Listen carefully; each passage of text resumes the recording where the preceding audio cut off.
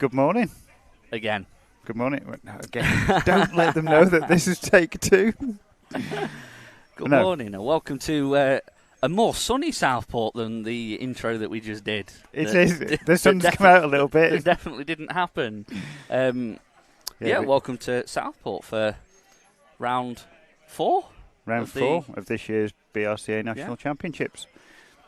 Yesterday's winner, Tommy Hall's just been out for practice number 1, rocking the orange body shell again, so we'll be able to spot that one. So we're just going through yesterday. Tommy won.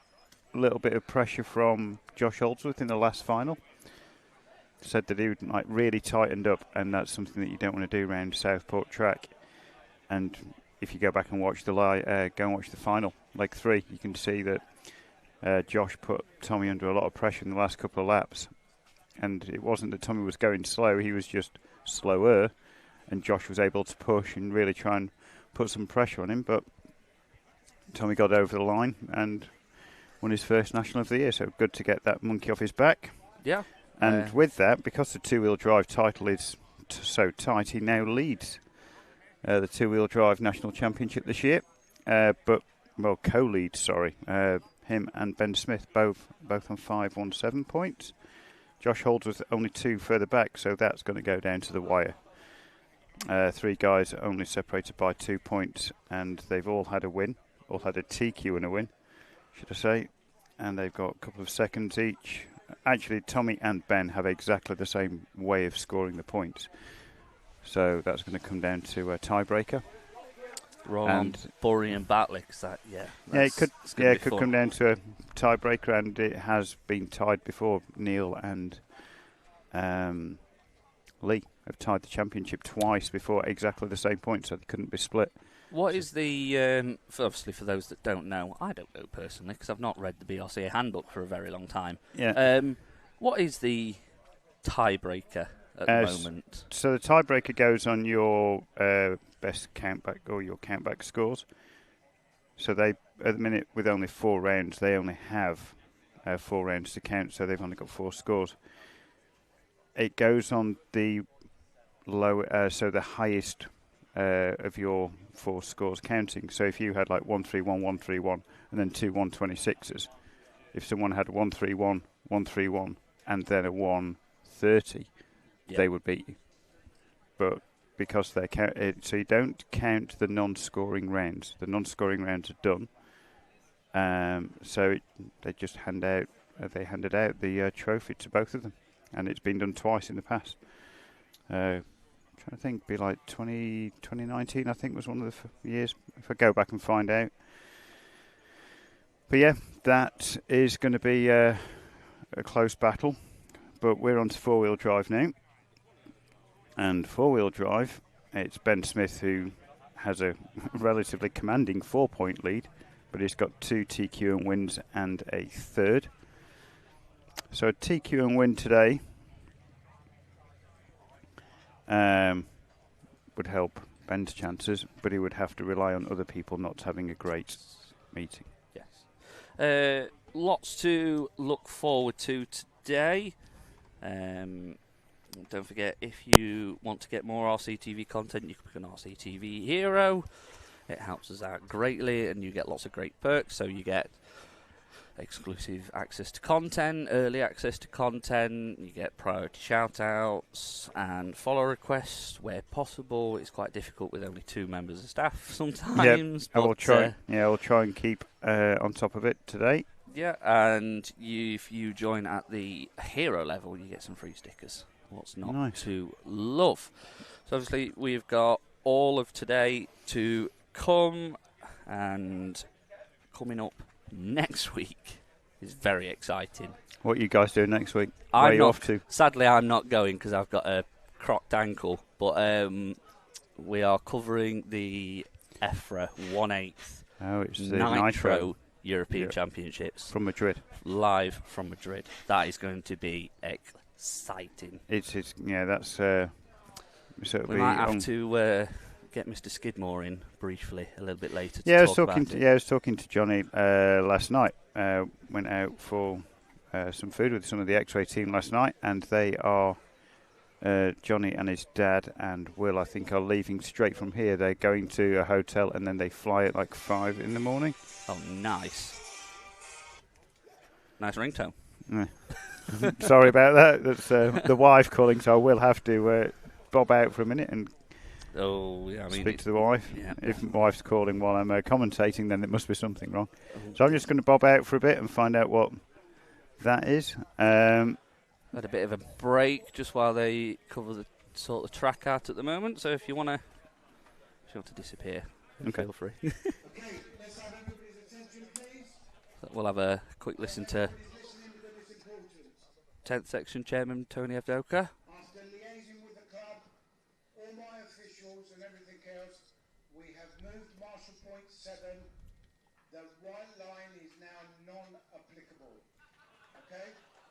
Right, we'll carry on, guys. Let's make up some time, please. There was a few issues with the track and marshalling during practice. There was a lot of debate when the track was built and at drivers' brief this morning, and on marshal safety they put an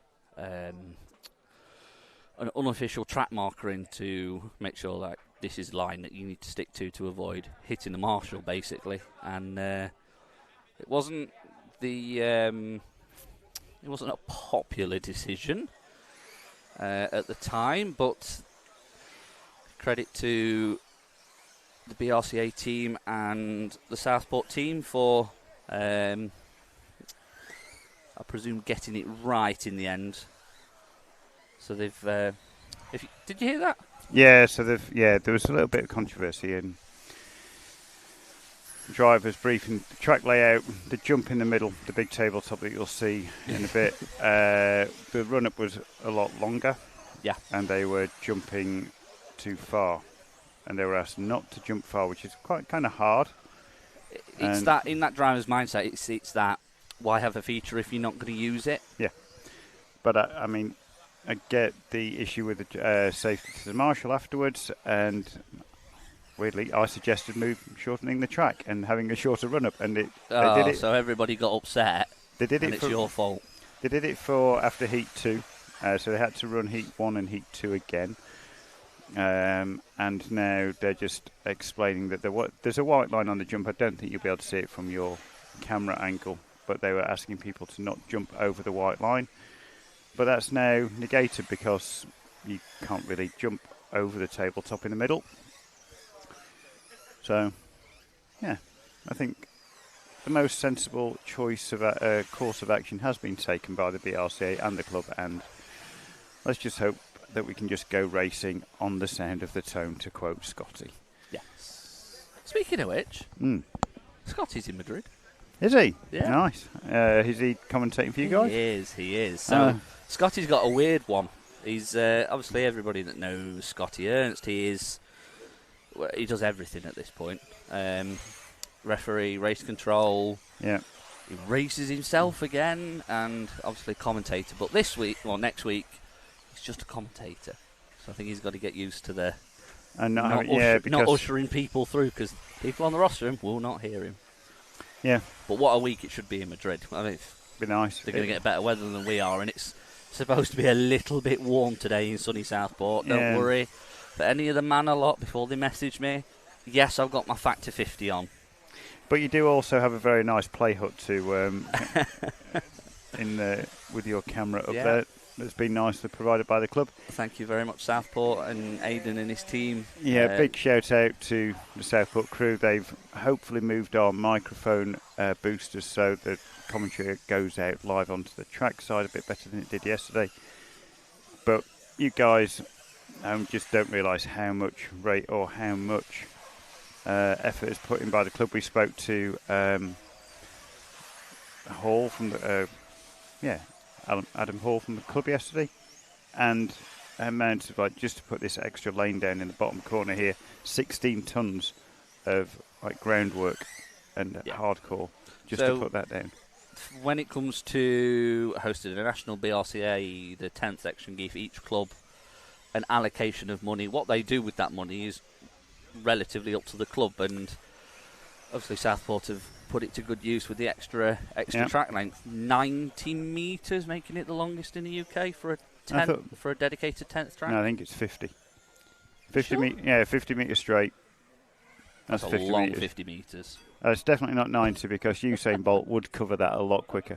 I don't know. I saw something. Mind you, yeah, there was a track race, a foot race, wasn't there? Oh dear, that was Friday night. That was disastrous. So we just need to. So what we'll do is we'll get all the guys that did it, and we'll time you and see if it is 50 metres or 90. I think it's 50. It might be 50. Right. But we need to find Daniel Pole before he gets changed out of his suit. There was for reference, the Poles weren't here yesterday.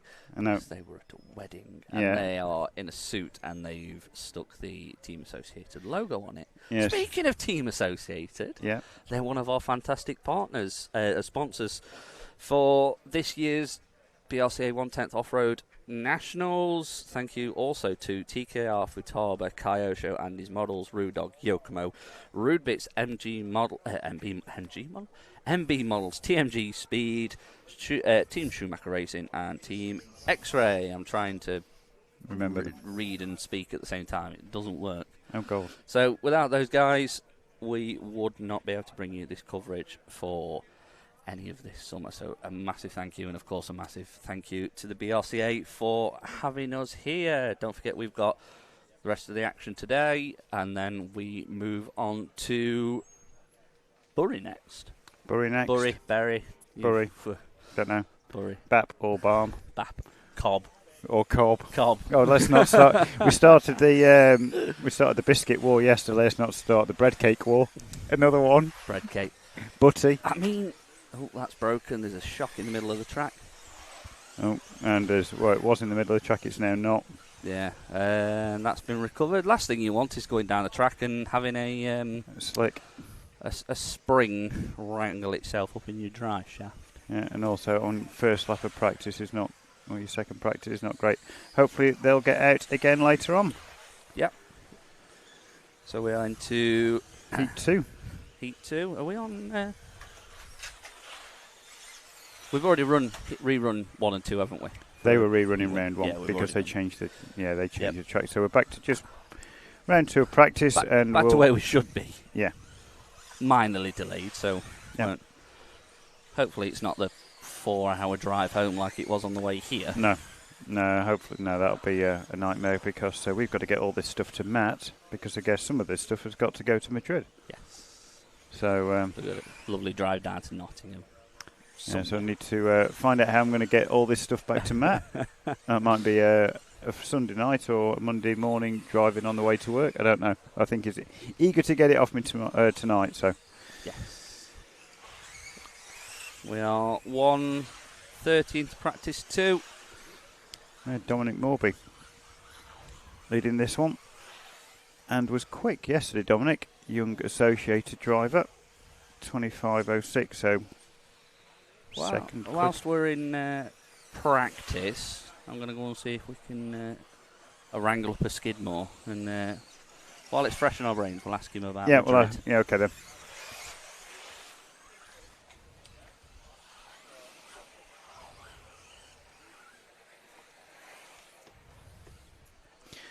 Yeah, so Dominic Morby.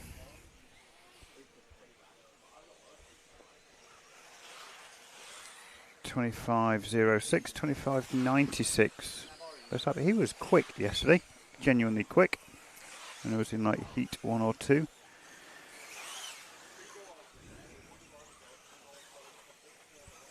Not sure if he's a local. I'll go and ask him though. And we're going to try and get some of the younger guys from earlier heats. Also some of the older guys from earlier heats. We got Adam Perai yesterday. But now, in commentary, we have Johnny Skidmore. Morning, you all right? Yeah, not bad. How are you? Yeah, how was Royal Birkdale? Did you go? Yeah, we got there. We tried to get in and there was security and stuff, so it made it a little difficult, but I got a few cool pictures and, it looked good. So it's a nice place, Yeah, it's beautiful, to be fair. So. Yeah, so we were talking last night about like golf and stuff, but you're off to got a nice easy weekend, haven't you? Like racing here and then straight off to Madrid. Yeah, straight to Manchester tonight, and then we fly early morning tomorrow. Obviously, we have Monday to get set up and acclimatise the best you can, because it looks like it's going to be 39 degrees. I would say most of the week. Yeah. So we fly early, obviously have Monday off, and then we start with practice on Tuesday, so should be fun, hopefully. Yeah, looking forward to it. Yeah, I'm excited always. I mean, I love going to these events and, trying to compete the best you can. I mean, it's always difficult, especially when you've not been there and stuff, but, all you can do is, your best and see what we can achieve, hopefully something good. Yeah, coming off the back of a really good win at Slough. We were talking about that yesterday, but a good win at Slough, not your best result last year, I don't think. No, and then this year, you absolutely smoked everyone. Yeah, it were. I mean, it went well this year. It's always nice as well to have a good race just before you go to an event like a Euro. Boost the confidence a little bit. I mean, not that this has helped so much with the confidence, but in general, it helps to to be comfortable before you go out there. So pretty good result yesterday. Not right at the sharp end, but still made another A final and. Thereabouts in the final, I think like 5. Did you have a 5 and a 6 in the end? 5 and a 6. I think you put me 8th. So I mean, I'm there or thereabouts. To be honest, I'm a little bit off. The front 3 guys, I would say, but I mean, I just can't put the time in. With work and obviously 8 scale as well taking priority. Yeah. It definitely hinders you. I mean, that was the first time I've ever ran a 2-wheel drive around here before. So I mean, it's a good result, but obviously not what I'm wanting. No. But I mean, to be honest, there's kind of not much you can do about it when you're just turning up on the day. No, I think a lot of people, if we'd sent a lot of the 10th scale guys to an 8th scale meeting, they'd find a big gap the other way. I mean, hopefully. But, no, I think they would. I would imagine so. But I mean, it's it's all part of the fun. I enjoy the challenge. I mean, obviously these at the top end of this A final are all very very talented guys. So they're all super fast, and some of them good at 8 scale as well. To be fair. Yeah. I'm hoping, obviously, the last round at Batley, I might have a little bit more of an advantage my way, because I've done a few laps there, more than anywhere else anyway. Yep. So hopefully that'll make a little bit of a difference. Bury's not too far. Have you been to Bury as well? Yeah, I mean, I haven't been this year. Okay. It's just not time. I mean, it's probably 50 minutes for me. I'll try to get there. I think we have a big break now till the next one. So yeah, because we have to get the Euros into. There's always a gap for the 10th Euros. So that's right. I think it's now July to next national. Yeah, it's end of July as well. Right. So I mean, if I can get down, I will. Because obviously it makes a difference. Just get comfortable. I think it's more just lack of. I don't think it's necessarily so much track knowledge. I think it's more lack of driving 10 scale cars. I think that hurts more, because I mean it's just national, then national, then national with the 10 scale stuff. There's just no time in between to get used to speed controllers and the smaller cars and stuff like that. I think that's the biggest issue, more than actual track knowledge itself. Yeah, this year the calendar has been quite compact at the start of the year. It's not been it was like national, only 2 weeks between the first few nationals, and then even this one was only 3, I think. So it's quite a compact season this year. I mean, obviously I can't remember what it was. I think I got 14 nationals individually this year across 8 scale nitro, e-buggy and 10 scale. So I mean, that's 14 weekends gone before you've started, and then a couple of Euros and a Worlds, and that's it. You're running out of weekends. Spring, summer gone. No time for a holiday. Exactly. Yeah. Lucy's not too happy about that, I don't think. But I mean, you're running out of weekends to actually, go testing and practice for these events. Yeah. So you kind of just got to turn up blind, kind of, and just do your best, see what you can do on the day, really. So how was 4-wheel drive practice? I don't know. I should have watched and then asked you that question. Maybe. I mean, it was not bad. I mean, to be honest, it was somewhere in the top. I don't know, maybe top. Yeah, I haven't looked. It was average at best, I would say, but make some changes. I mean, I always start off, as you can imagine, slower and get somewhere near towards the end. It takes me a lot longer to get going because of just the lack of practice, basically. So every run I feel a bit more comfortable, and I think hopefully the next one will be better than into Q1.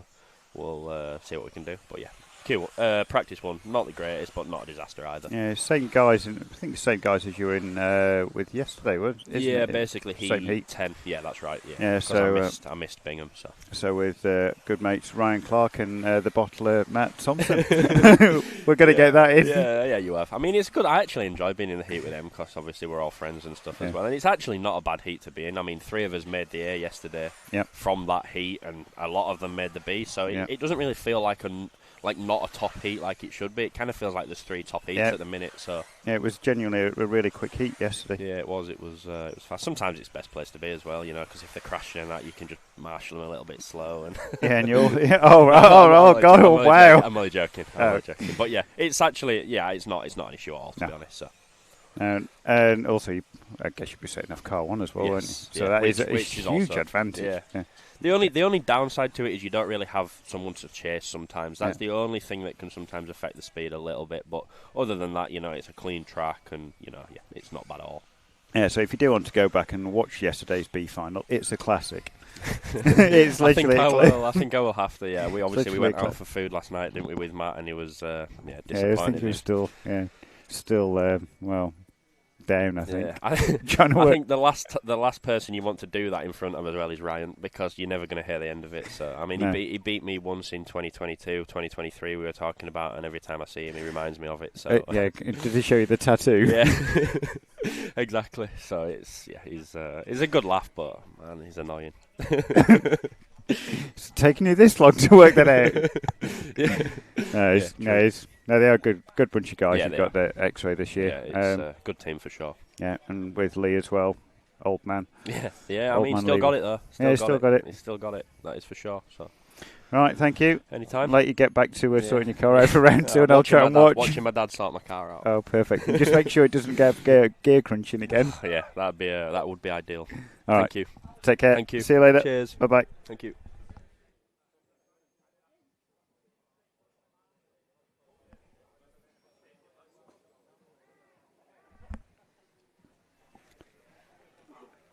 So, thank you to Johnny Skidmore for that interview. Interesting hearing about.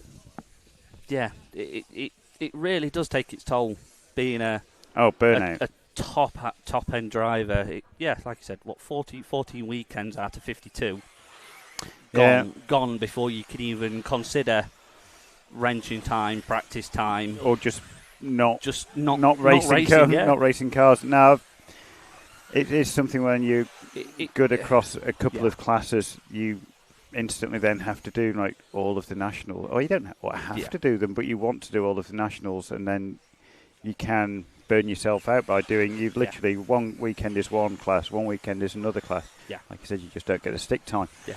So you get in the right class. Yeah. You get stick time, but that's it. You go back to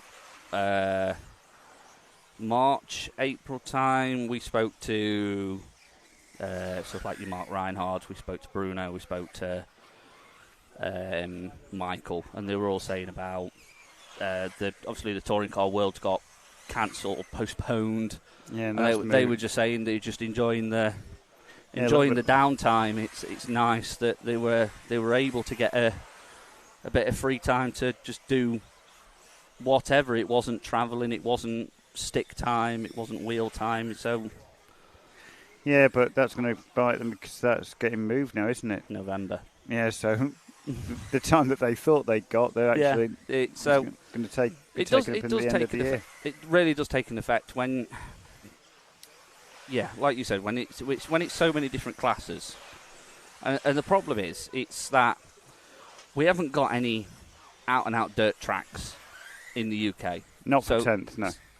But even for 8th, no, they're all dirt tracks. They're all multi-surface, dirt with Astro on them, but they're not the same. Like they're not Madrid. No, they're not like high temperature blue. Oh, they'll black groove up at Madrid. Yeah. And then, like in America, where you get sealed dirt. Yeah. We don't have those. We get what we've got.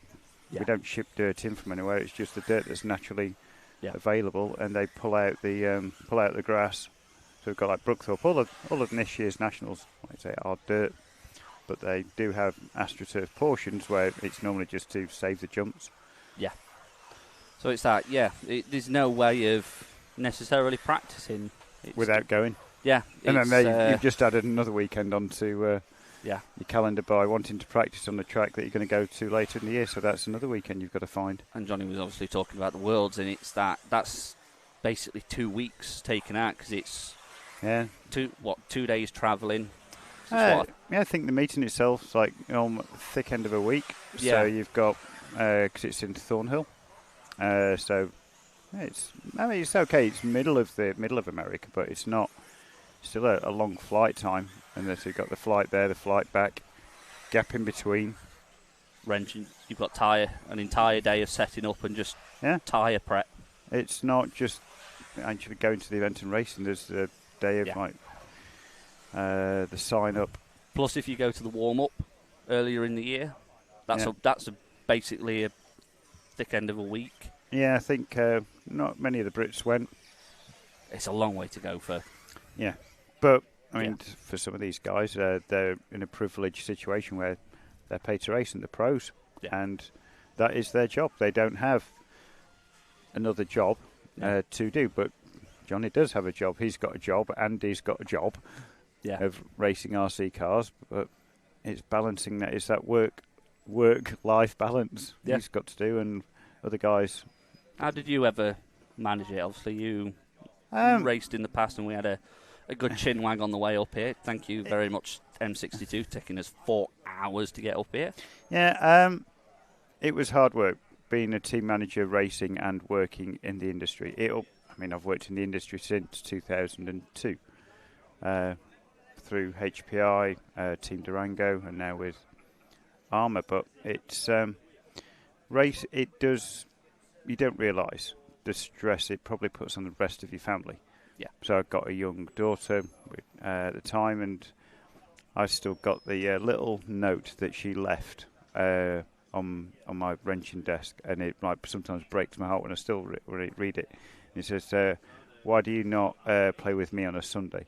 And because my job was racing and looking after the team, every weekend, you're pulling the knife out of your heart. It's like, she didn't mean it in an awful way, but that was bang on. And you just don't realise how much time you spend. I mean, she wasn't old enough at the time to understand, but now, and then as she got older, I took her racing, and I think eventually they understand, but at such a young age, and if you've got a young family, it puts a lot of strain on people at home, girlfriend, wife, children. Yeah. But, and balancing that, but for those guys, they are actually getting paid to race, and it is their job. But it's an unusual thing to. I've tried to explain it to the people I used to go to uni with, that I'm still doing I'm working in the industry that I wanted to work in when I was at uni. As very much kind of same sort of situation with me at the moment in my personal life. I race and I do this for a living, and it does take its toll. I'm very lucky that Matt and the team allow me to do these, and obviously we can bring you all this coverage for the Nationals, and we can go off. Where have I been this year? Sicily, Vienna, Dawn. Next month is going to be ridiculous again. We've got Buggy Euros coming up in Estonia. We've got ETS round 2. We've got 8th on road Euros following week. 10th Euros in Austria. It takes its toll. It's two weeks on the road in Europe. Yeah. More and more I think about it, it's like, how does a Orlowski do the 5 different classes? Yeah, because he does buggy, touring car, e-buggy, and obviously with the Schumacher car, I guess, coming out soon, there'll be a nitro buggy. Yeah. He does what would usually do 12th, and just 12th. It's his job. Yeah. Where we go to work not 9 to 5 Monday to Friday. Yeah. His work is just probably normally at the weekends, because that's when people's free time's supposed to be, but that's his week. Yeah. So his week's probably maybe Wednesday, Thursday, Friday into Monday, and then his weekend is probably Monday, Tuesday. And that's when, when you see him posting about I'm off to here, off to there. Yeah. It's a hard thing, but a great hobby. Like Josh said yesterday, what other hobby can you meet so many people and you form friendships that stick with you for life? I've known a lot of people at racing since when I first came here in '92, like Craig.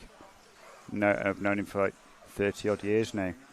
Good friend, and you wouldn't necessarily do that with other hobbies, like Craig mentioned. Like with football, you only get a certain small amount of time at racing. You with people all weekend. So we left at 1 o'clock. Yeah. By the it was 4 4, nearly 5 o'clock by the time we get here. Yeah. And we don't leave until probably... It'll be 7, half 7 tonight. So we're not going to be back till whatever time. And it literally is that case of, it takes up so much of your time. And just bringing it full circle, it looks like the Skidmore's dad has put some decent wrenching in and got the car in a good place. Will Skidmore going top of practice 5. Yeah. It's that... At what point does your brain, or you allow your brain to switch off? Because like Johnny said, it's difficult. And especially when you speak to a lot of the top drivers, it's always... You look at a Ben Smith, for example, helped develop the PB. Yep. Races, obviously, himself, and then works for Schumacher during the week. It's that it becomes your entire life at some point. Yeah, it's a fairly young age, but it's life skills. You learn by your mistakes. You're always going to make them, and that's you're probably learning a tough way of like, how to deal with a work-life balance. I had it where I stopped racing for almost a year. Just I'd had enough, and you do get to that point, and it's like, I don't want to hate racing, because it's my hobby. I was still working in the industry, but I just didn't want to stop racing. But I had to stop because I didn't want to hate it. Yeah. And then I had a break, and then came back, and sometimes I think Tommy alluded to that yesterday as well, because he felt burnt out. And he had a similar thing where there was a bit of a gap, and they didn't do anything. And it's just that time to reset and refocus what you want to do. A bit like any professional sportsman, like the F1 drivers do it. They had an enforced break this year, and a lot of them I think came back refreshed because they didn't have churn. But now the F1 drivers will be racing like week in, week out for the next 3 or 4 weeks. Because there's 5 races in 7 weeks, so it's a similar thing for those guys. Yeah, you look at some of the drivers now, and especially younger drivers, they go into F1, they do it for 1 or 2 years, and then they just think, I'm going to go off and do something else. You look at Mick Schumacher, obviously F1 through and through for his entire childhood. Yeah. And now he's off racing IndyCar. And you look at all the drivers that have gone off and done the endurance stuff. It's that... Yeah. Just whatever takes your mind away from things sometimes. Yeah, but sometimes I think if you've got racing in your blood, then you will always find a way to do it. It's just finding a way to do it and enjoy doing it. Yeah. I think you look at and you think of it the other way. If it wasn't for these guys doing the time that they're doing, we wouldn't have the cars that we're doing. You look at all the amount of time that the Schumacher team put in on the new PB. It's been a while since... Well, when did the L1R come out? 2 years ago. 2 years ago. So, yeah, you only see when a car's been released, that's the end of... Yeah. It's not always the end, though, either. No, it's at the end of the development curve for that car to get it out to production, but then it just carries on, and then you get it out to a wider group of people who then... start to develop it. You find the issues that you didn't know existed because you've got pro drivers driving it, and then you need to make it drivable for not just your pro drivers, and that's also a tricky thing to do. So pro can hang on to a car, but what can a practice 6 at a national or what can or a regional or a club? The buying public, how do they perceive the car is a whole different thing. I think, you then see like the development curve carry on, and then a new car will start to appear, and that's when you get the evolutions like the V1, the V2, or however. And people think it's a money-making scheme, but sometimes it's not. Sometimes those are actually developments that we want to give this to the customer. Yeah, it's all down to it literally, and then you look at literally like how different all the surfaces are for our national, for example, and these are all a lot of these drivers, they come here once a year, but you look as you go further up into the practice 7s, 8s, 9s, into the 10s, and you've got your local heroes. Yep. And obviously they know the ins and outs of the track already. Like you look back to yesterday and they knew how to nail that back section. And these top drivers sometimes, like Johnny said, he's never raced a two-wheel drive here before. No, and you're learning on the fly. Yeah, but they have the talent to do that. But like he said, it won't be at the sharp end of the grid, but at least made an A final yesterday. So fair enough. We are halfway through this one. Practice 6 just finished.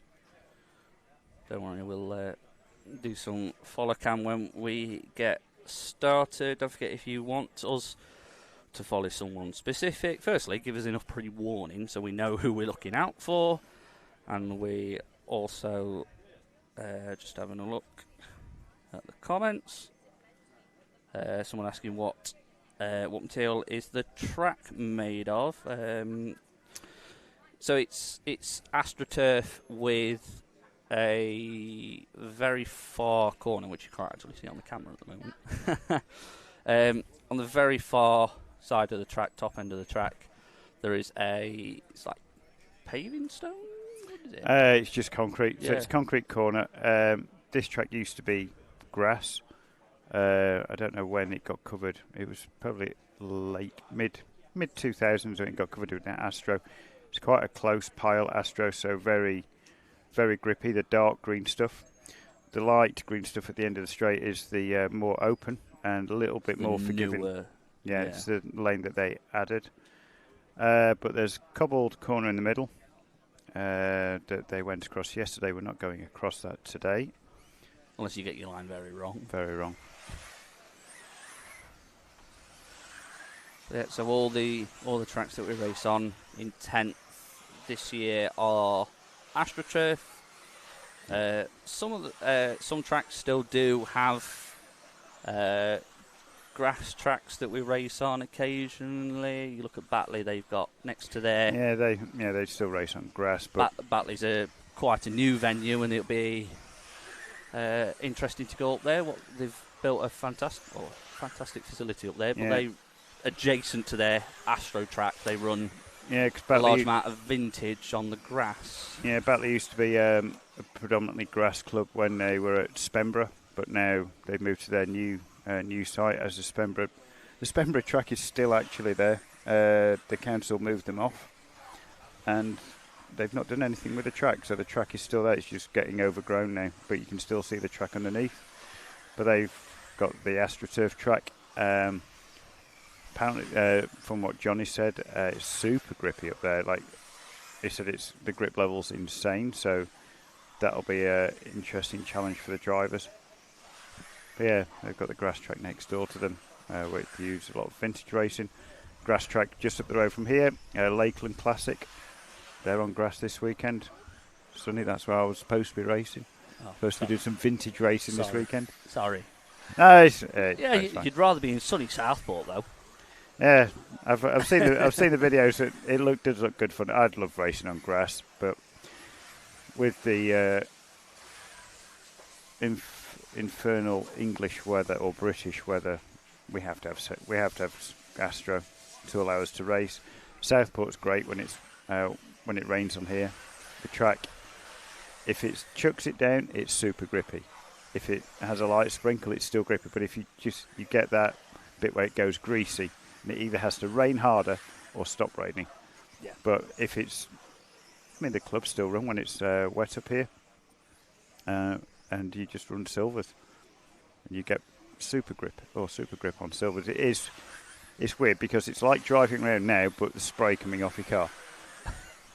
It's a really grippy track, and that's a good choice of Astro that they've got. The end of the straight apparently is quite loose if it goes wet, but we don't have that forecast this weekend. So it's been absolutely lovely. A little smattering of rain Friday as we were Friday night just packing, just getting everything sorted, and it's a weird little caveat this track has as well, doesn't it? What? If the sea comes all the way in at high tide. Oh yeah. So we're not far from the coast up here in sunny Southport. No, up in the northwest.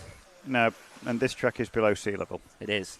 When we arrived. But if the sea comes in, have you seen how long the beach is? Yeah.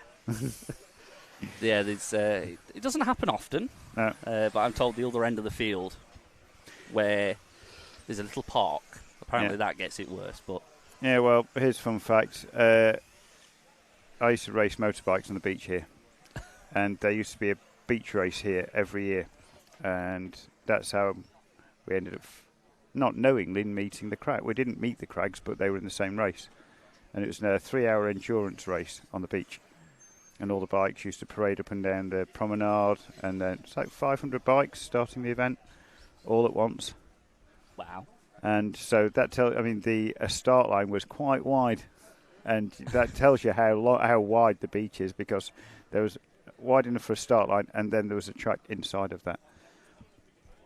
But yeah, so Yeah, those that are not local to the northwest, the tides are very changeable. If anybody's ever been to Blackpool, yep. I know some of, like you were mentioning on our little drive up, you used to make a little bit of a week of this. Some of the drivers have been up here.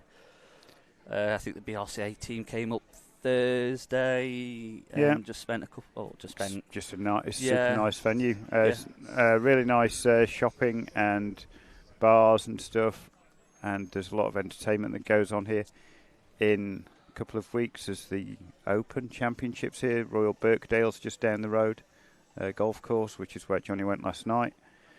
And yeah, it's a really nice event, because we've got Royal Birkdale, there's Lytham St Anne's just up the road, and there's also Southport's golf club. And we used to come up, me and one of my mates used to come up here and play golf at the start of the week, and then have a few beers during the rest of the week, and then racing at the weekend. But it is a nice place to come on holiday. It always helps when the weather's as nice as it is. Yeah, James Pritchard fastest in that one. He's one of your locals. James been racing up here for a long time. Just looking at the lap times, 22 seconds those guys were putting in.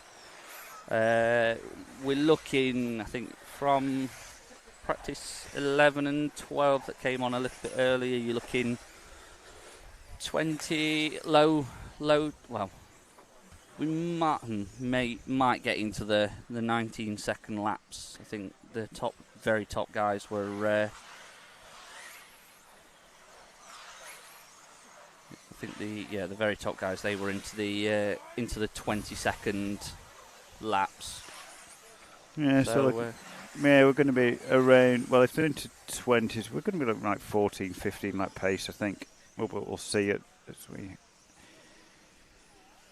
Now they've finalised the track changes and given them the rules for where they can and can't jump to. They've taken that rule away now, so it's up to you. You jump as far as you want. If you want to risk it, I think that pink car then, don't know who that was in the middle, just risked it and got it all wrong.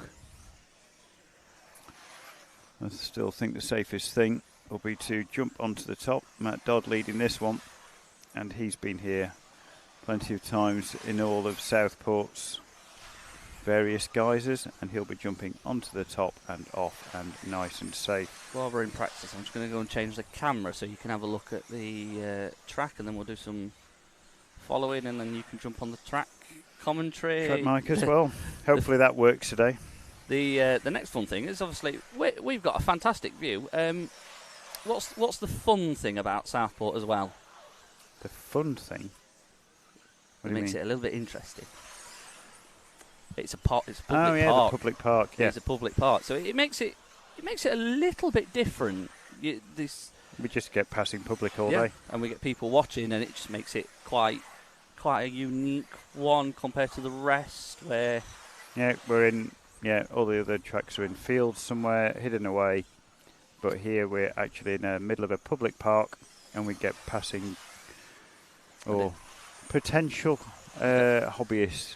Spoke to a couple of people yesterday, and they were just asking what this is, and obviously pointed them in the direction of us to have a look and pointing in the direction of the BRCA tent. Yeah, they've also got obviously all the BRCA. They're doing all the scrutineering. Obviously, thank you to those guys for doing that all weekend, and the Southport crew. But if you're local to Southport or just Liverpool or the Northwest in general, and you fancy a Sunday drive out, it's only pop along, come and get an ice cream. It's 10 o'clock. I believe the ice cream man is coming he'll back be back later. again today. I hope so. Yeah, he's very warm. Right, shall leave you to it, and enjoy. Some camera work for Yeah. the last couple of heats. Let's have a look at the track. Thank you. Right, so Reese Ward, B finalist yesterday. Reese,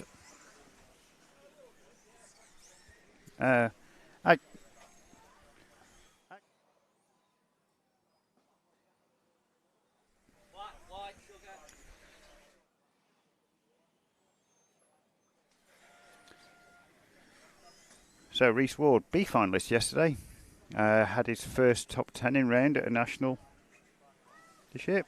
Hopefully now the mic works. Sounds like it's working.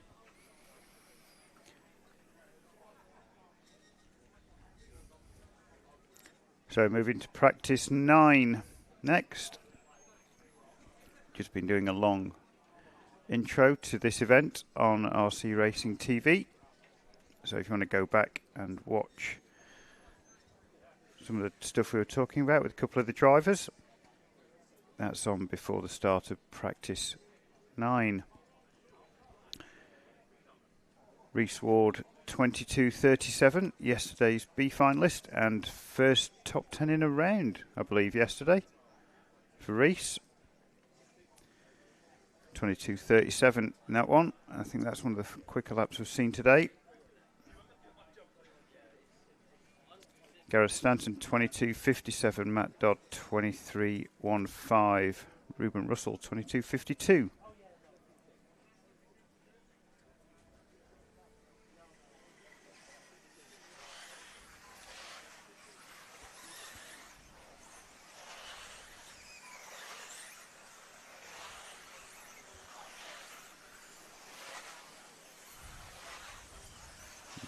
Colin May leads this one out. Local guy Colin, been racing a long time. I remember him from the Durango days. Colin, Stephen Brown, Andy Woods, another local guy who made the B final yesterday. Hattie Thames, James Helliwell, Kevin Hodkinson, another local B finalist from yesterday, and Ben Stevenson. So a couple of guys in this one with some good local knowledge of the Southport track.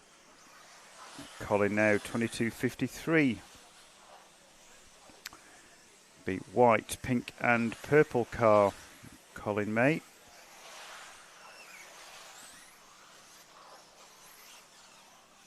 Colin going on to the concrete corner and hunting down Ben Stevenson's car. 22.59 for Colin. 22.58 for Andy Woods. Andy Woods will be running the Schumacher car, the red and white, and he's the car just after Ben Stevenson.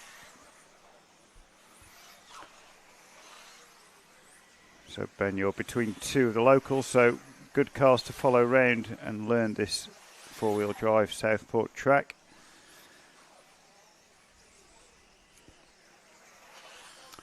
And already locals are jumping the back section in four-wheel drive. Tight at Marshall Point 5, and then getting on the gas and jumping to Marshall Point 6, which is a quick line up the back section. Colin seems to have that pretty well nailed. 22.51 for Colin and Andy Woods.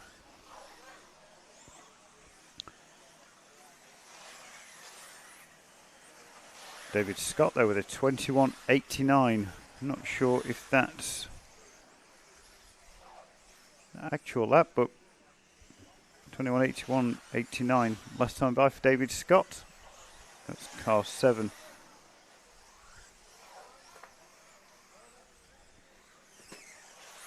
Backs it with a 22.59, so maybe not far off. Triss gets it wrong at the end of the straight. Stephen Brown, 22.78. Last time by a new hot lap for Stephen Brown.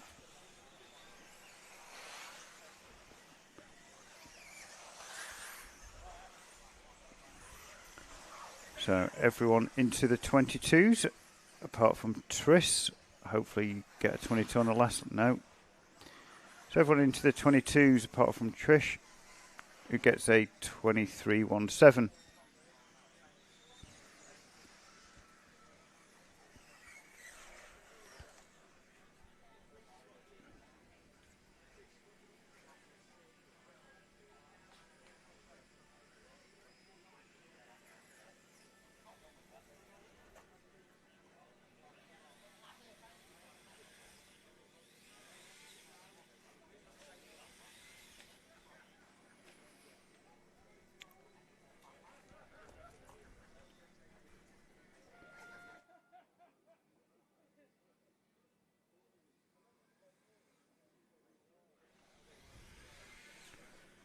So fastest 2-lap pace at the minute is Will Skidmore 44.42, Gareth Stanton 45.16, Reece Ward 45.50. There's Ewan McLeod, James Pritchard, Ryan Preston, Matt Dodd, Ben Elliott, Alex Pyatt, and Chris Pattinson. Update after that heat.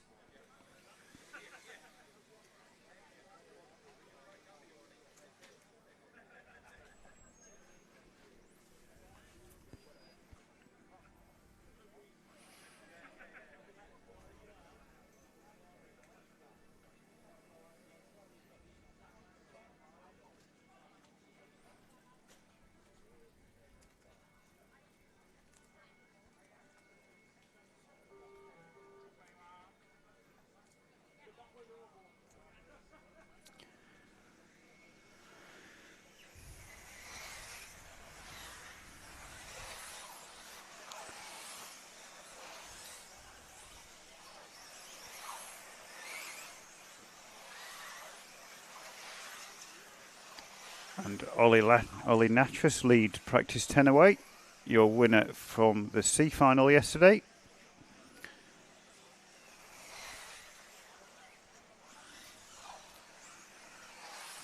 Ollie's nan watched the entire final, cheering Ollie on yesterday. Ollie opens out at 22.88. And good to see Ollie running something modern. Because he keeps beating everyone with his vintage stuff. Tommy Dale 22.17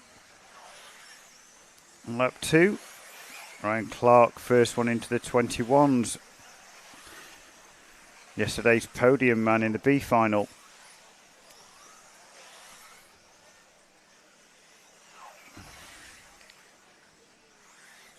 Making good use of a couple of mistakes from his pit buddy, Matt Thompson, who, do I say the words, cracked like a cream egg in yesterday's B final. And went from first to fifth on the last lap. Ollie Natras 21.65 now, new hot lap for Ollie. And backs it with a 22.1. Tommy Dale 22.17, Ryan Clark 22. Lewis Hopkins 21.99. So we're now into the 21s. We're looking at 14 lap pace in qualifying, maybe getting close to 15 lappers. Over 5-minute runs. Ollie's Kyosho car, currently the cream of the crop in this practice.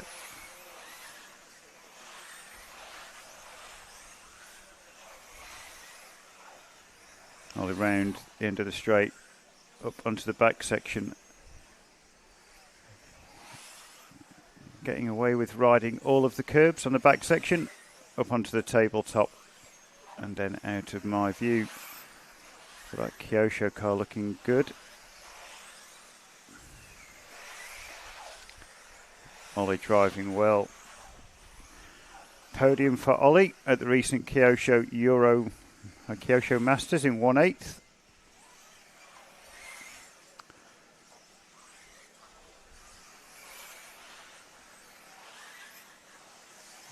Ollie on form these last few weeks, and Ryan Clark moves up to the 2 spot. So he's going to have bragging rights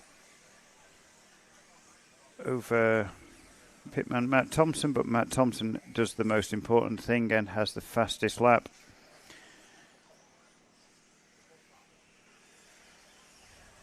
But we're well into the 21s in that heat, so with 2 heats to go, so mid 21s and low 21s will be your target time.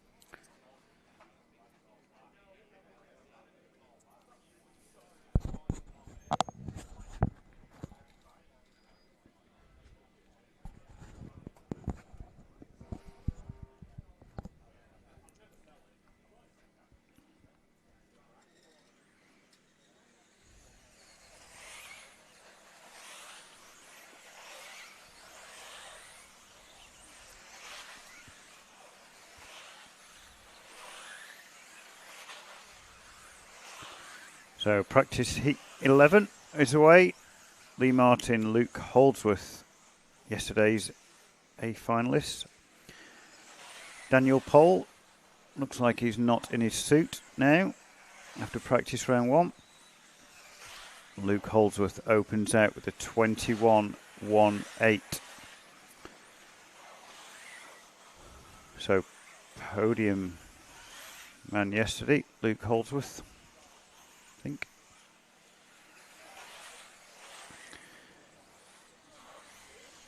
Lee Martin 22.12, Daniel Pole 21.82. That lap of opening lap of Luke's 21.18 is still the fastest of this heat. So we will be very close to 15 lap pace at the end of 5-minute qualifying.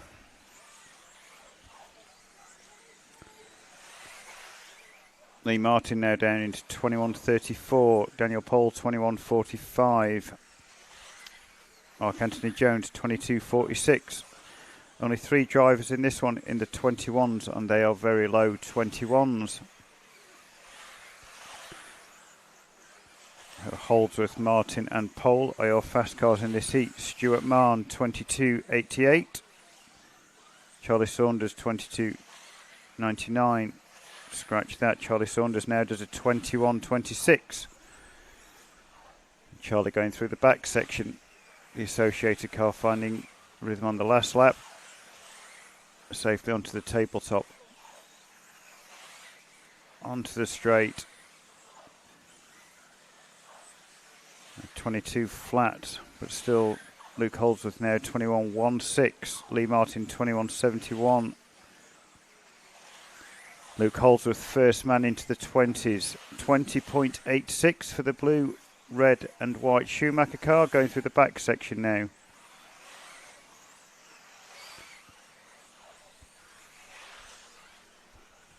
He was very quick in the finals yesterday, able to put a lot of pressure on Tommy, but just not enough to take the win.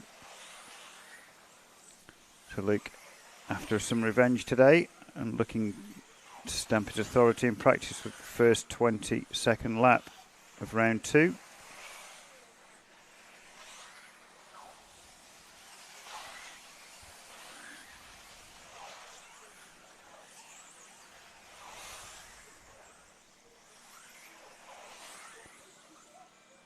Thomas Phipps now 21.1. Eugene Galley 21.38. So Eugene still has some speed in those old fingers.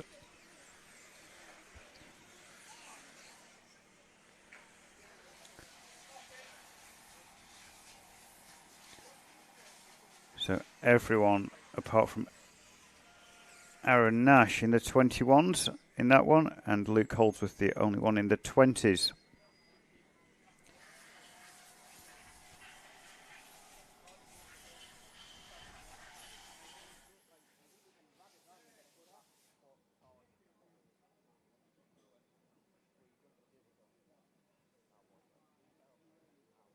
It sounds like it's better.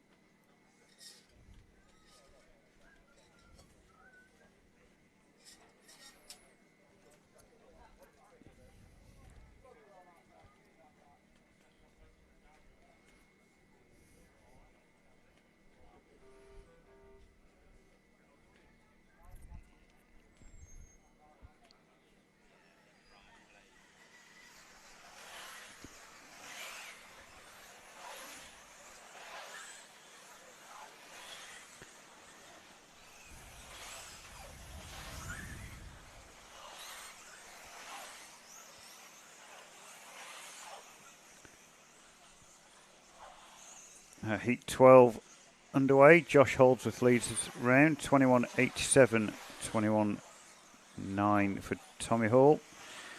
21.2 though for Ben Smith on his outlap. All white car, normal paint scheme. And looks like Josh is taking the tabletop and the downslope all in one.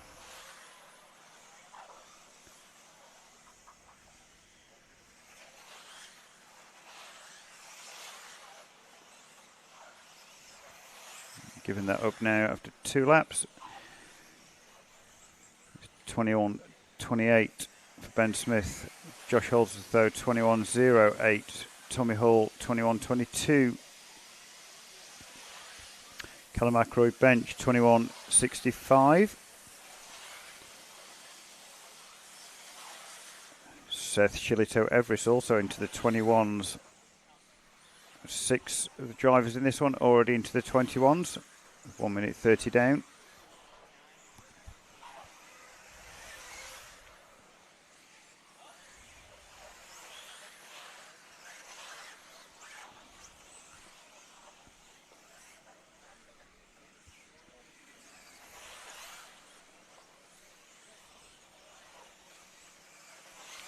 Tommy Hall 21 flat last time by, so almost into the 20s. 21.47 for Jamie Hall. 21.08 Josh Holdsworth. Ben Smith 21.01. Guys are going to be flirting with 22nd lappers. 22nd laps, sorry.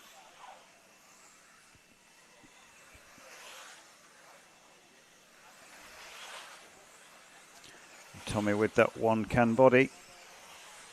Worked for him yesterday, taking the win. His first win of the year yesterday. TQ and win, and now puts him in the lead of the 2-wheel drive championship, but tied on points with Ben Smith. 4-wheel drive though, Ben has a 4-point lead, I think.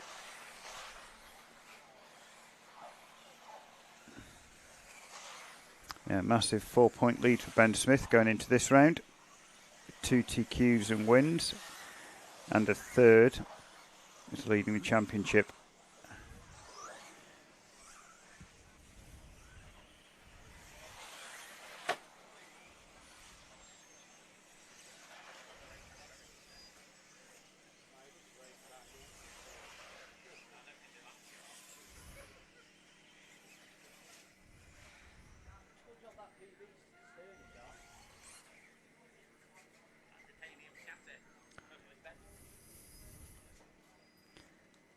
So Tommy Hall 2078.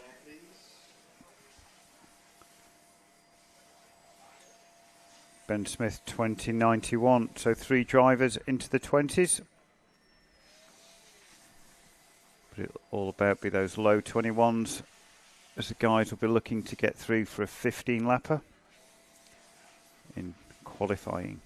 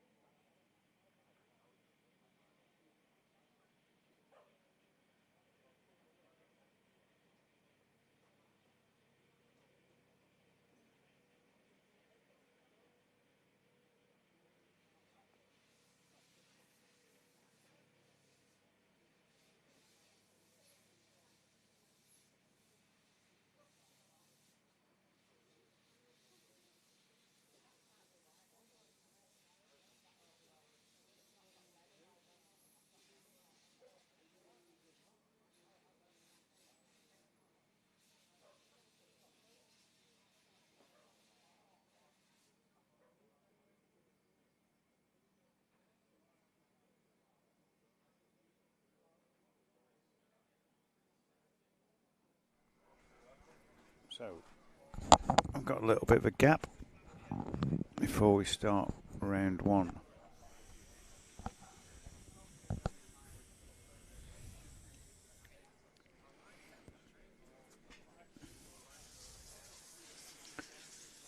So in practice, go back and have a look at the seeding results.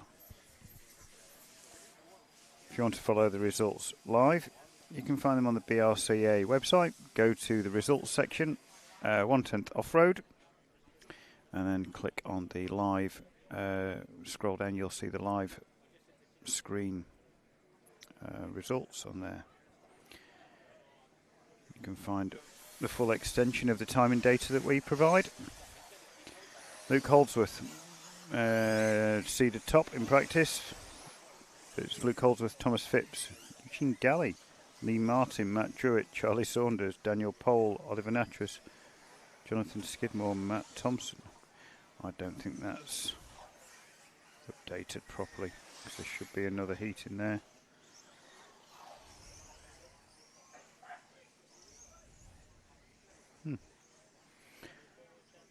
Well, that's what they have on the computer.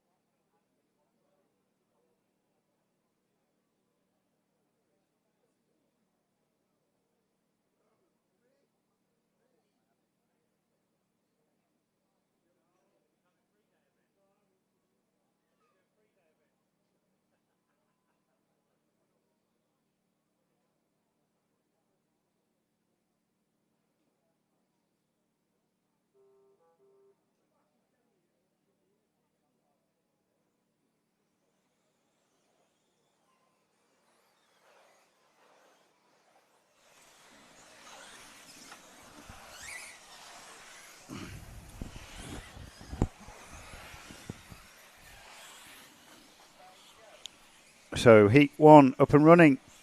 For a little delay.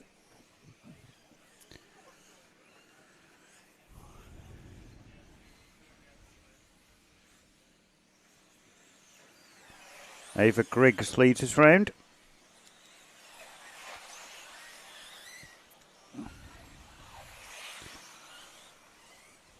But it's 6 car of Richard Thearens with the fastest outlap, 24.65. So be aware of the 6 car coming from the rear, or the middle of the pack.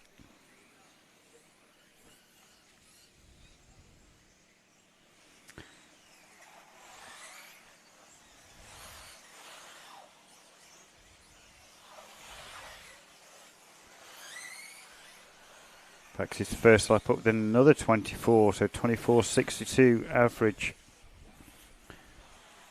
for Richard after 2.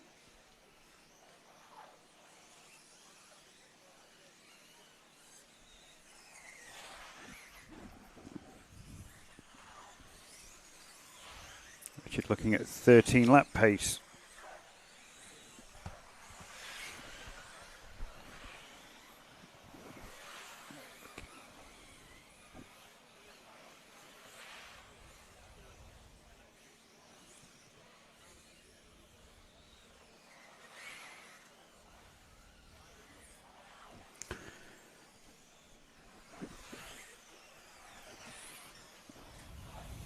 Richard makes a mistake after 23.95.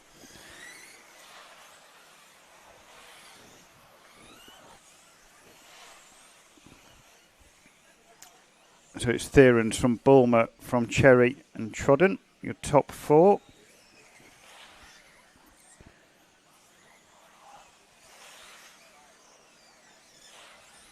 Richard very close to 13 lap pace after that mistake.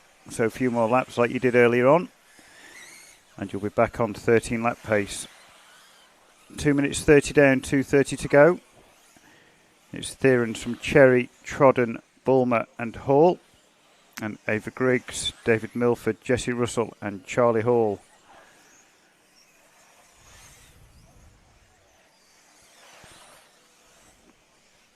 Six car of Richard Thearens. I think it's red, white and blue, if you remember.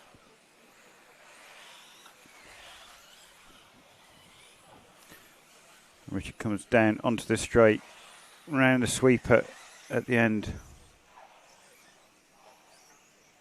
Looks like a Union flag and stars and stripes on that car, so maybe an American connection.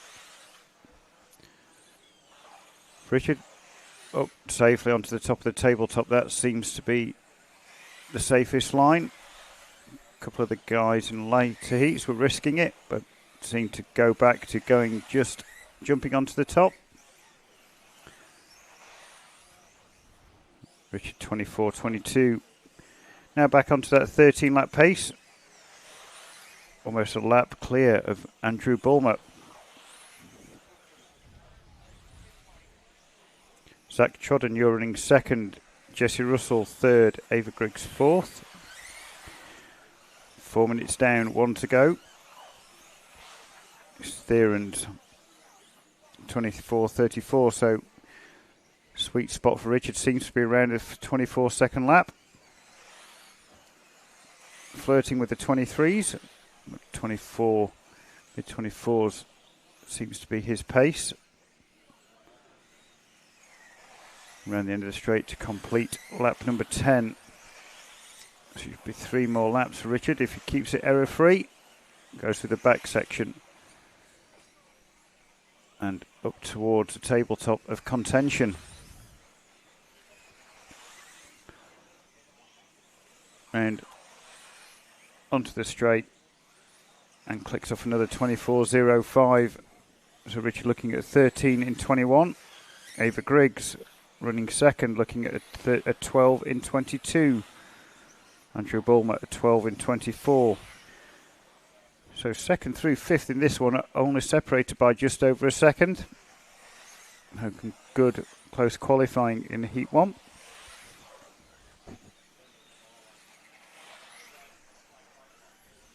Richard does make it through. Let's continue on. This is your final lap, Richard.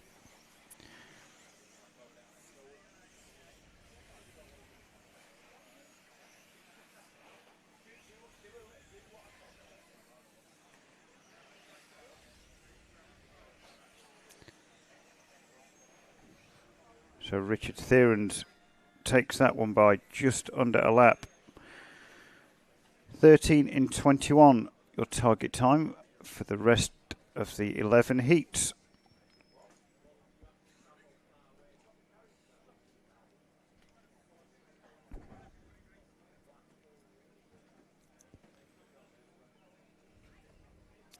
Andrew Bulmer goes second, Zach Chodden third, Jesse Russell fourth. Ava Griggs, you go fifth.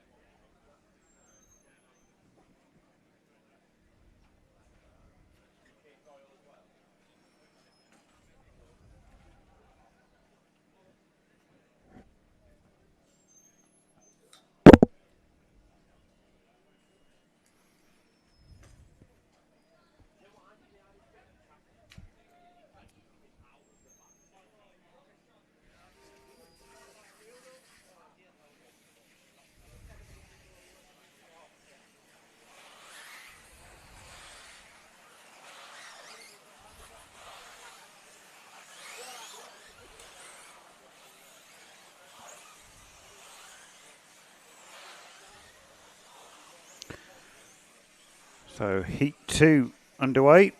Mike Elliott, Dominic Morby. Dominic had some good runs yesterday. Nathan Stanmore, Paul Steadman, Simon Hall, Simon Preston, Ollie Carberry, Paul Trodden, David Anderson, your drivers in this one. Dominic Morby opens out with a 23.8. Like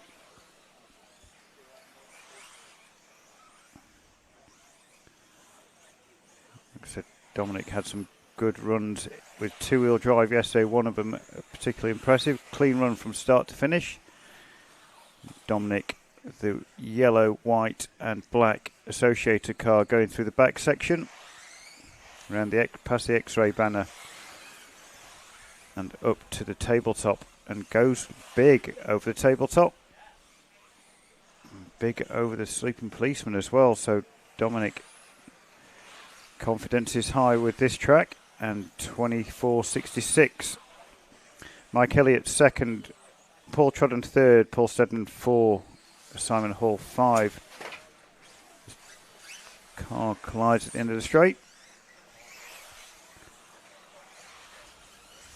Dominic Morby looking at going 1, Mike Elliott 2. 24.72 for Dominic Morby. Mike Elliott 24.41 now heads this heat 2 and looking at going TQ. Taking around 5 seconds of the current TQ time of Richard Thearens.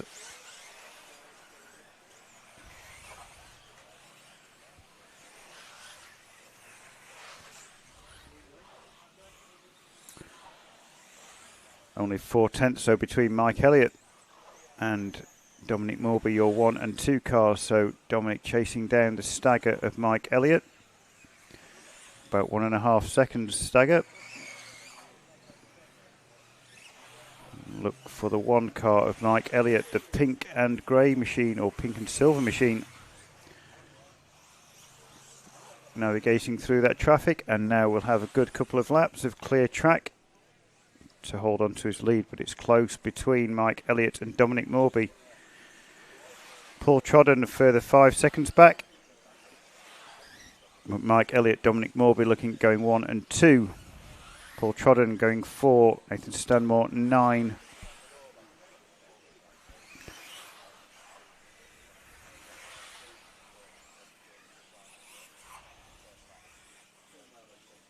Dominic Morby 30.3 last time by, hurt his run.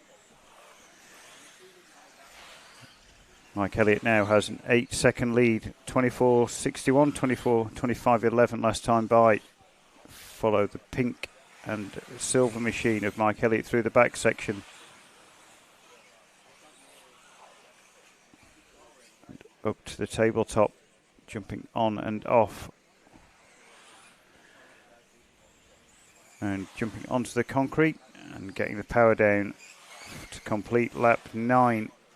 24.26, average lap 24.47, so Mike having a nice clean run.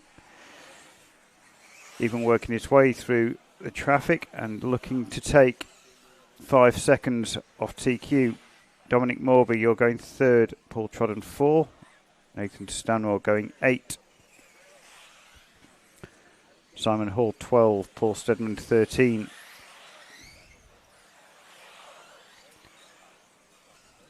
.420 down, 40 seconds to go. 3 more laps for Mike Elliott. He completes lap 10. No, actually completes lap 11, so only 2 more laps for Mike Elliott.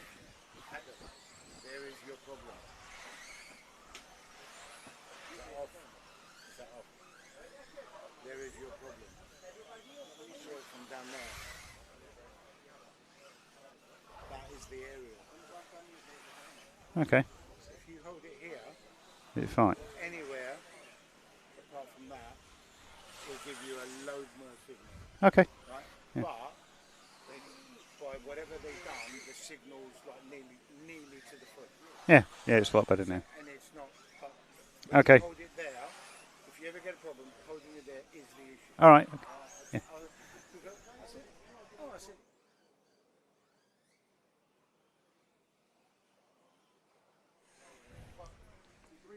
Sorry if you got the feedback. I'm just getting some guidance on how to use a track mic.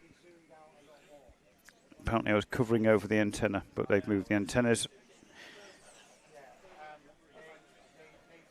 So Mike Elliott takes that one, 13 in 17. New TQ takes 4 seconds off Richard Thearen's time. Paul Trodden, 12 in 13. You go 3rd. Nathan Stanmore goes 6, 12 in 22. Simon Hall, you go 10th, 11 in 20. 11 in 2. Only 4 drivers affected the top 10 from Heat 2. It's going to Heat 3 now.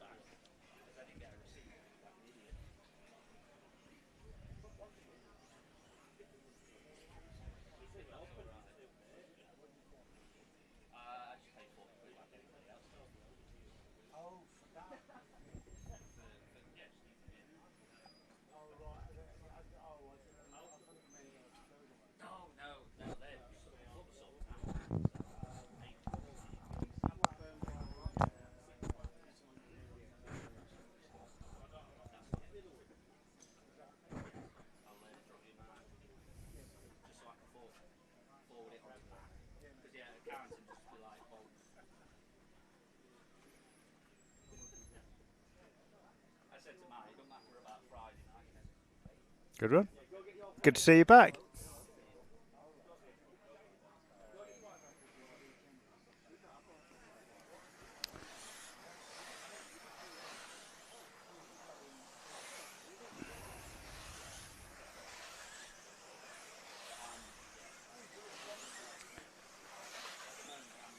So everyone away for heat 3. Young Tommy Clark leads it around. White Schumacher with yellow wheels. Competing in his first national season this year. And we interviewed Tommy at round 1 at Potteries.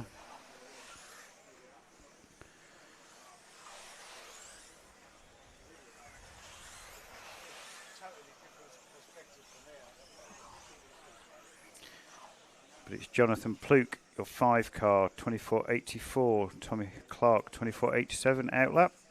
Tommy has clear track in front of him. Needs to make the best use he can. Jonathan Pluke, James Gibbs and Zach Whittleston. So your running order after 2 is 5, 3, 2, 1.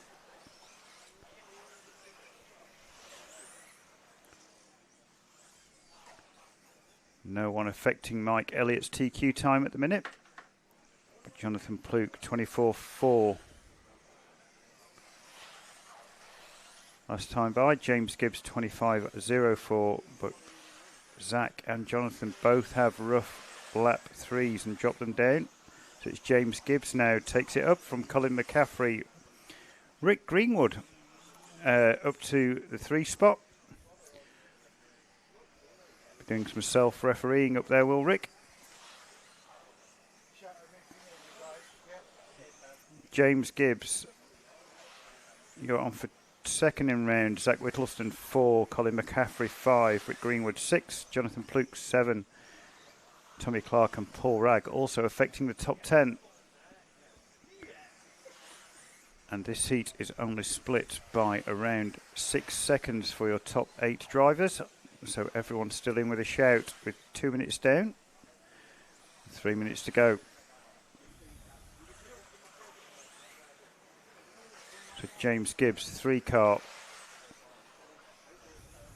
Going out onto the concrete and round onto the straight. Schumacher car with a black wing. 23.73 last time by. Quickest lap of this heat though, 23.33 for Zach Whittleston. 23.38 for James Gibbs. So pace at the front, but looks like James Gibbs is over. Quickly marshalled. So I'll put Zach Whittleston to the point. Colin McCaffrey should also pass James Gibbs on this lap on the stagger. No, James Gibbs gets away with it. I know Colin McCaffrey does actually get in front of James Gibbs. So your running order now is 2, 8, 3, 5. Neither of no one in this heat is affecting neither Mike Elliott's or Richard Theron's time at the top of the pile. So Whittleston though puts 23.84. James Gibbs back on pace now at 23.51. Colin McCaffrey 24.69. Everyone down to Rick Greenwood in this heat going into the top 10. So top 7 in this heat are fitting into the top 10 as it stands. 2 car of Zach Whittleston now leads this one. Looks like Gibbs machine over again in the same spot, so needs to tidy that corner up. But Zach Whittleston, Yokomo car. yellow and blue. 24.13 last time by with 40 seconds to go. Only a second now off Mike Elliott's TQ time. Richard Theron staying in third. Colin McCaffrey also on 13 lap pace. So Zach Whittleston, Colin McCaffrey, only ones in this heat on 13 lap pace. With 20 seconds to go, Zach Whittleston puts in his best lap of the run, 22.44. And now on for a new TQ, 13 in 16. So Zach, concentrate on this next 2 laps. This will be your most important ones to finish your run off.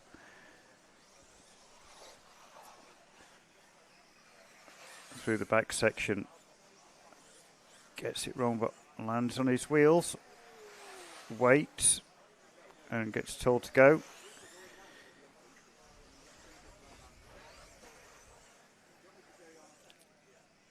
Will Zach get through? Zach 13 in 17. Even with that mistake, he still takes TQ from heat 3. New TQ time now 13 in 17.1. Mike Elliott stays second, only 6/10 back. Richard Theron's third still. And then it's Colin McCaffrey, James Gibbs, Tommy Clark, you've gone 6th. Jonathan Pluke 7, Paul Ragg 8, Rick Greenwood 9. And Paul Trodden round out your top 10 after 3.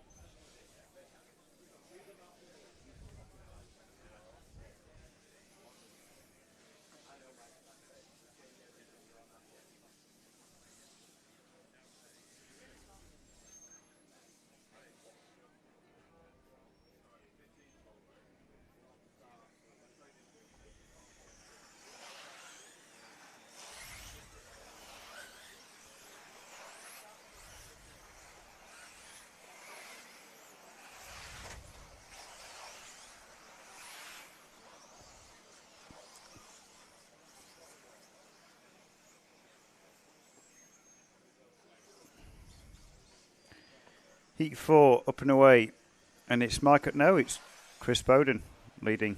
It's not Michael Olewski's car. It's Chris Bowden leading this one away. Joshua Anderson, though, car 6, has the fastest outlap. Martin Lee in second, Chris Bowden third. The 24s and 25s after lap 1.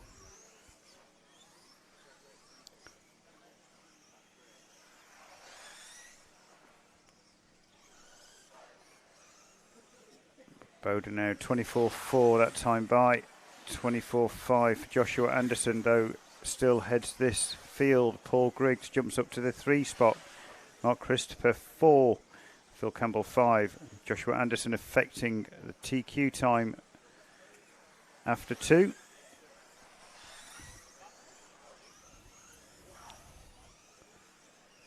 Bowden looking going 4, but second in this heat. 2 seconds down after 1 minute 30.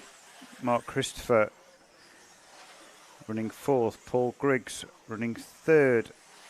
Only Bowden and Anderson affecting the top 10 after 140.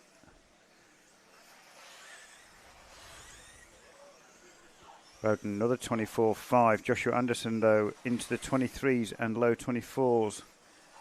So your bright green 6 car going through the back section and round up to the tabletop and clears the tabletop. Heading away and onto the concrete section. The next car onto the straight, Joshua Anderson. Round the end of the straight, and another 23.01 new hot lap for Joshua Anderson in this one.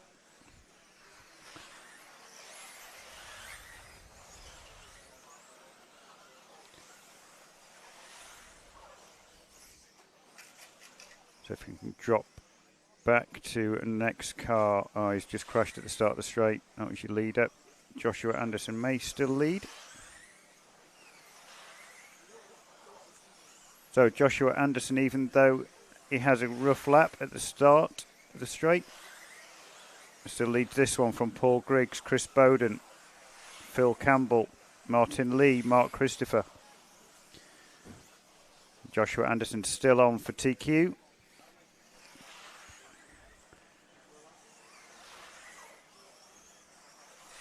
Taking around 2 seconds from TQ. 23.64 last time by, so getting close to his hot lap of 23.01. Joshua Anderson needs a clean run to the end and has no one in front of him for the next few laps. With 3:30 down, 1:30 to go, it's Anderson from Campbell now in your 2 spot. Chris Bowden, Mark Christopher, Ben Ellis. Paul Griggs, though, car 8, jumps up to the 2 spot, so we have to wait all the way for Paul Griggs to come through. And it's Joshua Anderson still on for TQ, taking 4 seconds now out of Zach Whittleston's time. Now looking at a 13 in 13.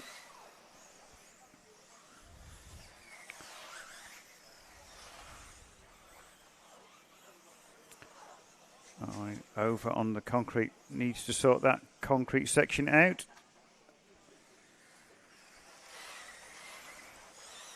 But has a 9-second lead in this one, even with a 28-second lap. So Joshua has plenty of pace in this heat, just needs to tidy up the concrete section. Now dropped down to going 3rd in round, but only a second off TQ pace. So a couple of 23s to finish your run.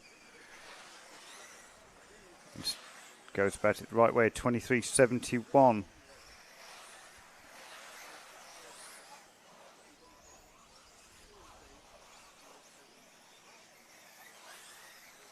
Gets it wrong onto the tabletop.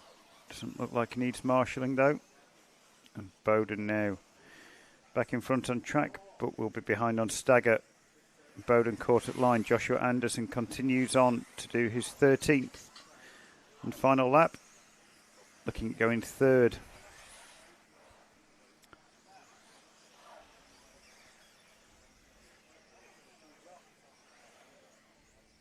Goes big onto the concrete and brings it round.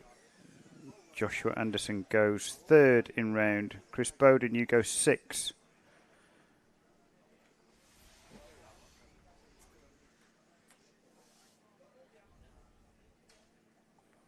Mark Christopher, you go 8.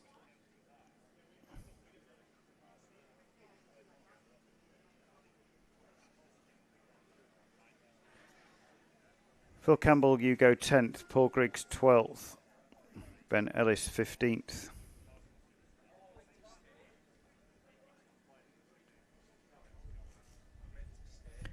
Zach Whittleston's time 13.317 still stands.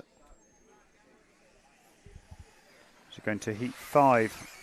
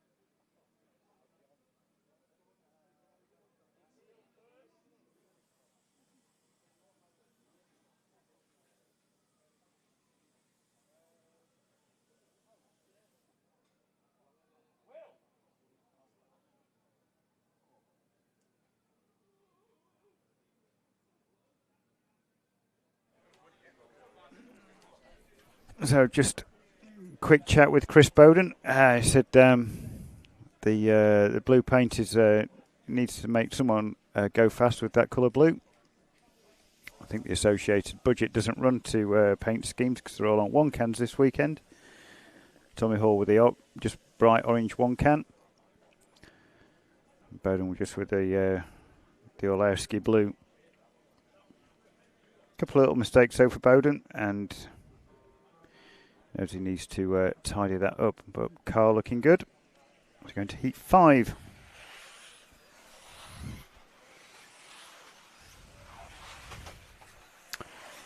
Someone gets it wrong at the end of the straight.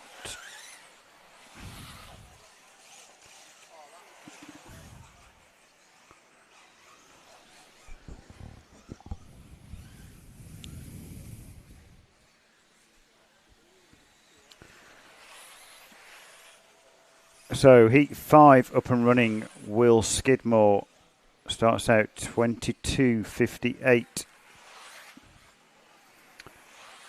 No doubt will be the fastest guy in this heat. Not got a normal F license rating from regionals, so seeded a little lower, but 22.26 for Will Skidmore. Currently taking a lap and 4 seconds off current TQ.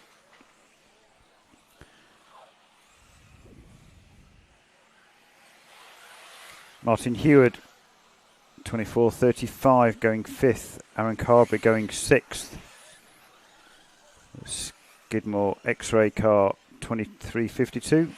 He'll be dealing with a lot of traffic, and Jack Mills-White gets out of Will's way.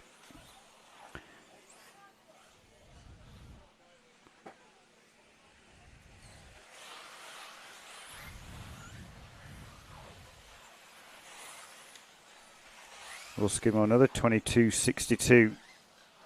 We're looking at 14 in 18 pace. Up over the tabletop.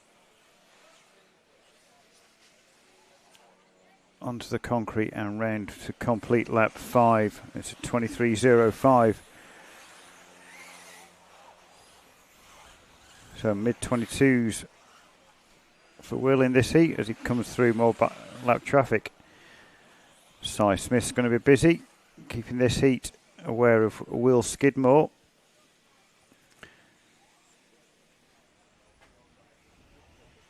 Comes round blue car at the end of the straight, lets Will through. 23.28 last time by for Will, and now he's got a good clear track for the next 5 or 6 laps at least, so pushing on now. Will Skidmore, Ewan McLeod going 2, Aaron Carberry going 8, Martin Heward going 10.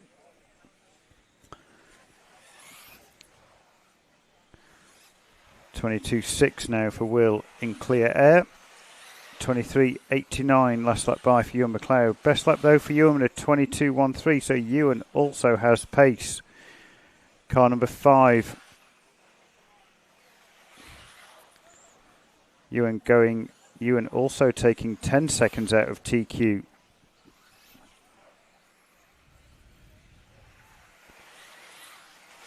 Aaron Carberry going 8th. Andrew Lux going 13th. One of our sponsors this weekend, Andy's Models. Martin Heward 19th. Riley Butler 20th.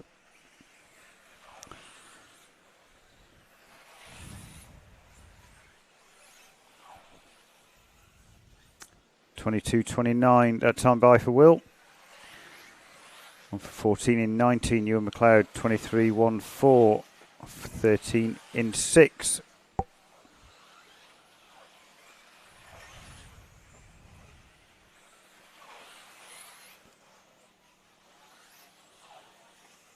And Carberry now going 6 in round, slowly improving his average. 24.23 that time by for Aaron. And Drew Luxford now going 10th. So as this heat goes on, drivers now starting to affect the top 10, increases to 4.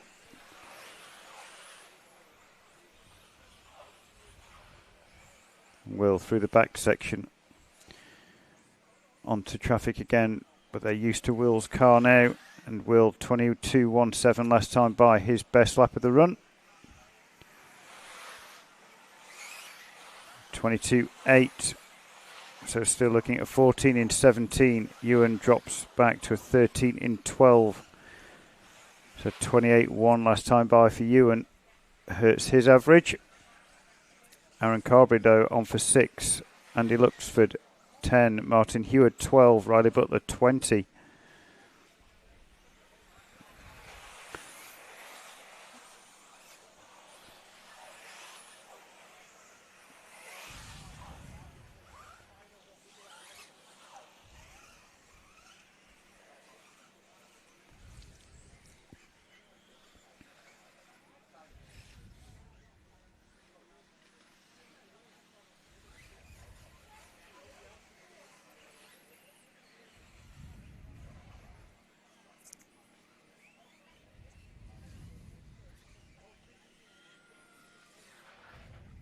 So Will Skidmore takes that one, 14 in 18 new TQ.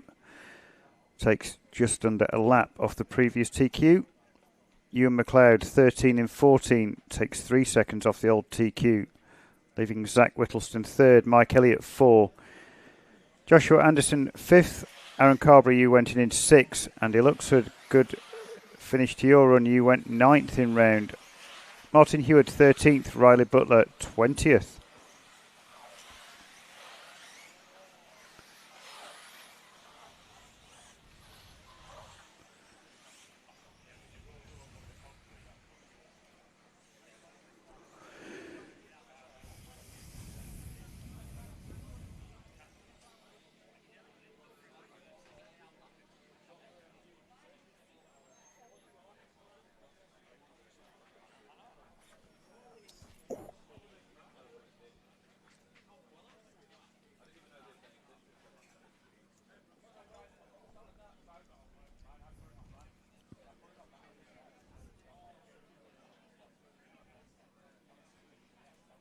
Morning.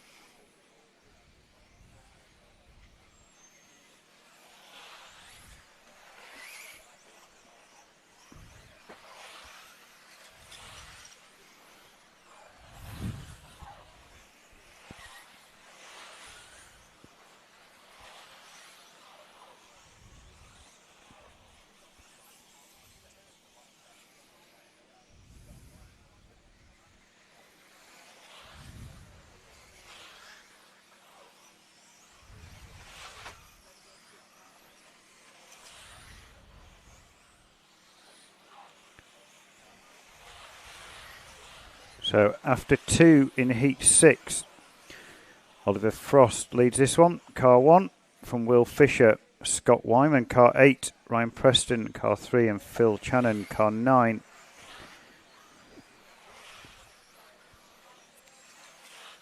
No one affecting Will Skidmore's current TQ.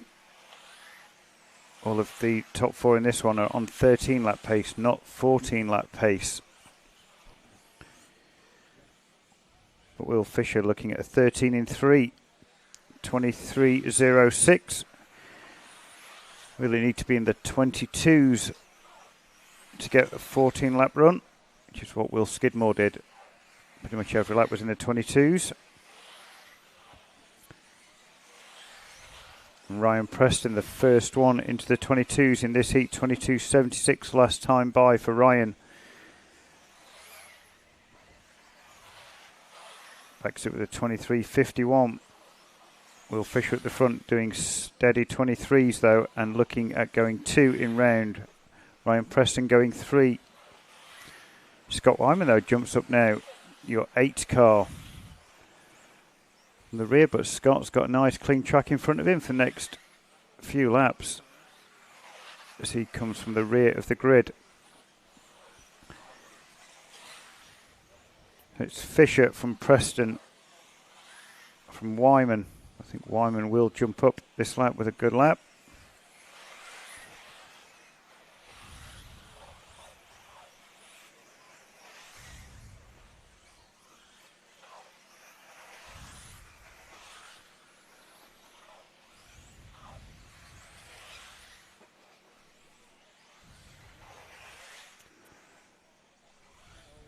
So it does. Wyman jumps up to the 2 spot now, 4 seconds off Will Fisher.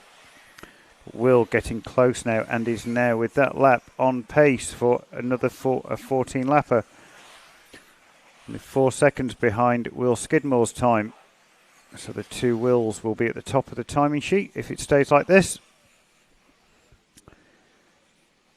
Fisher 22.53 last time by, so Will can do those 22s. 22.43 best lap, 22.53 last lap. 23.9 slightly slower as he navigates some traffic. But Will still on for second in round, just drops off that 14 lap pace, so needs to find another 22.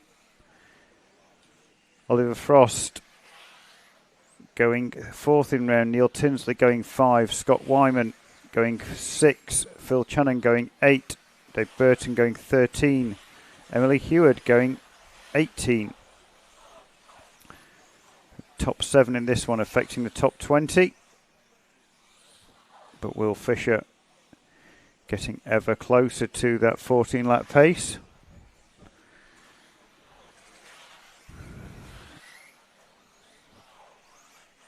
Another good lap for Will, and he's edging ever closer with 30 seconds to go.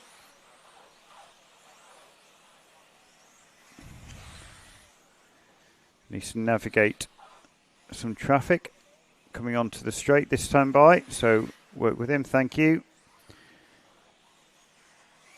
And Will Fisher now, with that lap even in traffic, is now on 14 lap pace, so 2 important laps now for Will Fisher. This one and one more, hopefully.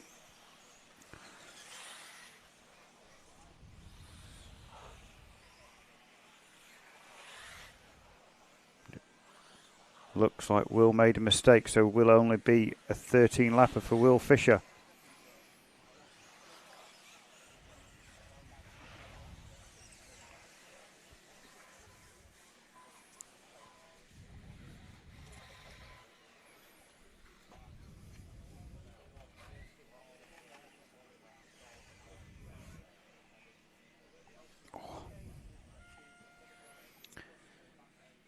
So Will Fisher with a mistake on the last lap puts paid to his 14 lap run and a 13 in 2, but still goes second. Ryan Preston 3rd, Scott Wyman 4, Neil Tinsley 5, Oliver Frost 6, Phil Channon goes 8th.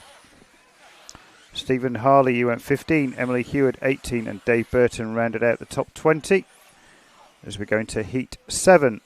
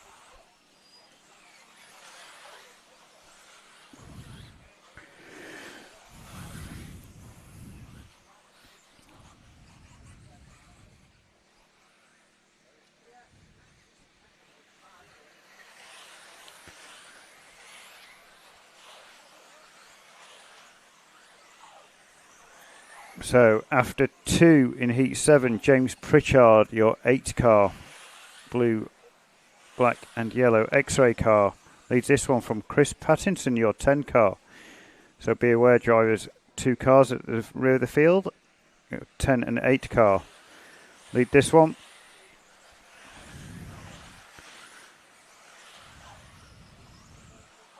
After 3, it's still Pritchard from Panesar, Lyle, Follington.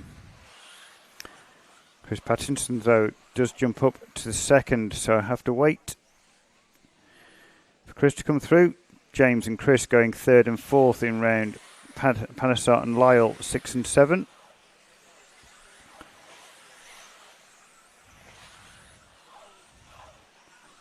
So the 8 car of Pritchard just going through the back section now, past the X-ray banner, round and up onto the tabletop.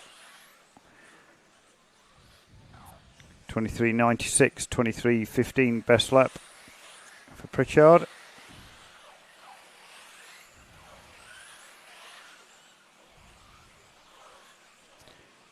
$22.92 new hot lap for Pritchard in this heat. Looking at going 3rd in round on a 13 lap run. Still not on a 14 lapper. Will Skidmore, the only 14 lapper currently. 23.86. So again, Pritchard, the X-ray car, ran past the X-ray banner. Up onto the tabletop now.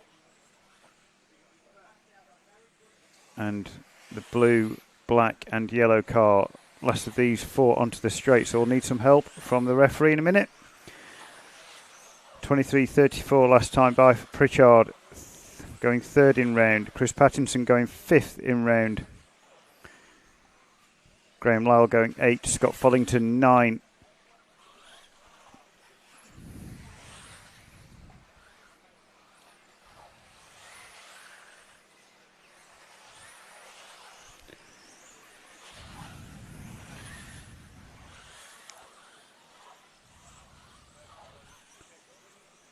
Pritchard has a rough lap. Last time by 23.98.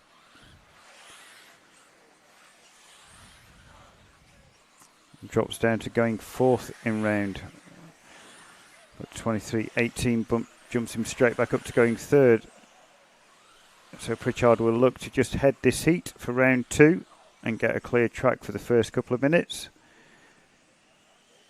Spent quite a lot of this heat going through traffic. In fact, the first 4 minutes, we've got 4 down and 1 to go. Pritchard from Lyle from Cameron Wells now. After a rough outlap on lap 1, Cameron now up to going 8th in round. Scott Follington going 9.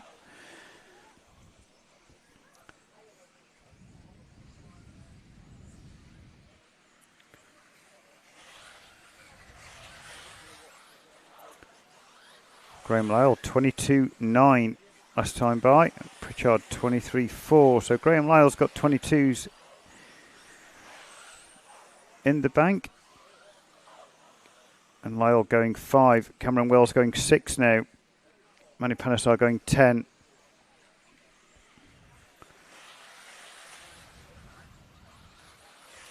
Graham Lyle 23.1 that time by. So putting pressure on Pritchard's time, and with going into finishing times.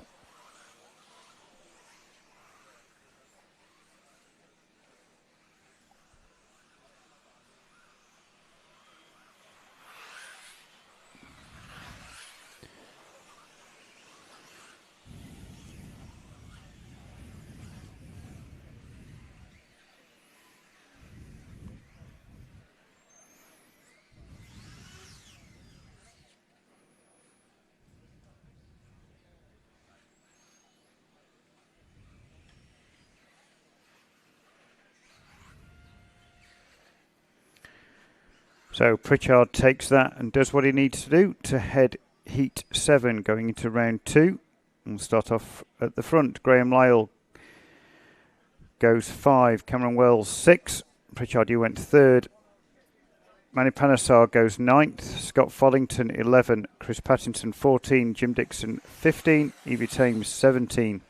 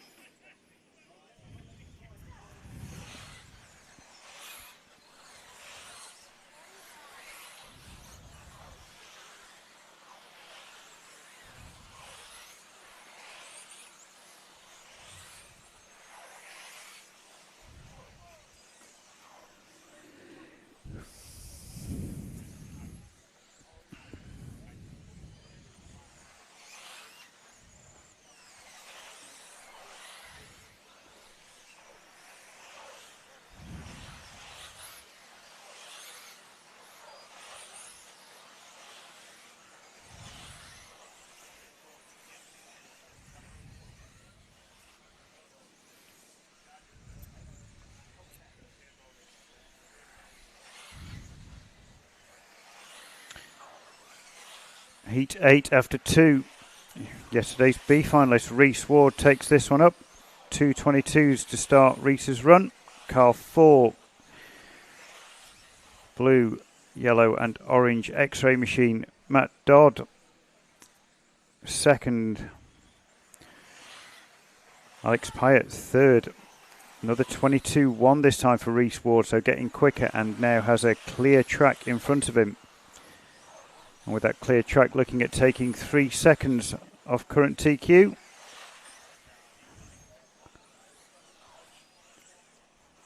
So Reese with a top 10 in round yesterday.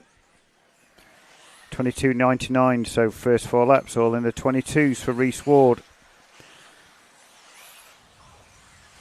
Matt Dodd looking at going 4th in round. Alex Pyatt 5, Ben Elliott 6, Roger Tugwood 10th.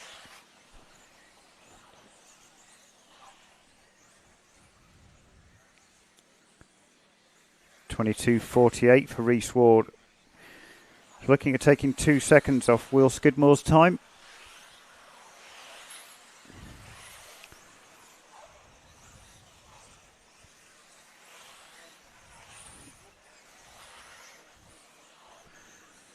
So Reese onto the concrete section and down the straight to finish lap 6 and a 23.04. The slowest lap of the run. 22.1 best lap for Reese. Don't think he was over, just a little wide here and there, but still on for 14 in 17. Only taking a couple of tenths now off Will Skidmore's time. 22.55 brings that average down, 2.50 down, 2.10 to go.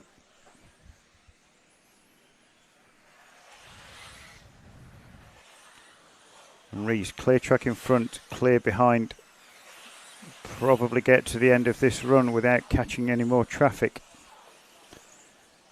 2 minutes to go, 22.31, so upping the pace again for Reese Ward. Ben Elliott running second, Matt Dodd third. Roger Tugwood fourth. Everyone down to Alex Pyatt in this one, going into the top 10, and Alex is running 5th in this heat. Heat 8.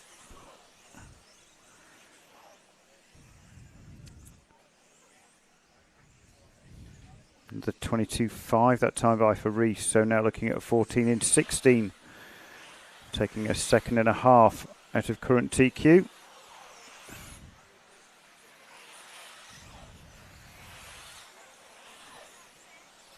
22.28. Dropping that average now down to 22.58 as Reese looks to navigate 2 back markers in the middle. Up over the tabletop. And through on another back marker onto the concrete section. So 2 cars at the end of the straight. Be aware that's your race leader behind you. Reese Ward, 22.78 in traffic for Reese. So still keeping on the 22-second lap pace. Now looking at taking 2 seconds out of Will Skidmore's time.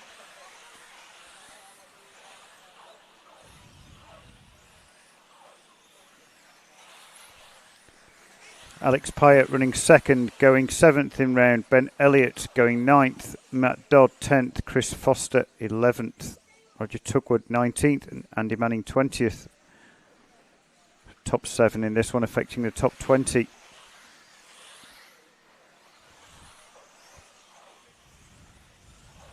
Reese through for his final lap, most important lap.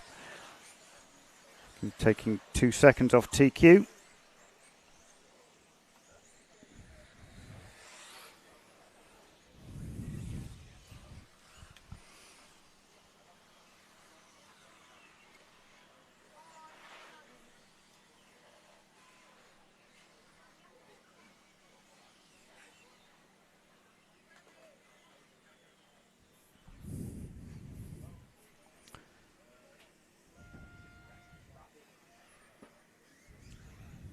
So Reese Ward, UTQ 14 in 15, takes 2.2 seconds off Will Skidmore's TQ. Alex Pyatt, you go in 7th, Ben Elliott 8th, Matt Dodd 10th. Chris Foster 13th and Andy Manning 20th. Ruben Russell and Roger Tugwood 26th and 27th in round currently. Going into heat 9.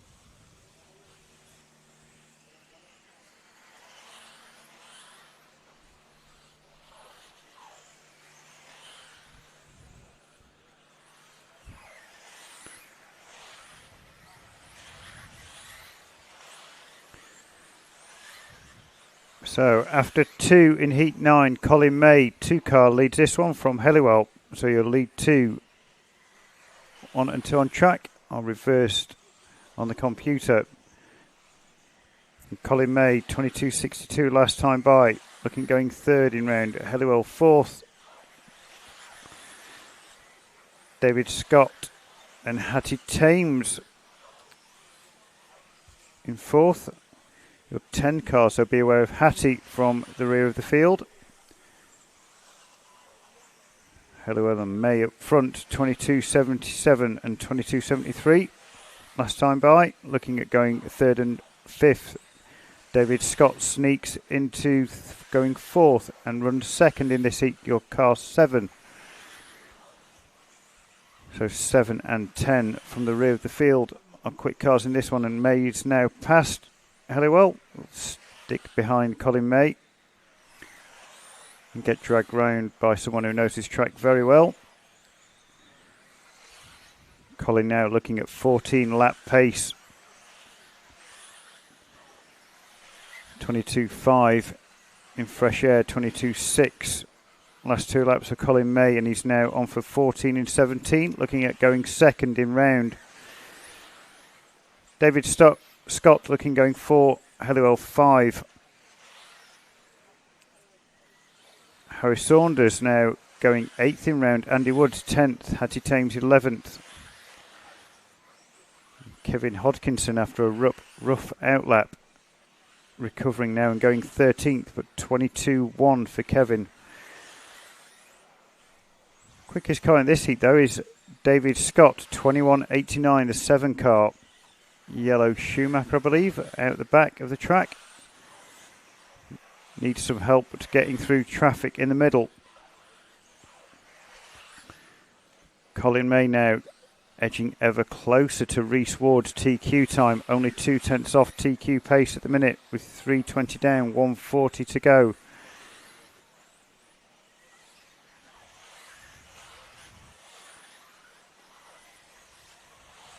.23.31 going the wrong way for his average. Colin on that lap, but still on for second in round and still on 14 lap pace.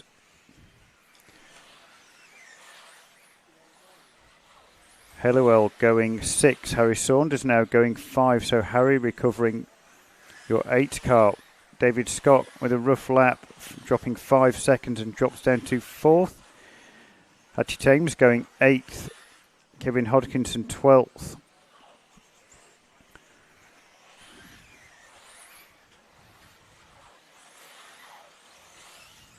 Colin May 22.36, looking at just shy of a second off TQ pace now. It's May now from Saunders, the 8 car, running second.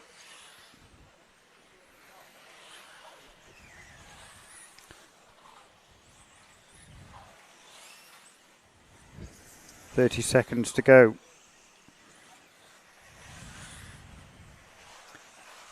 Colin May goes through for his 12th lap. He will get 2 more laps in.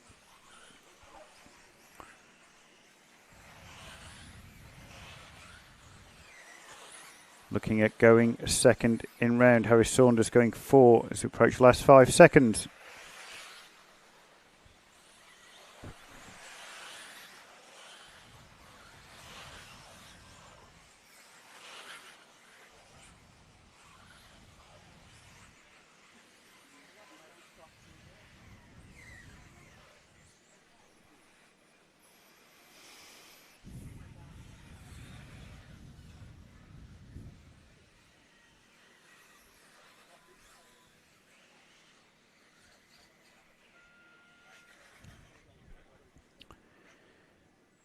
So Colin May takes heat 9, but Reese Ward's time still stands.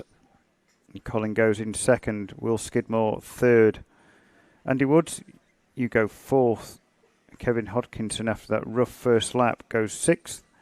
Harry Saunders 7, Hattie Thames 8, David Scott 9, James Halliwell 11, Tris Neal 15, Stephen Brown 25, Ben Stevenson 30th.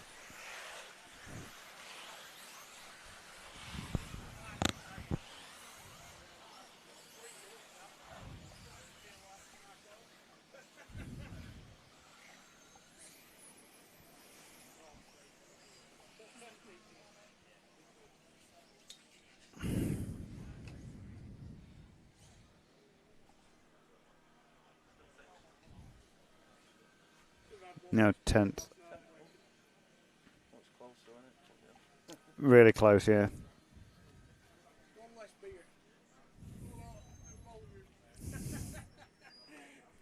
What's that?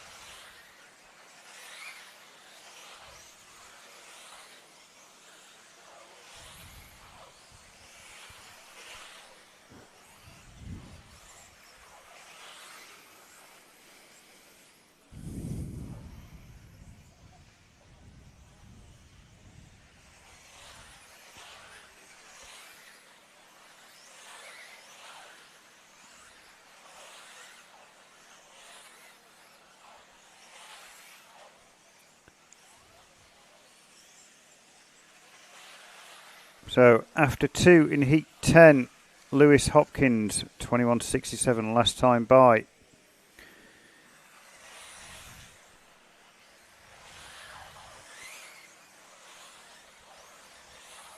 There's now Isaac McFadden to the point after 3, looking at going TQ. Top 4 going top 4. That's McFadden, Druitt, Dale and Thompson. Very close in this one at the top of the heat. Less than a second covering the top 5 on stagger.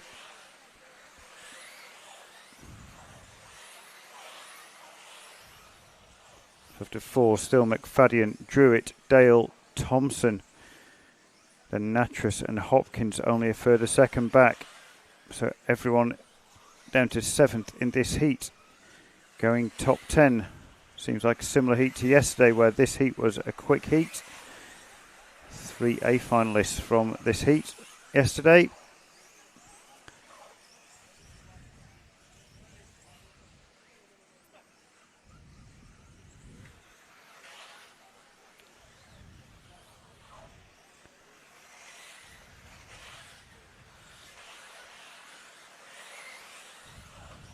Still McFadden with the Schumacher car out front. Matt Thompson and Tommy Dale on exactly the same split time at the minute. Matt Druitt. All those 4 going top 4. So McFadden, Natras.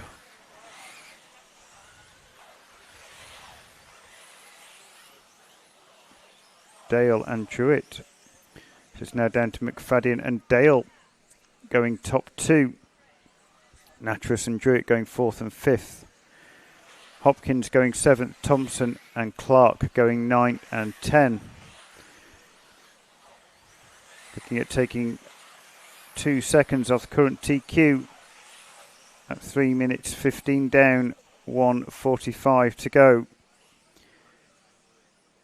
Matt Druitt now joins McFadden and Natras in going quicker than current TQ.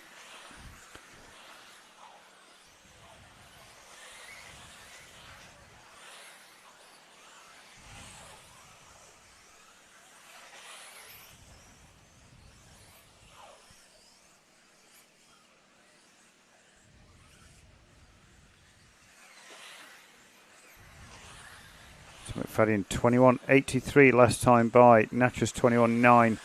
Hopkins 21.7. Thompson 21.8. Dale 21.9.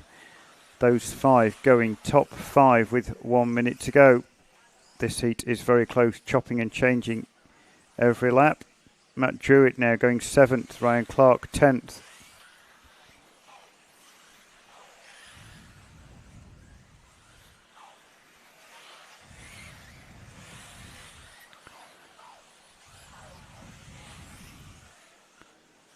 Now Hopkins to the point in this one by less than 0.3. Natras only 0.1 behind McFadden, who's second. So Natras 21.69 with the Kyosho car. Yesterday's C final winner. Now to the point. Lewis Hopkins and Isaac McFadden also going quicker than Reese Ward's current TQ. All on 14 lap pace. In fact, everyone down to Ryan Clark on 14 lap pace in this heat.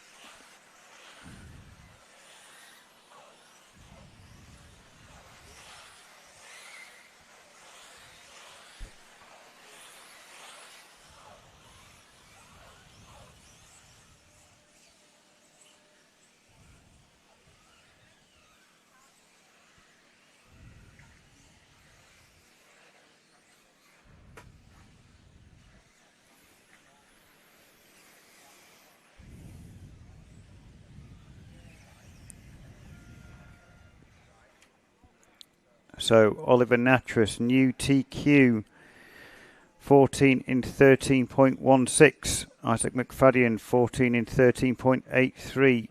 Lewis Hopkins goes third, 14 in 15. Tommy Dale, Matt Druitt, Ryan Clark, Matt Thompson, you go 7, 8, 9 and 10 in round. Reese Ward, Colin May, Will Skidmore, your 4th, 5th and 6th.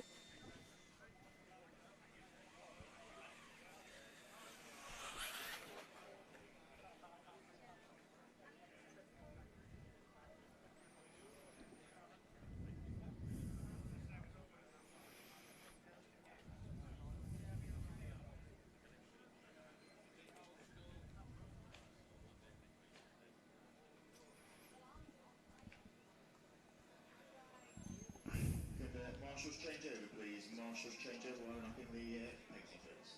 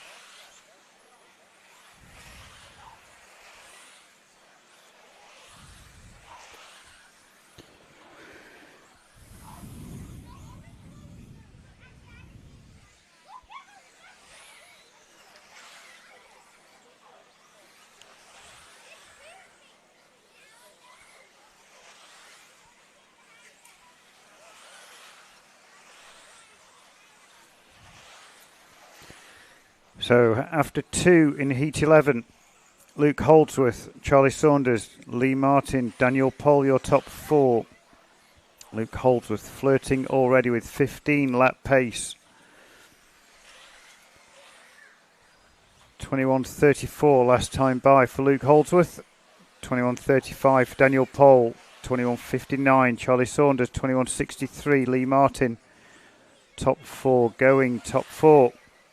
Hudson Knight, Mark Anthony Jones, Stuart Marn going 6, 7 and 8. 7 cars in this heat affecting the top 10 heavily.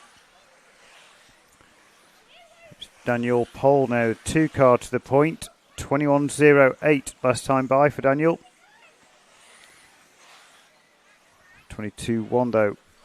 It's still on for 14 in 2. Taking 11 seconds out of current TQ time.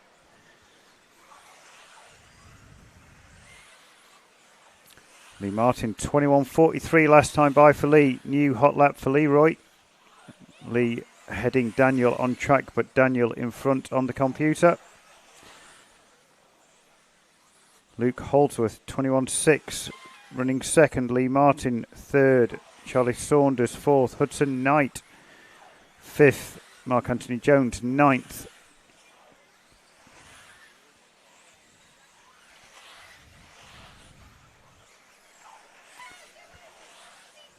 So Lee has a mistake on that lap, and Daniel Pohl now into the 20s, 20.83. Heads this one by a predicted 2 seconds from Luke Holdsworth. Lee Martin still running third. Hudson Knight going fourth in round. Charlie Saunders sixth. Mark Anthony Jones eighth. Stuart Mahon 10th. 2 car, the associated car of Daniel Pole, leads this one. He's round the end of the straight now. And back towards the back section. Going up to the X-ray banner. Round the infield and up towards the tabletop. 21.19 last time by, and now flirting with 15 lap pace. 21.46 going the right way about, dropping that average. Only a couple of hundredths shy now of 15 lap pace. Luke Holdsworth going second, Charlie Saunders third, Lee Martin 4, Hudson Knight 5, Mark Anthony Jones 6. So 1 minute to go. Daniel has a rough lap, 22.27. Drops him back off 15 lap pace. Luke Holdsworth 21.87. Charlie Saunders 21.61. Hudson Knight 21.63. Top 6 in this heat, going top 6. So Mark Anthony Jones, you're going 6th in round. Stuart Mahon going 9th. 30 seconds to go. Pole from Holdsworth, from Saunders, Martin, Knight and Mark Anthony Jones, all still going top 6.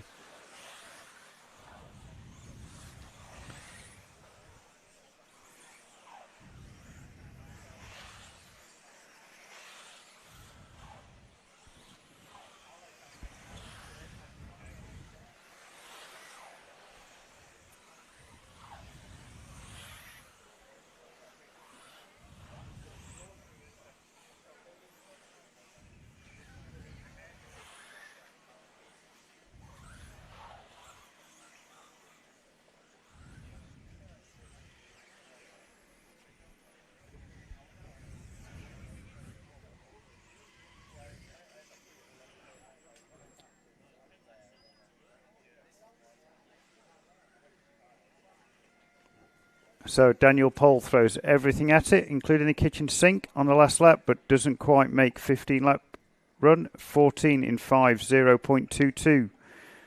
Luke Holdsworth 14 in 2. Charlie Saunders 14 in 8. Lee Martin 14 in 10. Hudson Knight 14 in 11. Mark Anthony Jones 14 in 12. Your new top 6. Then it's Natras, McFadden, Hopkins and Ward. Round out the top 10. Aaron Nash, Stuart Mahon, you went 16-17. Galley, you went 21st in round. So that heat has some proper pace in it. Daniel Pole looking to be the first one to go 15 laps, but just misses out. 22 in the middle of his run, but paid to a 15 lap run.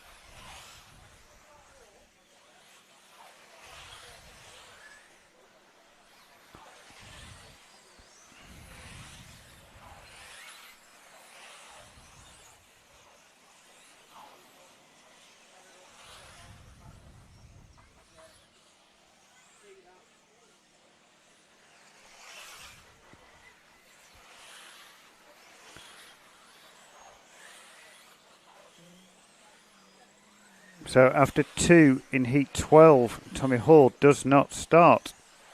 Ben Smith looking at going 15 lap pace from the get-go. Jamie Hall looking at a 14 in 5. They're the only 2 drivers affecting your top 10. After 3, then it's Jacob Tomlinson, Archie Bowman, Josh Holdsworth, Seth Shillito Everest, Holly Eldridge, Ewan Tumulty and Callum Ackroyd bench. But only Ben and Jamie affecting top 10. Jamie going 4. But Ben Smith looking at the first 15 lap run in 4-wheel drive.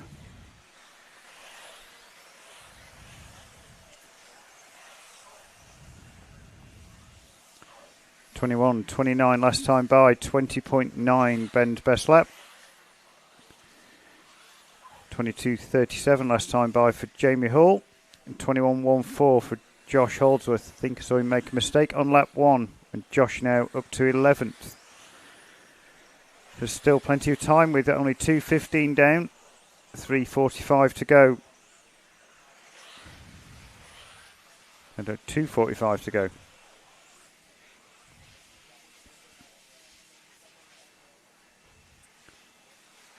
Smith still on 15 lap pace, inside by just over a second. Jamie Hall going 4th. Josh Holdsworth now running 8th. Jacob Tomlinson looking at 22nd in round. Harley Eldridge 23rd. So still only 3 from this heat affecting your top 10. Smith 21.36. Still good enough to be under that 21.4 average to get 15 lap pace. The Schumacher car of Ben Smith onto the concrete now, and we'll have a clear track for the next 2 minutes. 21.24 last time by, so again extending that gap at the head of the field, and now looking at a 15 in 19. Josh Holdsworth now up to the going 5 in round. Jamie Hall 6.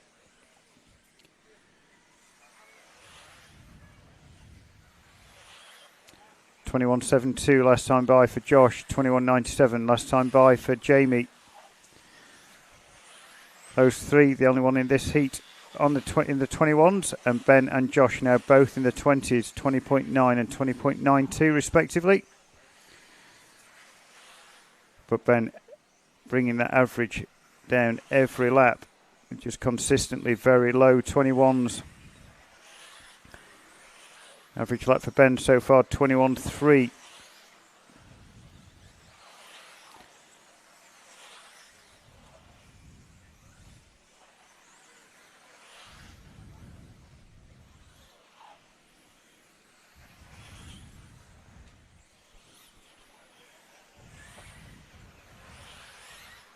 So 30 seconds to go. 21.5 last time by for Ben.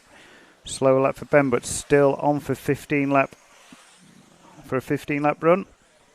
Josh Holdsworth looking at going 4. Jamie Hall still going 5th. Jacob Tomlinson going 21. Archie Bowman 23. Harley Eldridge 27. No one else affecting the top 30. There's still Smith 21.3 last time by, so still around his average. Going to finishing times.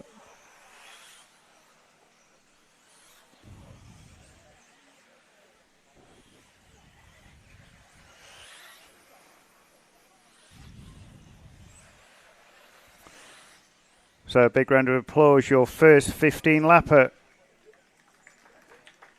of today. Ben Smith, 15 in 19, takes TQ for round number 1. Daniel Pole, 2nd. Luke Holdsworth, 3rd.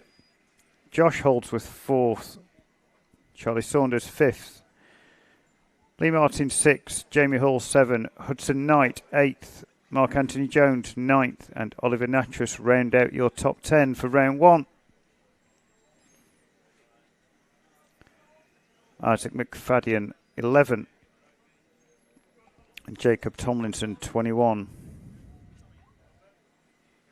Callum Ackroyd bench 31.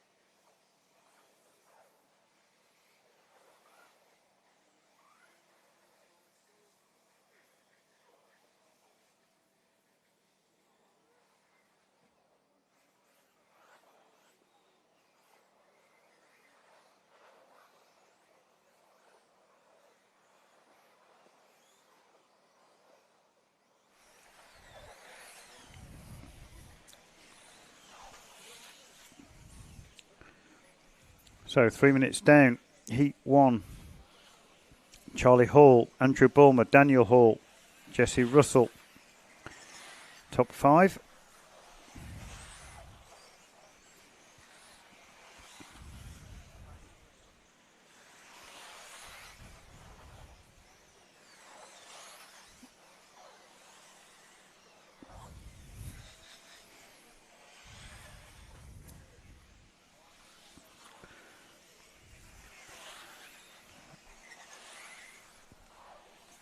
Andrew Bulmer now to the point, 24.59. Best lap last time by with the Kyosho kart.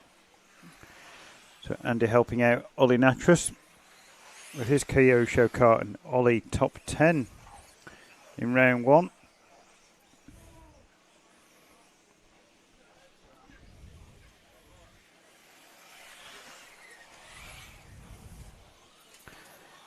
$25.5 last time by for Andy. Jesse Russell 25.1. Richard Theron's 24.77 though. Richard had 23.89 earlier in the heat. Looks like made a few mistakes in this one, but he was your winner of round 1 for this heat.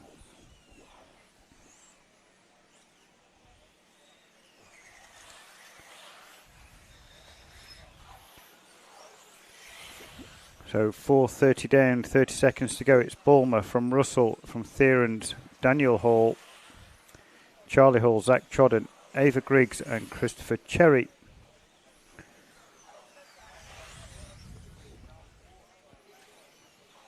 Only 3 seconds separate your top 6 in this heat. Going into finishing times.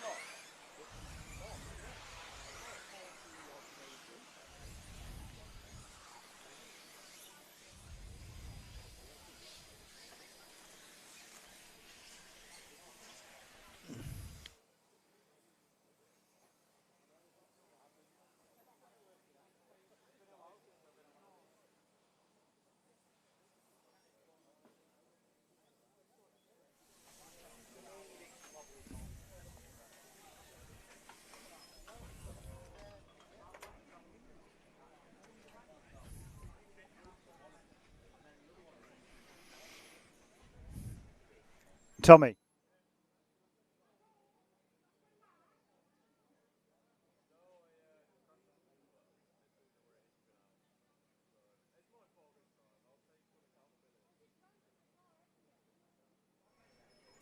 So apparently Tommy Hall crashed on his out lap, or warm-up lap, and pulled out the rear hinge pin. That's why Tommy didn't start heat 8-12. So not an electrical gremlin like yesterday in round 2. It just pulled out a hinge pin. But coming into a commentary corner now, we've got Ben Smith, TQ, round 1. Yeah, that was actually a really nice run. I was really happy with it. It was really good. I was really happy with it. I felt like in the car the best lap wasn't there, but the average lap must have been quite good. I felt like it's hard. There was no timing or anything. I haven't looked at anything. So. Yeah, so it was like you're in like the low 21s all the time. You need to be like below 21.4 for 15 lap pace, and you're like, I think like all with the 21.3s, and then you like start edging it down. You got into the 20s.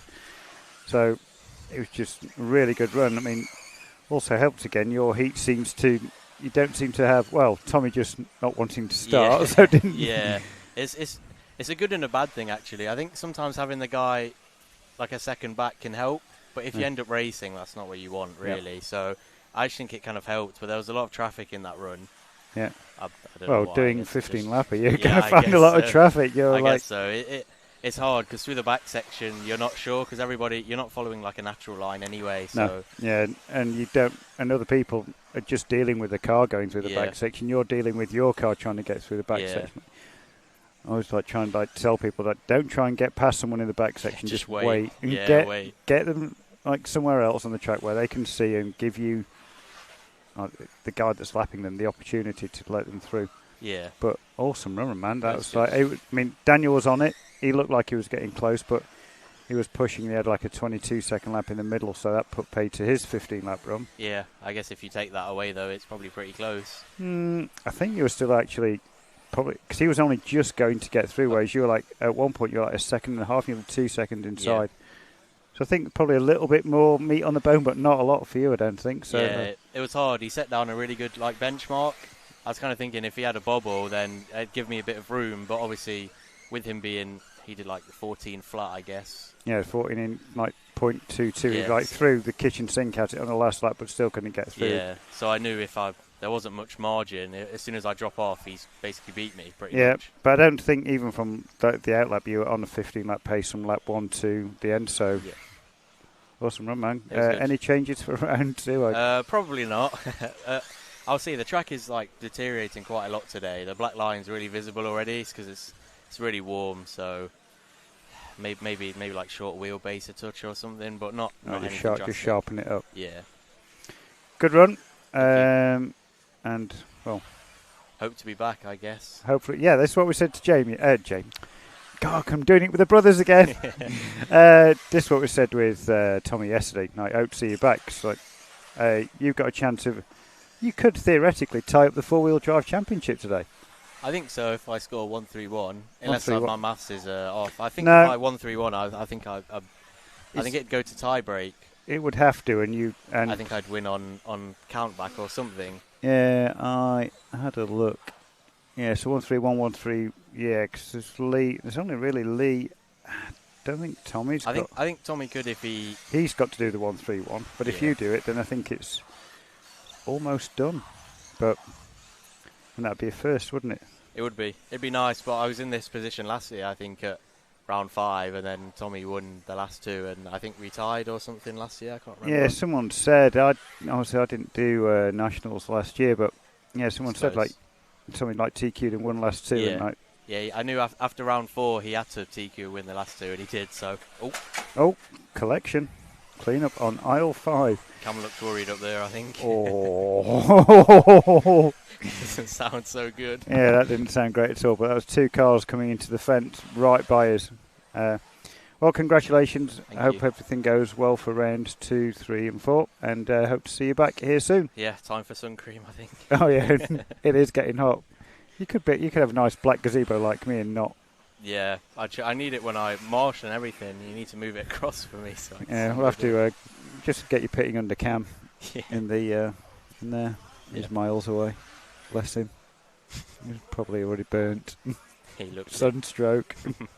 He's not listening at all. All right, congratulations, well done. Awesome run, man. 15 laps. Going to be tough to beat. Someone. You proved it. You've got to be on it from lap 1. There is no margin. Yeah, hopefully it'll help with a tie break if it comes to it, because you'd imagine the track will naturally get slower, but even yesterday with the track getting slower, I think FTQ was round 3 or 4. Yeah, all 4 rounds were like in 11. Yeah, so I think it was like within a second. Didn't really deteriorate. No. So. Yeah. Oh, congratulations, man. Thank you. Good one. See you soon. See you soon.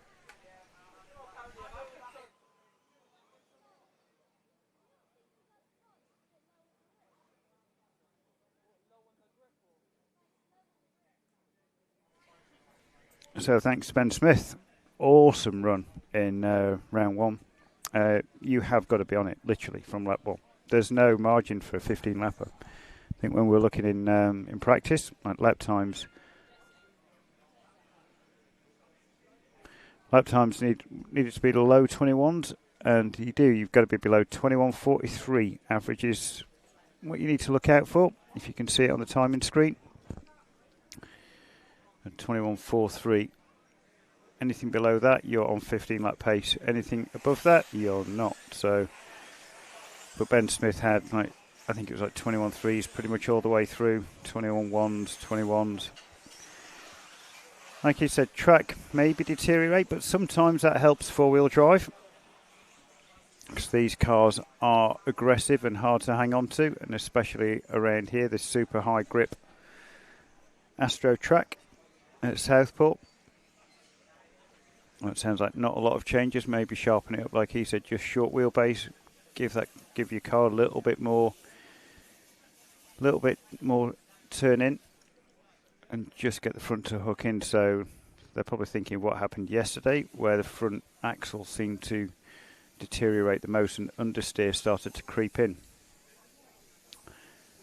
Another way of doing that, which I kind of normally do, is I set my car up with like the end points at 90%, and then if I ever need to go up, I can just like increase the lock a little bit if the grip starts to go away as your tyres wear. But Trish and the rest of the Schumacher guys will have an idea of what they want to do as we head into Heat 3.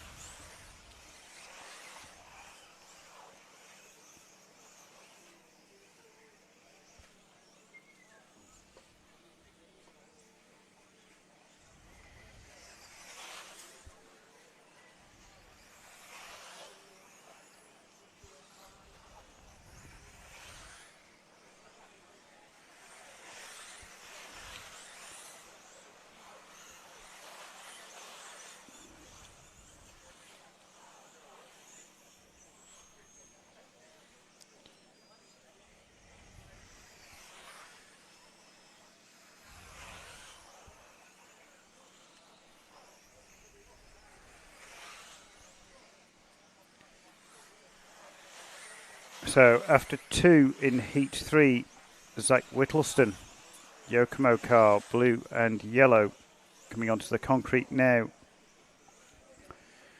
Leads this one 24 second last lap, and average 24, looking at going number 1. Had a good run in round 1.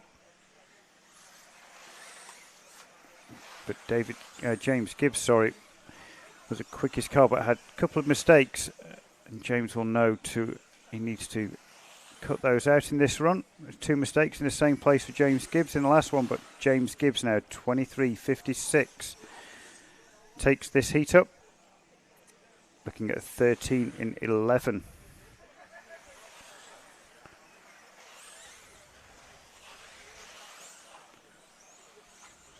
$23.99 average for James Gibbs.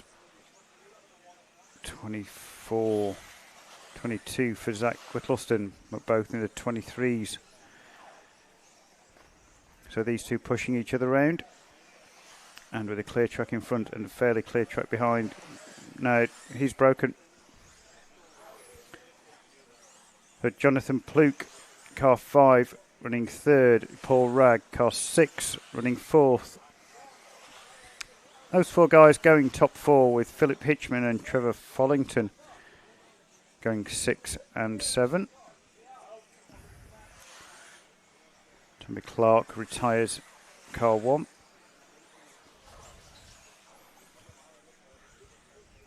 James Gibbs now back to the point, only 4 tenths in front of Zach Whittleston, so looks like James must have had a rough lap. 24.55, so he's lost a second to Zach on that lap. So it's Zach Whittleston now. Car 2 leads this one. New hot lap for Zach last time by, 23.75, but I think that's Zach over now. So Zach and James making errors lap after each other.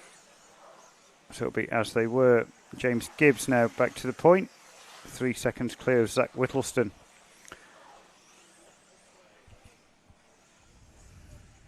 But your top 5, all the way down to Philip Hitchman going top 5.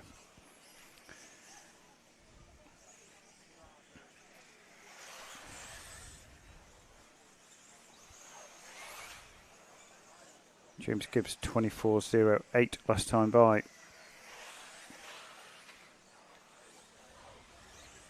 But no, 32.33 for Gibbs, so he's had another crash, and it's Zach Whittleston back to the point. Jonathan Pluke jumps up to the 2 spot.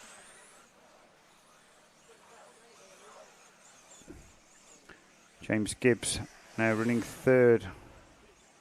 Luke dropping 9 seconds in 1 lap. It's really hurt James Gibbs' time.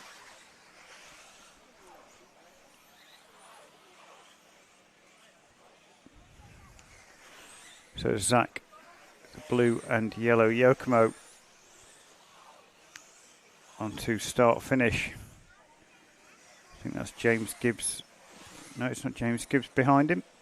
James is next car along Black Wing of James Gibbs. So it's Jonathan Pluke in the middle. So it's Zach from Jonathan and James, Phil Hitchman and Paul Ragg. 10 seconds to go. This lap and one more for your leaders.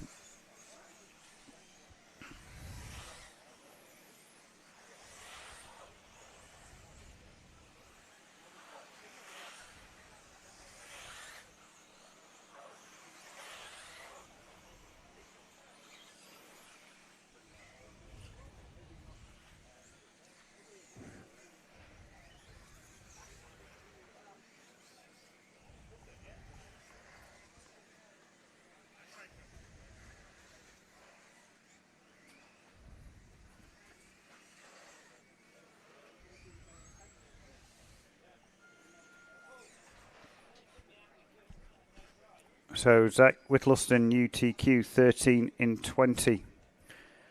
Jonathan Pluke 13 in 21. James Gibbs 13 in 23. 2 of those guys need to have a much cleaner run.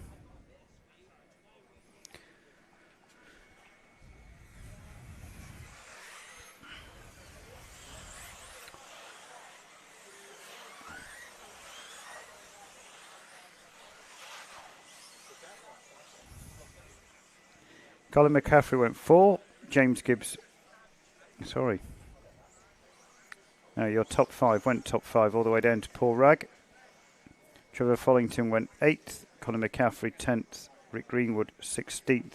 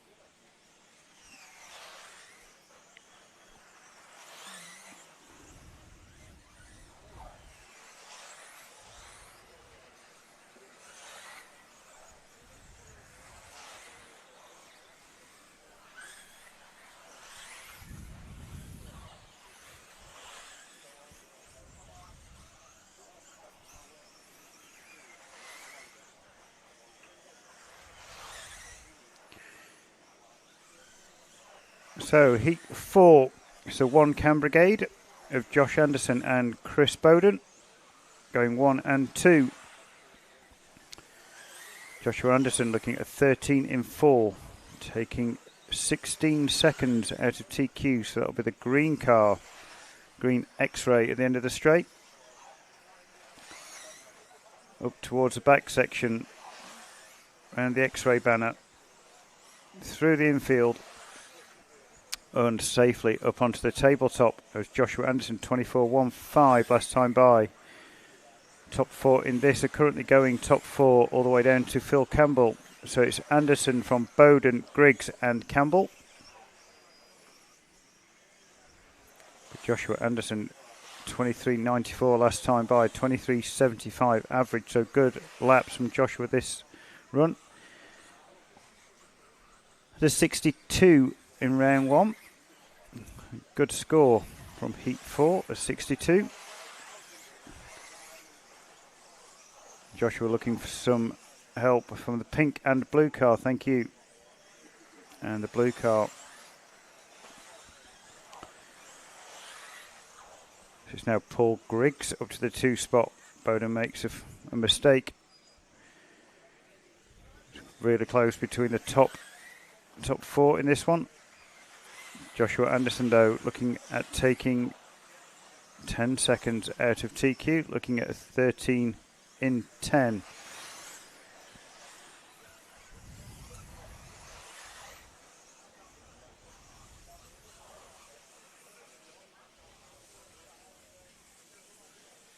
Joshua comes down onto the straight, around the sweeper, past us and up towards the back section, looking good, got that back section nailed. 24.14 last time by, little slower than his average but still on target to take 8 seconds now off TQ.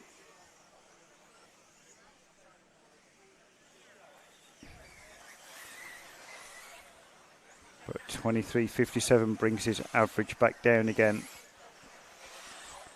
Needs a little bit of help.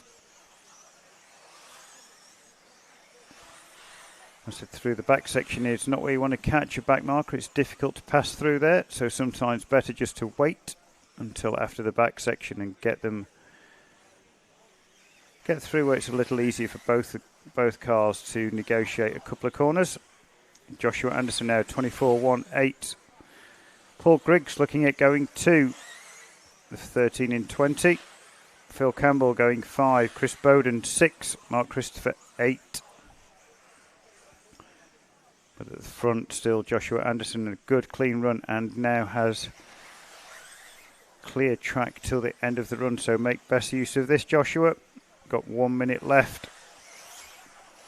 23.99 last time by, looking at the 13 in 11.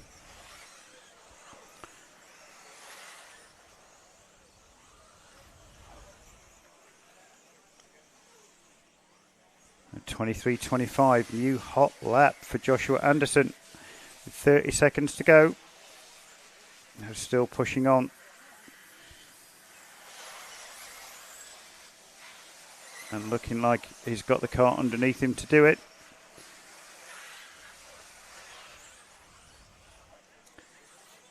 Round on to start finish, and this will be your last lap. So make this one count. You're on for a 13 in 9. Paul Griggs looking at going 2 with 13 in 19 as you come into finishing times.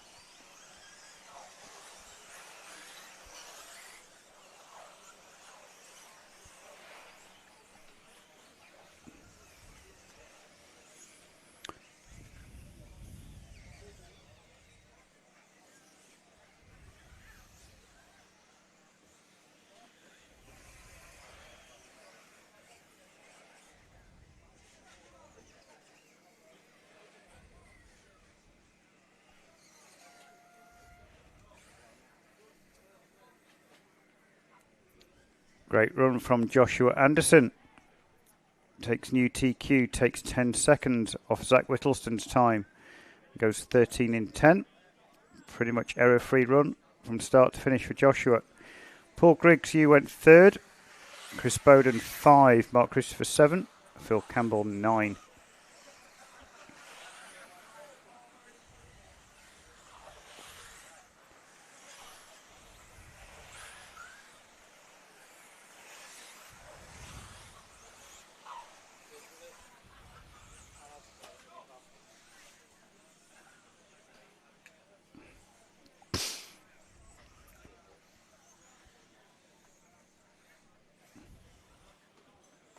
One mistake. But not like a Marshall roll. My problem I've got.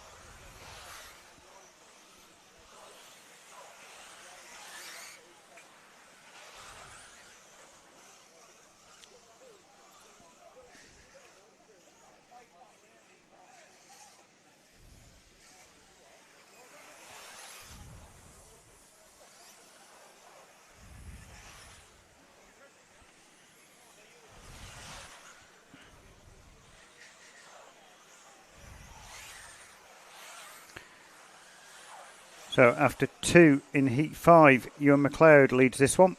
Will Skidmore had an error on the concrete section on lap 2. There's a 25-second lap to carry in this heat.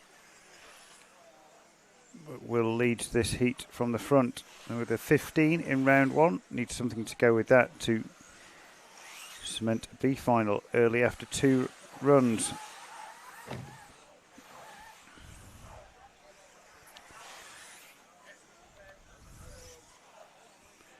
22.43 last time by for Will Skidmore. Ewan McLeod has an error this time by. So it's only Will, not quite on 14 lap pace at the minute.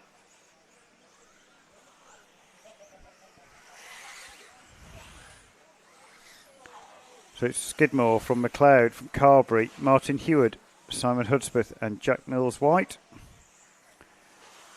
3 through 6 only separated by a second.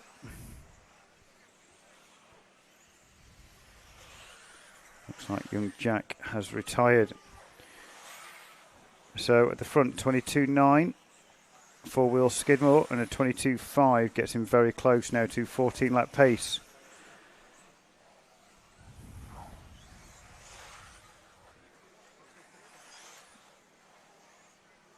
There are only 22 or 23 14 lappers in round 1.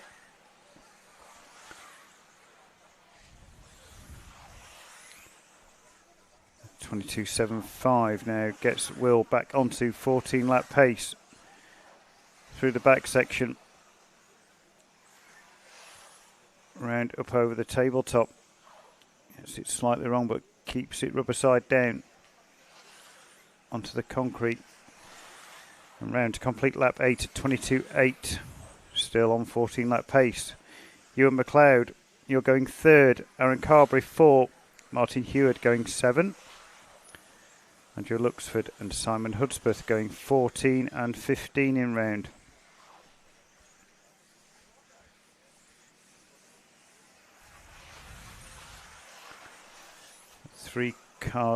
Next 2 cars.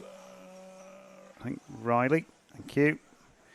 So Will Skidmore 22.15, new hot lap for Will Skidmore as he approaches the car over the tabletop and gets through. So this should be another 22. Looked good lap so far.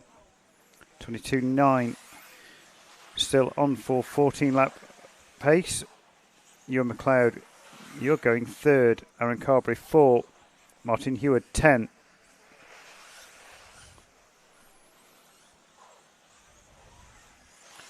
Four minutes down, 1 to go. Still Skidmore out front. 22.33, bringing that average down again. Looking at a 14 in 20.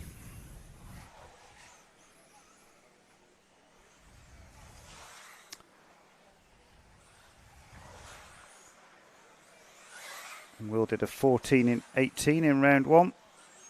So with that mistake ruled early doors, Will on for a similar pace. So any changes has improved Will's car, or just Will getting to know this Southport track. So it's still Skidmore from McLeod, Carberry, Heward and Luxford.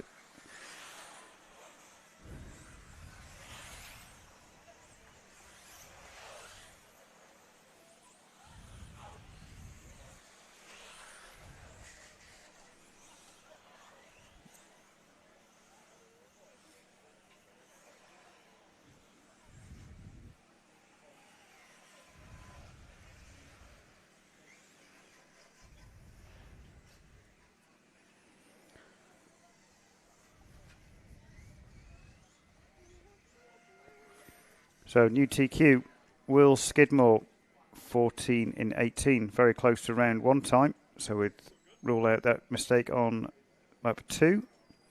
Probably looking at a 14 in 15.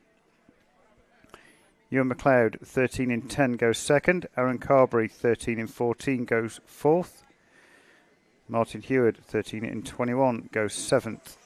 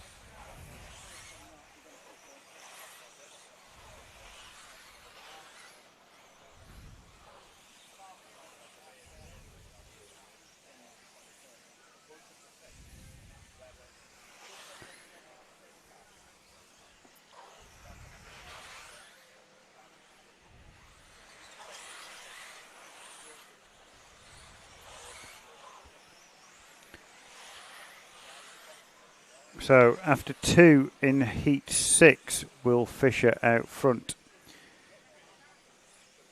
3 laps in the 22s for Will to open this heat out, and he's on for going second in round. Great run from Will in round 1 until the last lap. So Will knows what he needs to do in this one, keep it clean from start to finish. Oliver Frost second, Ryan Preston third, Neil Tinsley 4, Philip Channon 5. So car order 2, 3, 1, 4 and 9. And with a 22.07 last time by, Will Fisher now on for a new TQ.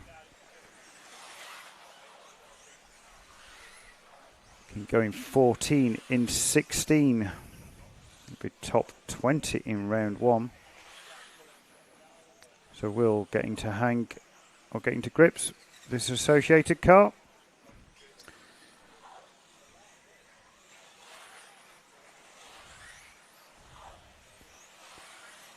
So car 2, the blue, white and black associated, needs to make his way past Dave Burton and does. 22.69 last time by in traffic this time, so still hoping for a 22 as he gets past 2 cars in the infield. Now onto the straight to complete lap number 7. 23.28, but still on for new TQ. So a couple of laps now before will catch any more traffic. Safely through the back section, up onto the tabletop, catches a pipe but carries on and still through. Under 23.04. Average is creeping up but still on for TQ.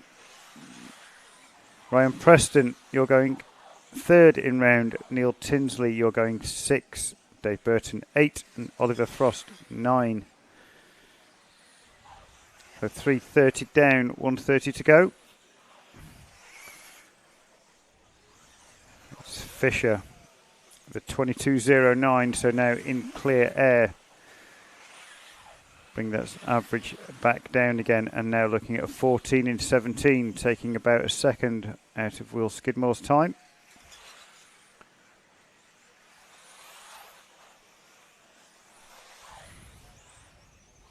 .22.59, proving that average.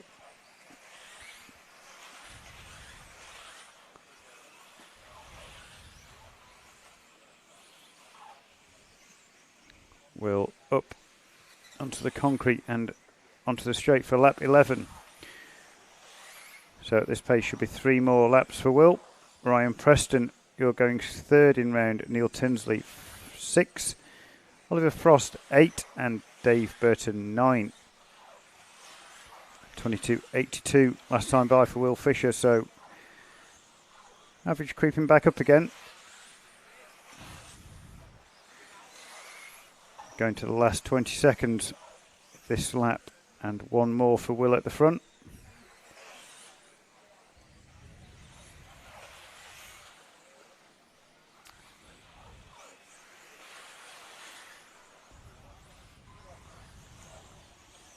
Will crosses the line to start his 14th and most important lap. Keep it clean on this lap, Will, and you will take TQ.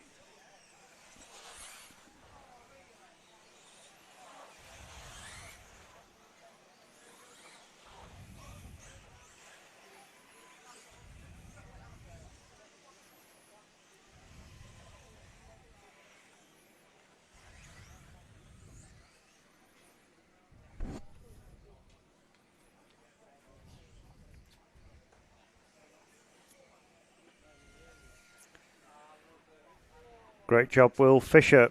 Keeping it clean on the last lap, a little slower, but still fast enough to take new TQ. 14 in 18. Ryan Preston goes 3rd. Oliver Frost 6. Neil Tinsley 7. Dave Burton 9. Phil Channon 15. Emily Heward 19. And Stephen Harley 20th.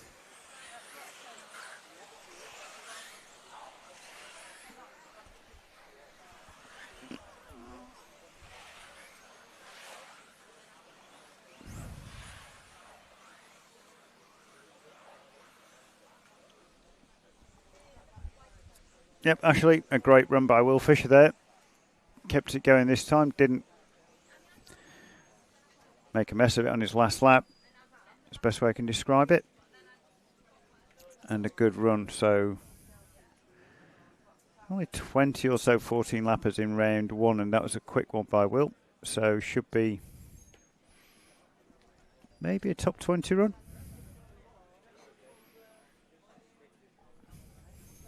Hi.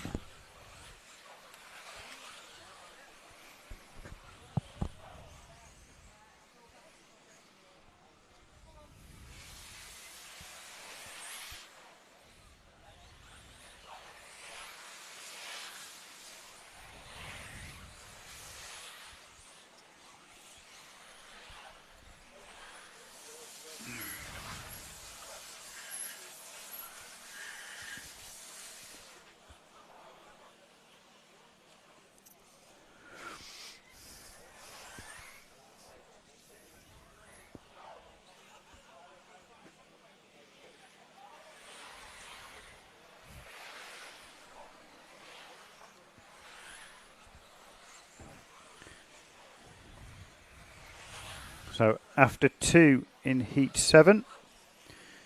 James Pritchard to the point. Starts off car 8 in round 1, but now has a clean track in front of him, starting off first. 23.94 last time by, 23.65 average, looking at going 4 in round.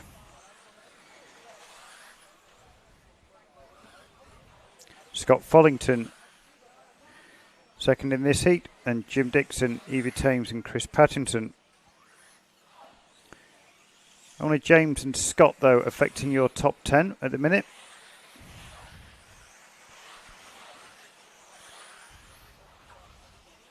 Pritchard looking at going 4th in round with 2 minutes down, 3 to go. 24.46 last time by Pritchard, so an untidy lap.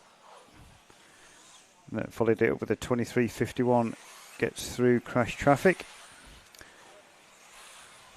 And the blue, black and yellow X-ray machine of Pritchard jumps up to the back under the trees, out onto the straight.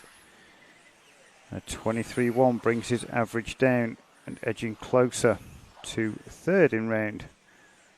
Still looking going 4th at the minute, but they keep going with those lap times, James, and you'll bring your average down and be on for 3rd in round. Jim Dixon now going 9th and runs 2nd in this heat. So up the blue, orange and white Schumacher. Coming onto the straight now, 3 cars in front of him. It's your current 2nd placeman, Jim Dixon. Pritchard at the head of the field, 23.81 last time by. 23.73 this time by, so average, right on average lap pace for Pritchard.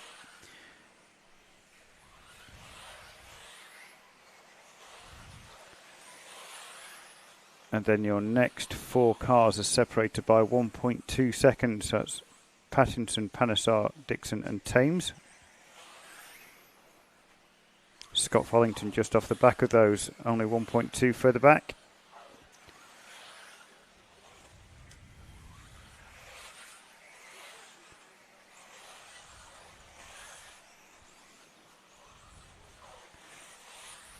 Four down and 1 to go.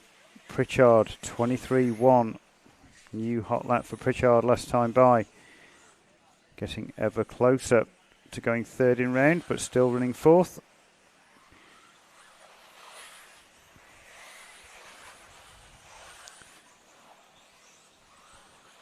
Manny Panesar now takes up 2 spots in this heat, followed by Pattinson and Thames.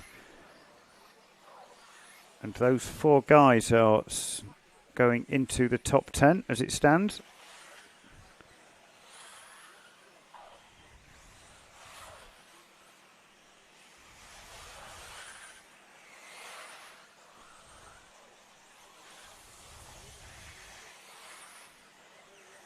So with 10 seconds to go, Pritchard through for his penultimate lap.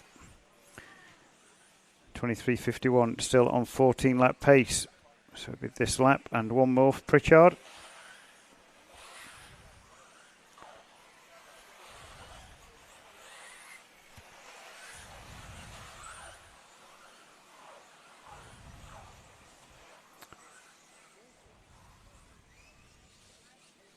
No, it won't be, sorry.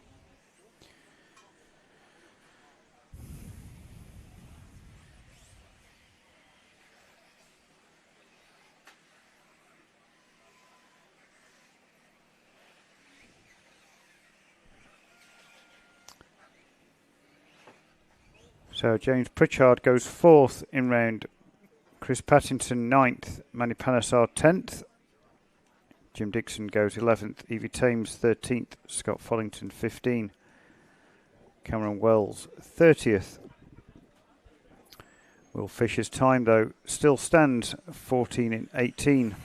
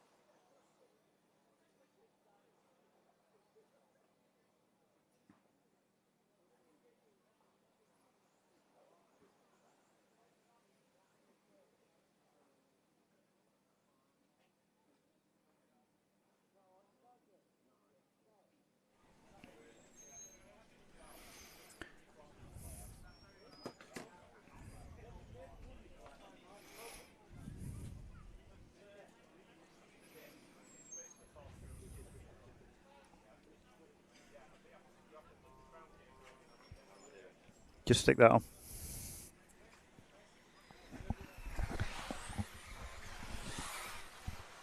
So in the booth now we have Will Fisher. Great run. Yeah, it's good one. Looking, round one was pretty strong to get started, and just had a mistake at the end. Obviously, Yeah, cut last that out. was it last right on the last lap? Last lap, yeah, near the end of it as well. But we cut that mistake out in that one. I'm very pleased with how that's gone. Yeah, and so it looked good run right from the start. Like Yeah, just cars were really strong. So I'm pleased. you had a good day yesterday as well, didn't you? Yeah, not too bad. I was in the D final yesterday. Pretty happy with that. I'd like to be pushing it to C, but I think it was just a couple little things where. Yeah, a little low. Yeah. So did you find yesterday's track easier or today's? I'd say from the get-go, practice one today, I've got on better with this track. But Okay. I think, this is my second time here ever. So, Yeah, yesterday was definitely a warm-up, getting into the back section, getting that right, and now definitely holding a bit more confidence in general throughout the day. So was this? So yesterday was your first time here? Had you been here? No. So I last just say you year, did last. yeah, Oh, you last did year I was last here year. for the Perfect. national, and that was my first time. But, Yeah, great run. So so whereabouts you from? Stoke. So Stoke, it's, that was about it, an yeah. hour 15. Yeah. Yeah, so not too far then from here. No, for you? locals Potteries, which was not the best day for me. But No, I remember that. Yeah. we moved on. Probably put a bit too much pressure on yourself. Do you think? Yeah, maybe had some other stuff going on as well. So it was slap bang in the middle of exams and. Oh right, yeah. all Oh, that kind of stuff, exams. Yeah, so. most important thing. Yeah. But yeah, good to see. Really good running that last one. It's Yeah, super really pleased with impressive that. from start to finish. From Thank you very much. Yeah. from Think watching you got guys. the car really well, and I could just let me go and do my thing. Yeah. So, really pleased. So anyone you'd like to thank while you're here? Massively. Big thanks to my dad as always, because he gets me here. Yeah. And then just all the AE team, CML, the guys that without them we'd be nowhere. And I mean we lean on them all the time, and they're just always here for us. And Okay. without them, we'd be lost really. Yeah, perfect. So- Well, 2 good runs in the books. Well, one you can improve on, but Can at least improve on that, you've got a banker now, a really good one. Yeah. So we'll be So there's only 22. looking round 3 and 4 for another one like that. Yeah, C final normally around 35, 40 points. So Yeah. So could do a drop in the 26. We'll see. so it's 26 in that. I it didn't was spot. last run, 26. So 26, and that's going to be, I would say, top 20 maybe. That one, the run you just had, hopefully. Yeah. I'm thinking that's probably one of my better runs ever. So we'll Nice. just see where that puts me. Okay. Well, good job. Thank you very Congratulations, much. and have a good rest of the day. Thank See you soon. So, see ya. So Will Fisher, great run from Will there in round 2. Like she said, knew where he made the mistake in round 1 and just needed to iron that one out.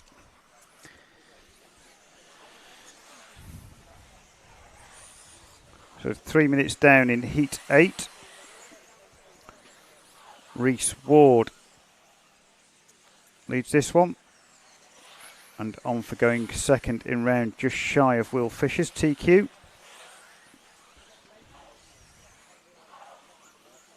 Alex Pyatt going 6, Matt Dodd 7, Ben Elliott 8, Roger Tugwood 9. Reese has a best lap of 21.73. Gets away with an error in the back section. And is currently on for a new TQ, but only shaving half a second off Will Fisher's time.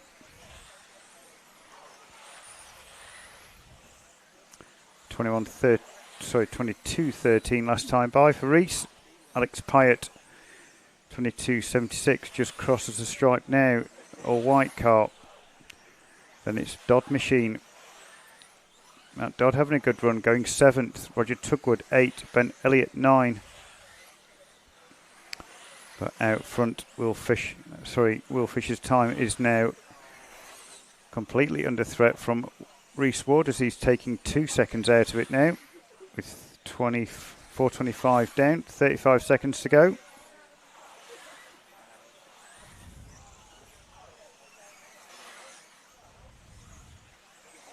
Reese round the end of the straight, car 4, yellow, orange and blue X-ray machine with 20 seconds to go. 22.42 last time by, so under his average.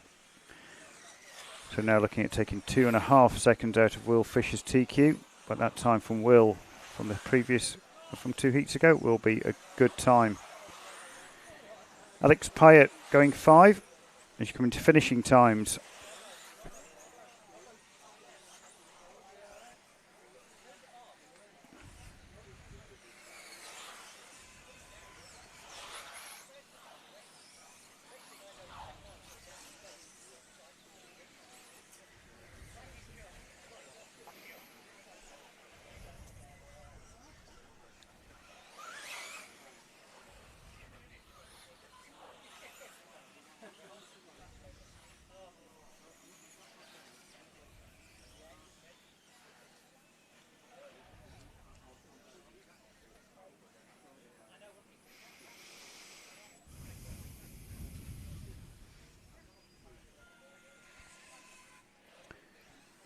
So Reese Ward takes new TQ for round number 2.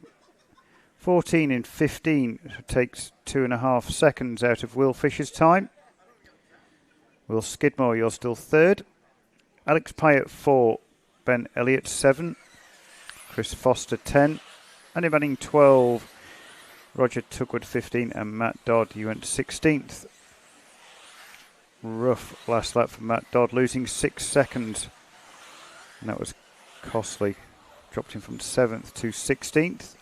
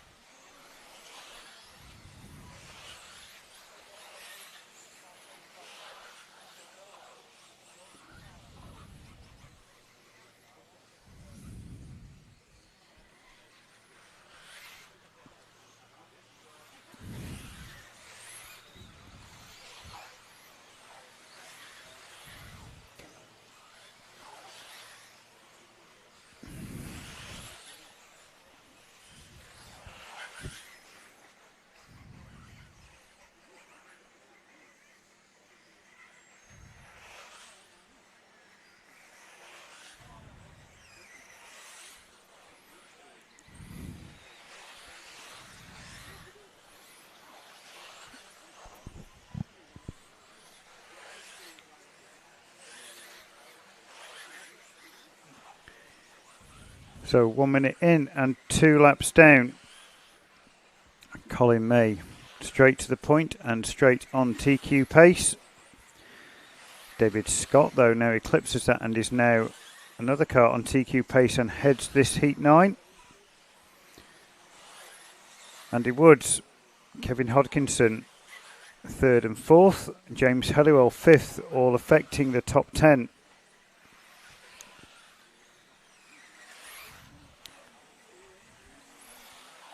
Colin and David separated by 700ths of a second after 4 and looking going 1 and 2, taking around a second out of Reese Ward's TQ.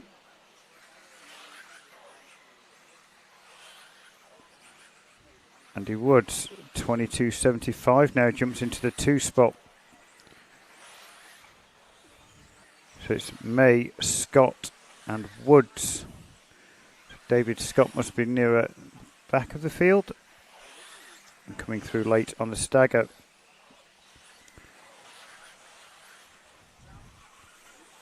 But the white, purple and pink car going through the back section past the X-ray banner, past Ben Stevenson and up over the tabletop is your lead car. Gets it slightly wrong but gets away with it over the tabletop. And Colin May round onto the start finish straight. 23.12, so loses around a second on that lap, but still on for TQ. 250 down, 2:10 to go. Colin has clear track for the next few laps. Andy Woods only 2 seconds or 1.6 back from Colin May, and David Scott only half a second back from Andy Woods. But it's super close at the top. Already 3 drivers on the same split time. So it's May from Woods, Scott, Hodkinson, Saunders and Helliwell all going into the top 10, and Stephen Brown now joins that group. So all the way down to 6th, 7th actually in this heat, going top 10. Colin made 22.83 that time by, his average going the wrong way, and now on for going second in round.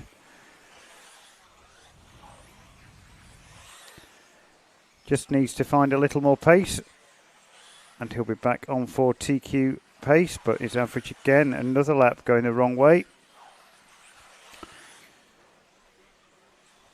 Reece Ward's time safe by around a second, going into your final minute. So it's May from Woods, Scott, Saunders and Brown. Helliwell also going top 10. So running order 2, 3, 7, 8, 5 and 1. And all those guys going top 10 with 40 seconds to go. Colin May another lap going the wrong way, and Reece Ward's time now looks safe. Going into your final 25 seconds. It's May, Woods, Scott, Saunders, Brown and Helliwell going top 10. Hodkinson 12, Thames 13 and Ben Stevenson going 17.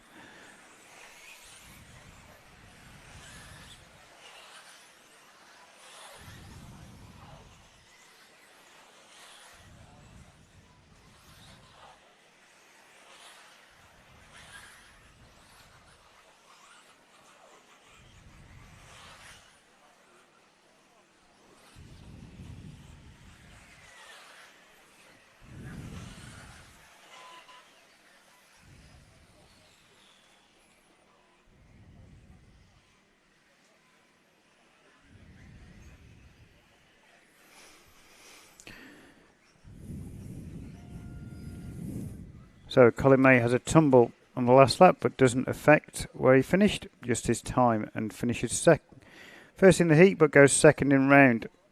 Reece Ward, your time still stands at 14 in 15. But then it's Colin, Will Fisher, Will Skidmore, all on 14 in 18. Andy Woods, 14 in 19. Stephen Brown just missed out on a 14 lapper with a 13 in 1. David Scott, 13 in 1 on a 1/100th back from Stephen Brown.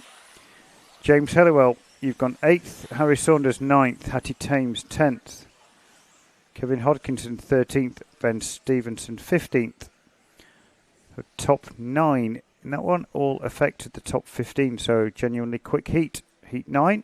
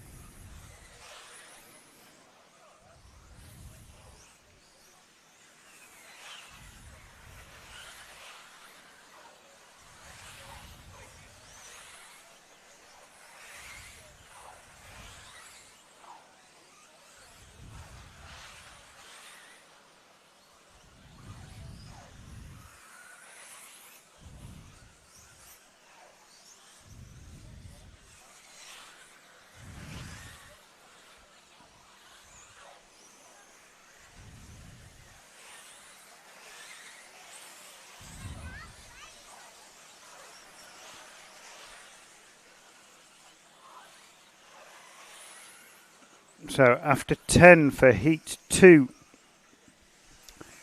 After 2 for heat 10. It's Lewis Hopkins, Oliver Natras, Isaac McFadden, Matt Jewett. Actually scratch that. I'm going to have to wait till Johnny Skidmore comes round, because Johnny set off near the back. And it's Jonathan Skidmore from the back of this one. So car 1 leads this one.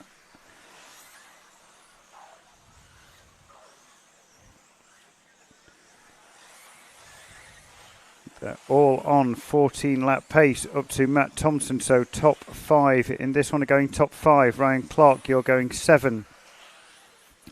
Was Skidmore 21.9 last time by. 22.22 average. So the X-ray car going through the middle, rough round 1. And round gets it slightly wrong onto the concrete, but corrects it, and a 22.2, so only loses about 3/10. But still on for TQ, 14 in 10. Oliver Natras predicted 14 in 12. Matt Thompson 14 in 16. So top 6 now in this one, going into the top 7, all the way down to Ryan Clark. Will Venables, you're going 10th. Matt Jewett 13th. Tommy Dale 17th.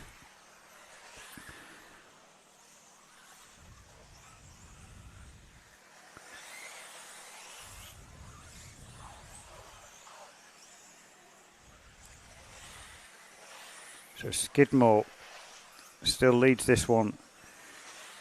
22.49 last time by. 21.88 for Oliver Natras. 21.89 for Lewis Hopkins. All these guys top 15 last time round, apart from Skidmore, who had a bad round 1 and looking to get rid of that straight away with a good round 2. 21.91 last time by. As he gets through traffic, I'll probably have another clean lap this time. 21.83 for Ollie Natras, so Ollie Natras bringing that average down and now heads this one on time, looking at a 14 in 10. Johnny Skidmore also looking at a 14 in 10, but a 10th further back. Lewis Hopkins 14 in 12. Matt Thompson 14 in 16. Ryan Clark 14 in 17.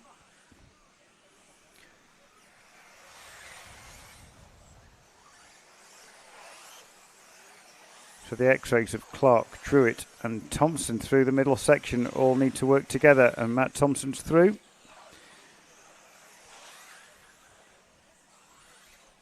So it's Natras still at the front from Skidmore, Hopkins, Thompson and Clark.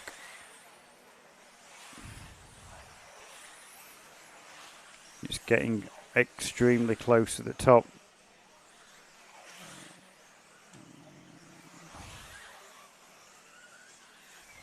I think that was a Natras car that just had body removed by the marshal. 29.33, so that's 7 seconds lost for Natras, and that's put paid to the TQ run. So it's Skidmore now, 10 seconds to go, leads this one. Skidmore has a bad lap, 25, so it's now Hopkins to the point as they're going to finish in times.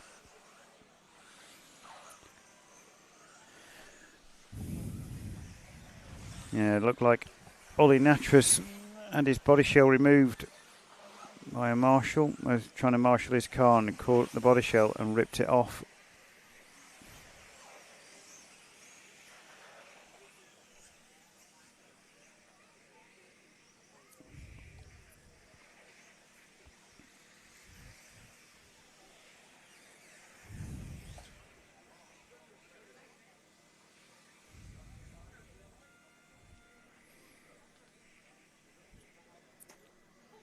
So new TQ for Lewis Hopkins, 14 in 10. Johnny Skidmore and Matt Thompson separated by 0.15 of a second. But that 2 spot goes to Johnny Skidmore. Matt Thompson goes 3rd. Oliver Natras, unlucky. The marshalling error, goes 5th. and Ryan Clark goes 9th. Matt Druitt 11th, Tommy Dale 12th, Will Venables 16th, and Isaac McFadden goes 23rd.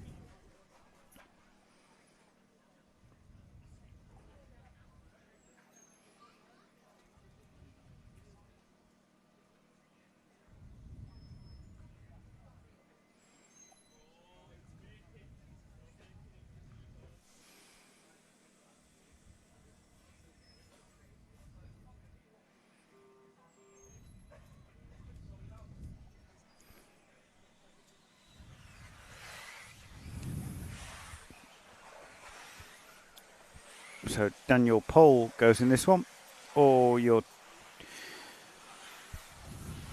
2 in round 1 and was on for 15 lap pace, but just made one small error. 21.61 outlet for Daniel Pole. It's not quite 15 lap pace, needs to be 21.4 for a 15 lap run.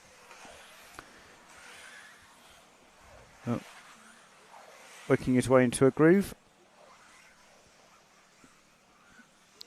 And after 2 at 21.4 brings the average down, and already close, as is Charlie Saunders, to 15 lap pace.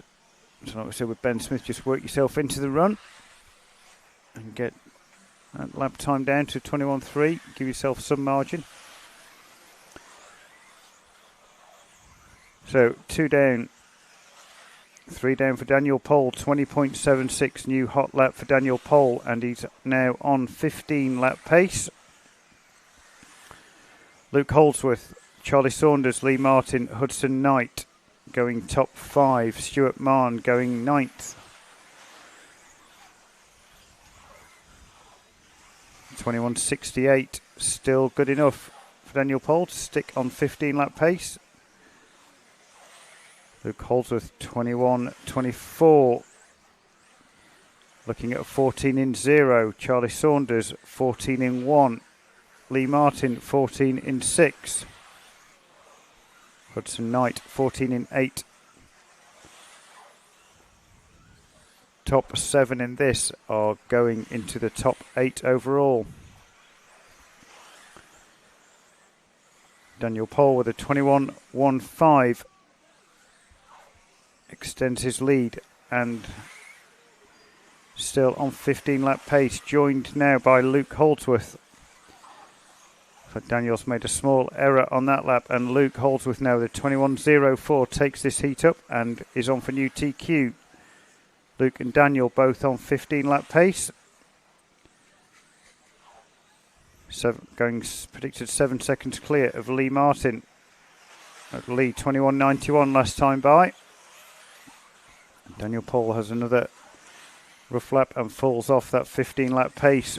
So now, and Holdsworth also off 15 lap pace. So now down to 14 in 0. 14 in 1 for Pole. Mark Anthony Jones now looking at 7th. So it's Pole, Holdsworth, Saunders, Knight and Martin, your top 5, and going top 5. Lewis Hopkins' time would stay in 6th. Mark Anthony Jones would slot in 7th.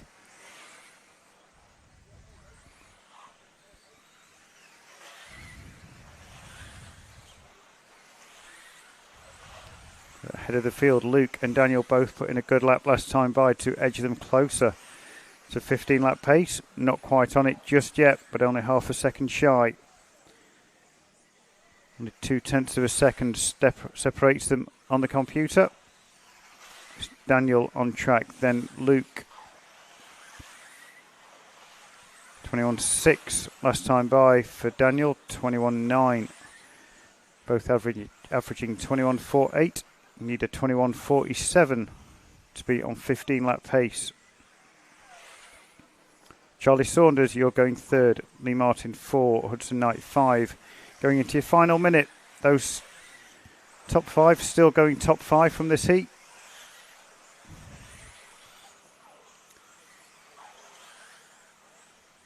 But now Daniel makes another error, and that's put the door wide open for Luke Holdsworth. 14 in 5-0 predicted for Luke.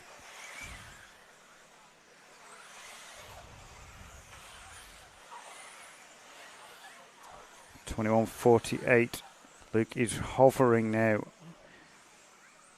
right on 15 lap pace. Charlie Saunders now to the 2 and going second in round. Daniel Pole 3rd, Lee Martin 4, Hudson Knight 5.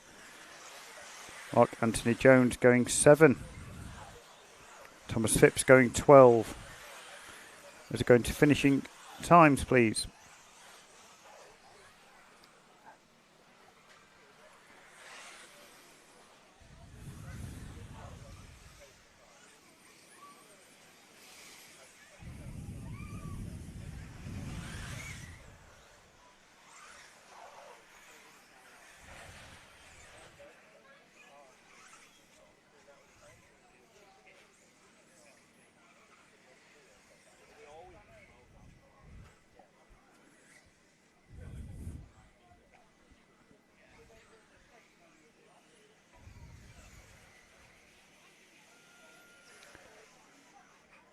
So Luke Holdsworth just gets caught at the line, 14 in 5-0.87. Charlie Saunders goes 2 with a 14 in 5. Daniel Pole 3rd, 14 in 6. Lee Martin 4th, 14 in 7. Hudson Knight 5th, 14 in 8. Mark Anthony Jones, you went in 7th with 14 in 14. Lewis Hopkins stays 6th. Johnny Skidmore, you stay 8th. Matt Thompson 9, Reese Ward 10, Ollie Natras 11. Thomas Phipps and Stuart Marn go 18th and 19th. Aaron Nash 26th. Going to the final heat of round number 2.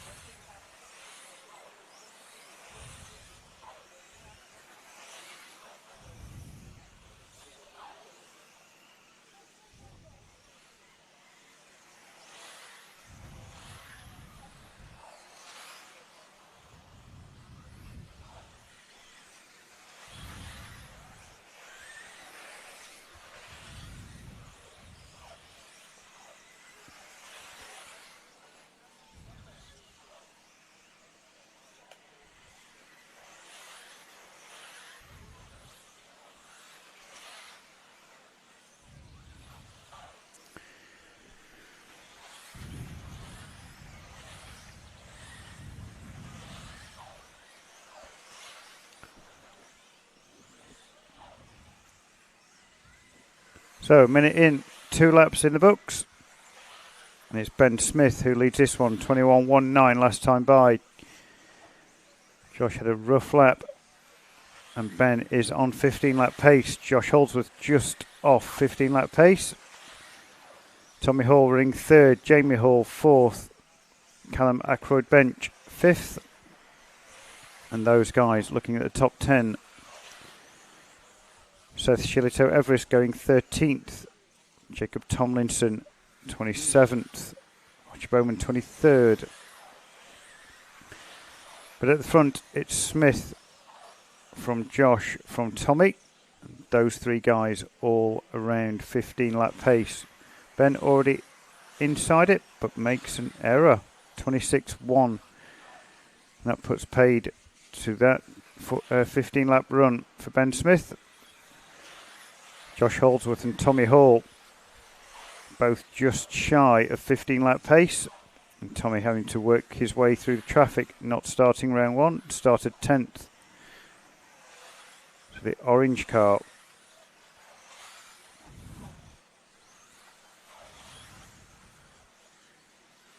Yep, still second. About a second off Josh. Currently on time. And Josh Holdsworth now on for a 15-lap run. That'll be your yellow and blue Schumacher car going through the back section, round the X-ray banner, up through the middle, and onto the tabletop. 20.7 last time by for Josh. 20.5 best lap. Jumping into the concrete section, which him and Ben were both doing. And another lap in the books, and it's a 15 in 17 predicted for Josh Holdsworth. Tommy Hall just shy of 15 lap pace, around half a second. But now with that lap, a great lap for Tommy Hall, 20.85 now on for 15 lap pace.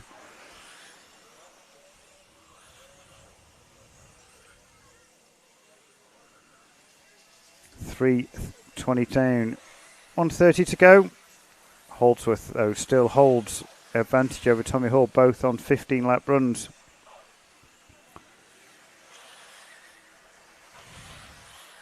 Jamie Hall looking at going 9th. Archie Bowman now working his way in a groove, and now up to going 10 in round. Seth Shillito Everest going 15. Harley Eldridge 17. Callum Ackroyd Bench 18. Jacob Tomlinson 23rd. With a minute to go, Holdsworth and Hall predicted a second gap and going 1 and 2 at the head of the field. 21.63 last time by for Tommy. 21.85 for Josh. Tommy now 21.35. Gaps coming down, but I don't think there's enough time left. With only 35 seconds to go, it looks like Holdsworth at the front, then Hall, Bowman, and Jamie Hall and Harley Eldridge all going into the top 15. Seth going 17. Another 21.23 for Josh. Extends that lead into the 15-lap run with 10 seconds to go. It'll be this lap and one more for Josh.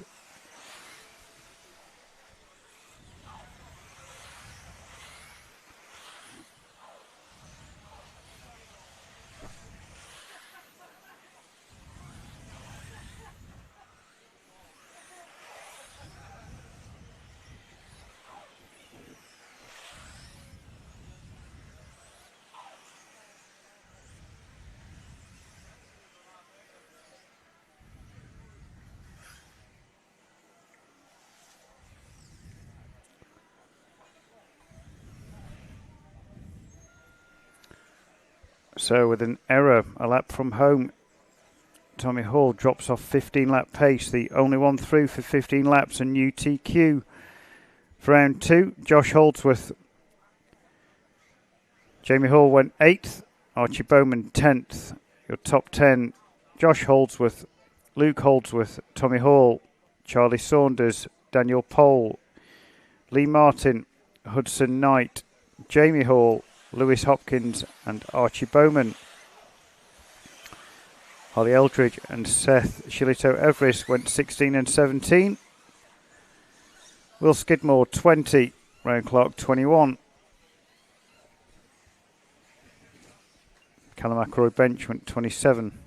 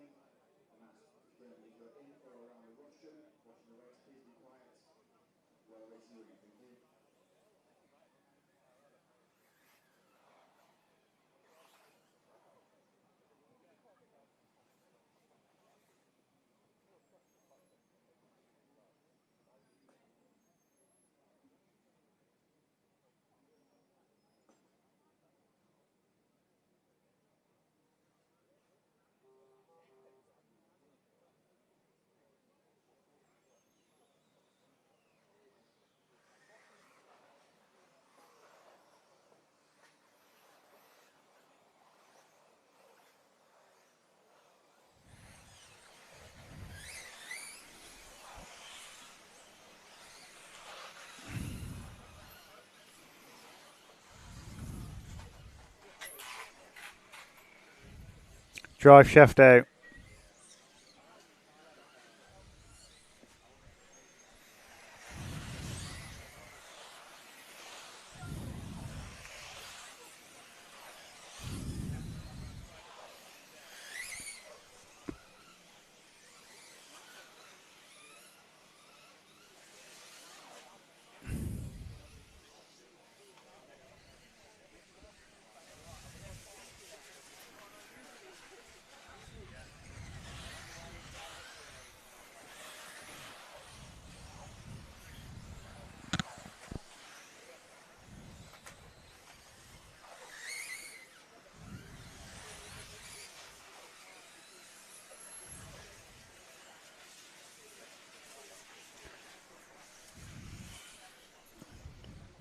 So after 2, heat 1. Bulmer, Russell, Theorens, Hall, Milford, Griggs, Christopher Cherry, Daniel Hall retired on lap 1. Andrew Bulmer 24.88, Kyosho car last time by, hot lap.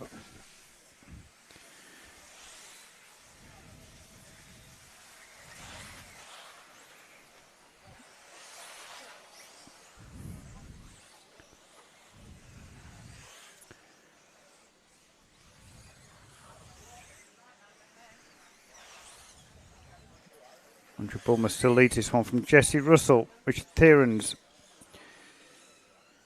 Those guys are all in the 24s.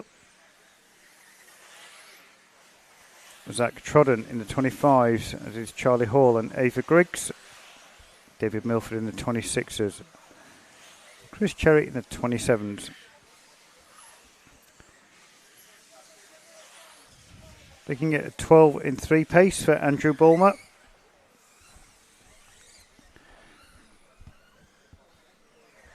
Average coming down, getting closer to a 13 lap pace.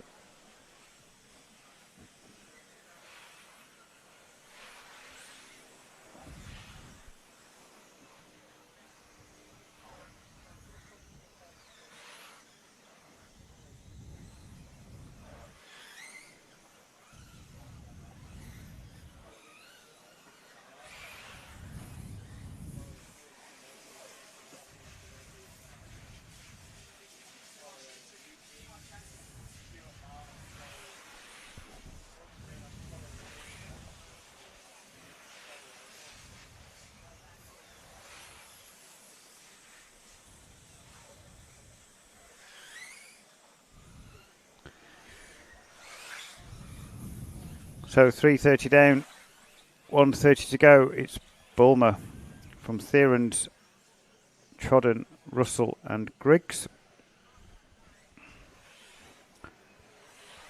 Bulmer looking at 12 in 4. Theorens 12 in 6. And there's a gap to Zach and Ava.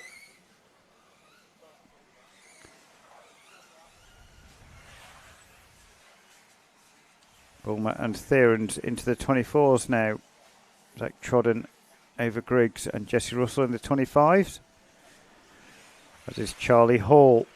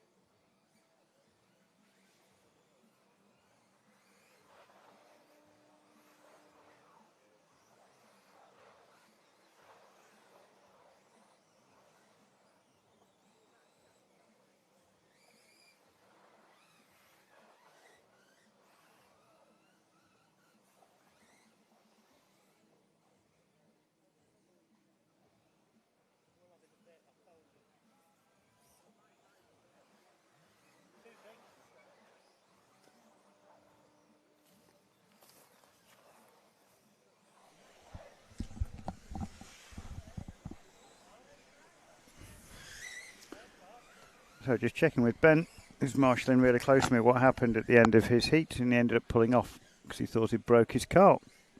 The front end was rubbing, so they're going to have to check that one.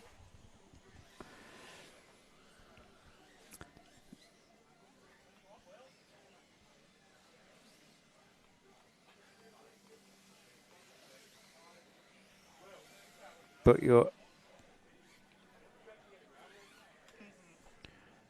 Andy Bulmer takes that one. 12 in 6. Zach Trodden 12 in 15. Ava Griggs 12 in 18. Charlie Hall 12 in 23. Dave Milford 12 in 25.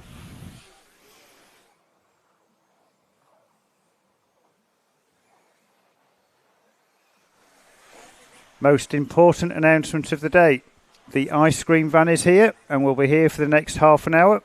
So if you fancy an ice cream, the ice cream van is on the entry road as we came in, or where you come in.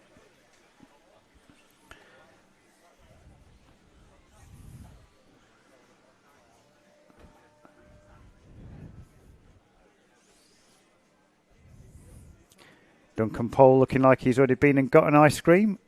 Seems to have forgot mine though.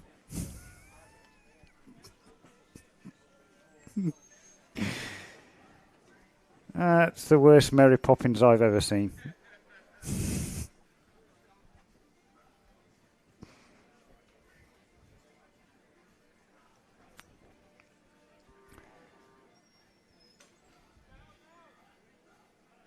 Josh, don't go anywhere.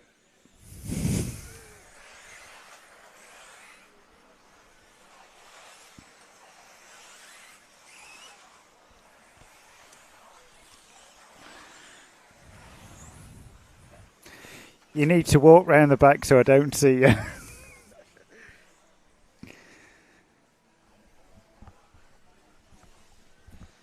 So, TQ. TQ. Didn't see you all day yesterday. No, I wasn't really. I was just driving terrible. To be honest. Like I had quite a good leg 3, and I literally didn't change the car at all. Like Yeah, it's just drove. just driving. So today's a bit better though. I think yesterday was a hard track.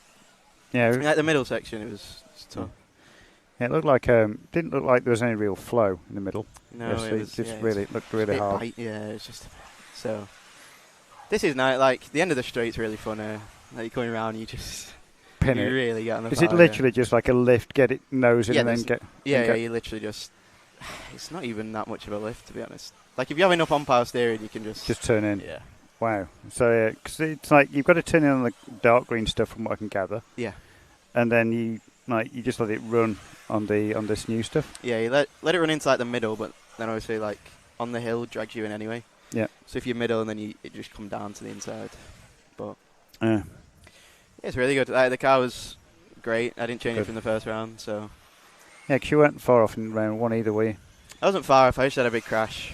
Like, but pace-wise, it was. Yeah, was it like 1 in round? Yeah, it must like have been. lap Yeah, 2 because or- I think I just caught it out of the corner of my eye, just about to start like going on the like track market. Yeah. I think I just heard you go, or heard a car go upside down. I think it was you. Yeah, it was For just the back. it was in the middle, and all the marshals around the outside. So it's just. Yeah, I think that's one thing they said, like drivers briefing. It's hard to put a Yeah. marshal in the middle because the back section's so critical. You can't put anyone in the middle because Yeah. it's bad enough to get through there without sitting a marshal and then disappear behind a marshal and a bump that you didn't know existed. You're like, oh, I'm off. True. Yeah, it's true. But no, it's good. I think the cars are working really well. Luke got a 2, so Yeah, Luke's looked quick. Luke was quick yesterday, to be honest. Yeah, I mean, kind of expect you guys to be quick round here. Yeah. And put the pressure on Ben. I didn't realise that Ben had pulled off, so I missed what happened to Ben's car at the end of that one. Basically thought he broke it or something. I'm not sure if he broke it. I thought he just pulled. I know he had a few mistakes. I thought he just pulled it off, but he might have broke it.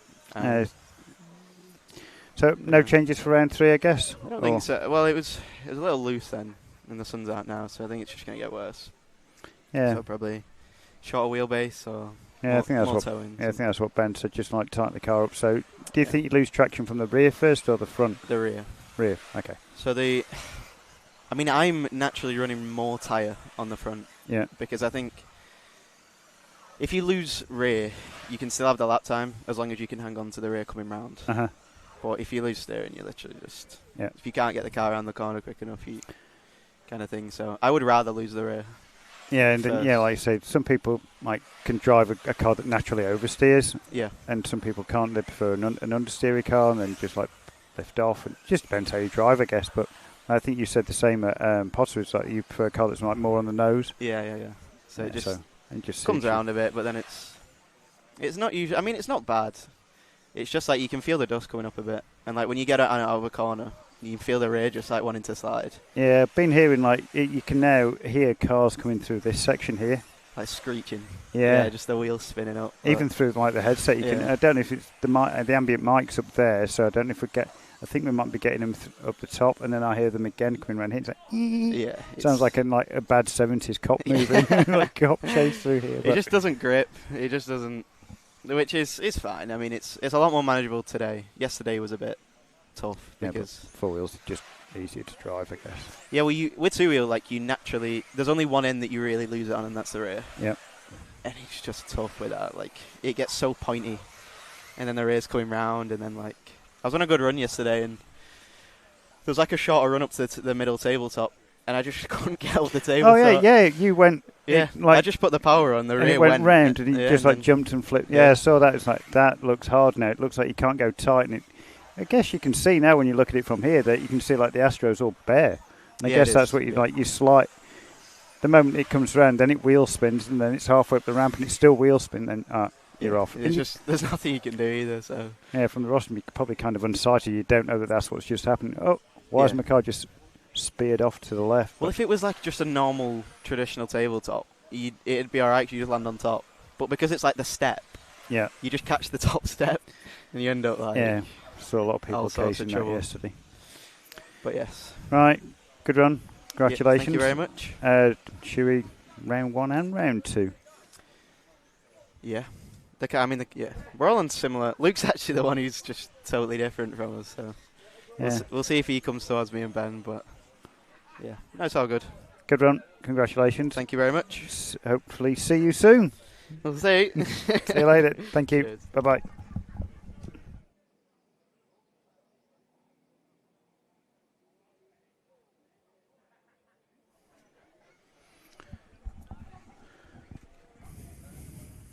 So thanks to Josh Holdsworth. Great run for Josh in that one. Top 10 after 2 is Josh Holdsworth with a 4 and a 0. Luke Holdsworth with a 3 and a 2. Daniel Pole with a 2 and a 5. Charlie Saunders with a 5 and a 4. Lee Martin 6 and 8. Hudson Knight 8 and 7. Jamie Hall 7 and 8. Mark Anthony Jones 9 and 11. Lewis Hopkins 12 and 9 is 9th, and Ollie Natras with a 10. And that unlucky Marshall, his body got ripped off. 10 and a 15.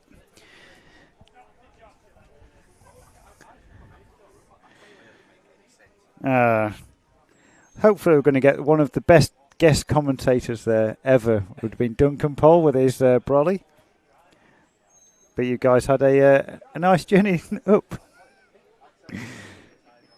So for those who don't know, if you have a look on the CML page, Duncan and Daniel turned up this morning in suits because they were at a wedding yesterday. So they've driven down to their cousin's wedding.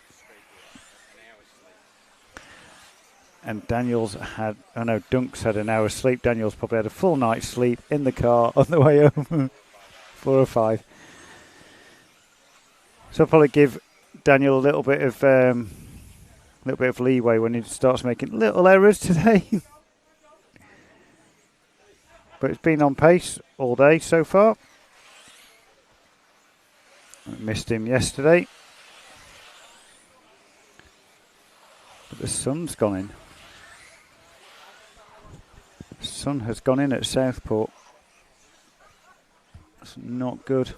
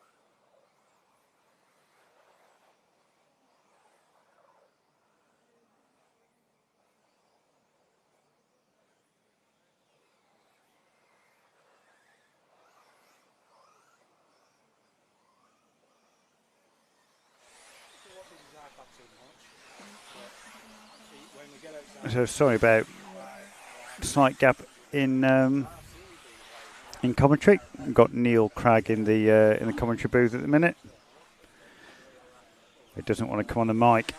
He's popped in to see everyone and see what he's missing from racing. So there you go. Look, he's in the background.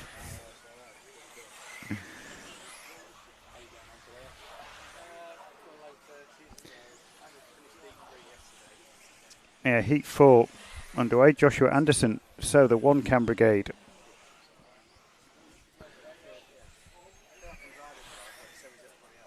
So Heat 4, 4 minutes down.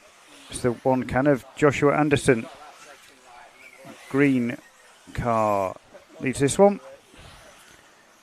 13 and 15 predicted for Joshua.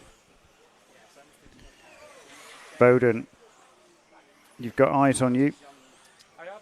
Going 7, Phil Campbell going 6, Ben Ellis going 8, and Martin Lee going 10.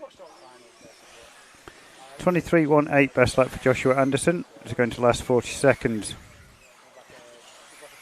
25.25 though last time by for Joshua Anderson. Not going the right way. 23.0 though to back that up, and that's his new hot lap. Gets the back section wrong by the X-ray banner, and Joshua Anderson now predicted a 13 in 15. James Gibbs had a 13 in 17. Phil Campbell, you're looking at going 6. Mark Christopher 8. Martin Lee 9, and Ben Ellis 10. Bowden, you've now dropped out of the top 10.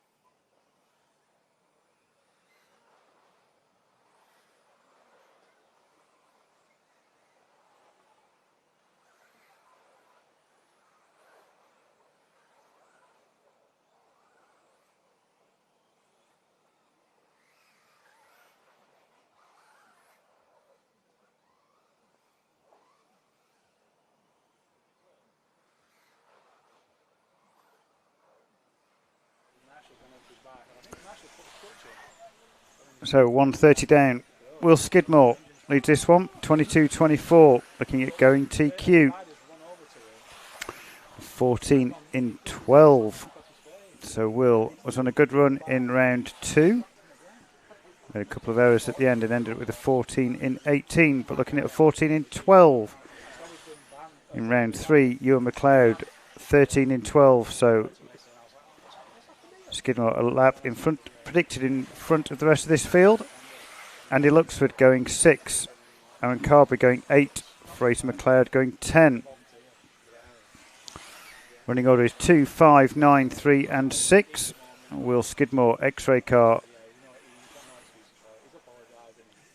over the tabletop, jumping onto the concrete section and round 22.69. 14 in 14, a slightly slower lap. For the next few laps, Will doesn't have any cars in front of him for a good while, and there's only one I can see. So 2:30 down halfway through this one. It's Skidmore from McLeod, Carberry and Fraser McLeod, with Andy Luxford in the middle going 7th.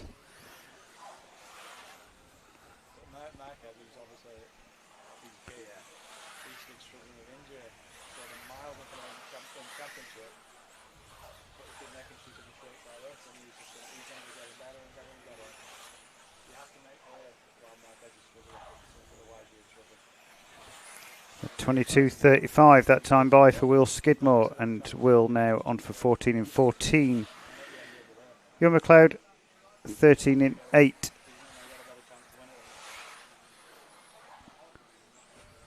(14 in 14) in round 2 would have been top 10. Gives you an idea of how fast Will Skidmore in this heat is going. Ewan McLeod 23.89 last time by, on for a good run, 13 in 9. Aaron Carberry 13 in 19. So 3:40 down, 1:20 to go. Skidmore, McLeod, Carberry, Luxford and then Fraser McLeod, all affecting the top 10.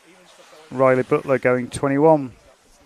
Simon Hudspeth 25. Jack Mills White 29th.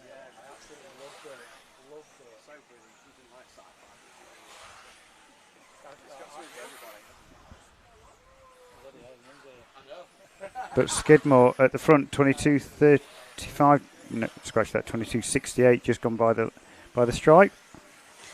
And Skidmore now 14 in 14. Ewan McLeod 13 in 7, bringing that time down.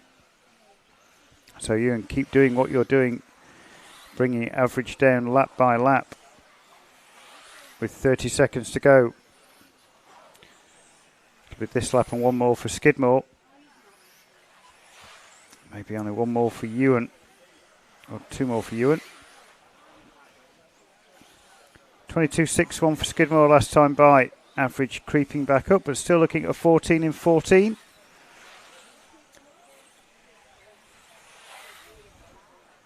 And Ewan McLeod bringing that time down now, 13 in 6. As you go into finishing times.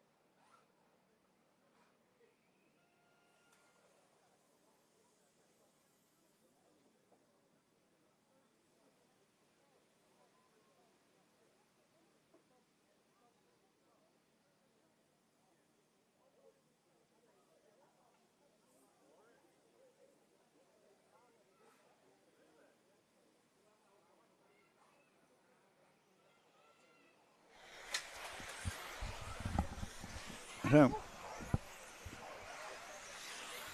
thank you to the ice cream vendor. We are now have ice creams. Yeah, we just had Neil Cragg in the com booth, but he didn't want to go on. Didn't want to go on mic. Nice of him to show his face for a bit, though. Yeah, only just down the road. He said he was coming. I did try and get him to do co-coms, but he doesn't feel confident enough, so. Fair enough. For anybody that's still with us, apologies for the little break. I'm just going to flip the camera around.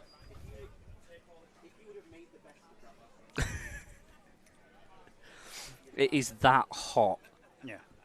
And the lovely people from Southport let the local ice cream van know that we were here this weekend. Unfortunately, we missed them yesterday. But today we most definitely caught them. Not missing them today. It's an absolute scorcher today. Let's have a quick look what the weather's actually saying. Last I checked, it was pushing 25. Feels like more. But we are in. It's you're saying it's cooler than yesterday. No, that's got to be wrong. Saying 20, 22 at the moment. But it is it's an absolute scorcher. So we're going to enjoy our ice cream whilst we follow Heat 6 around.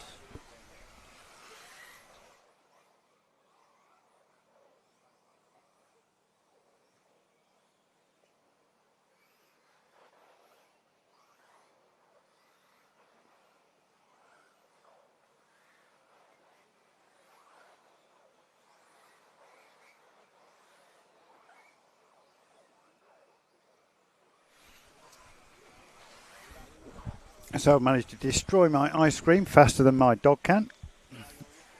So I can get back to commentating. Now, good to see Neil. For all you guys that saw Neil, didn't want to come on mic. But great to see Neil here for the weekend coming to say hi.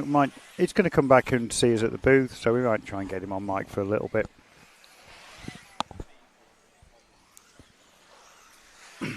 So, Heat 6, Will Fisher leads this one. Will had a great round 2. And we had a little interview with Will. It looks like he's just made a mistake. So this one won't be as good as his round 2 or round 1. And it's now Ryan Preston to the point. The white car following Will through the back section. But Will now use this run to get back in the groove and then put this one away at the back of your mind and get out for round number 4. Looking at 13 in 3 in this one. The current TQ by Will Skidmore is a 14 in 15. Ryan Preston looking at a 13 in 3. Scott Wyman 13 in 7, as is Burton, Phil Channon. You're looking at 13 in 9. Neil Tinsley 13 in 11. Emily Heward 13 in 16. So again, this heat has been a quick heat and affected the top 10 heavily in every round so far. And everyone down to Emily in 7th in this heat is affecting the top 10 as it stands.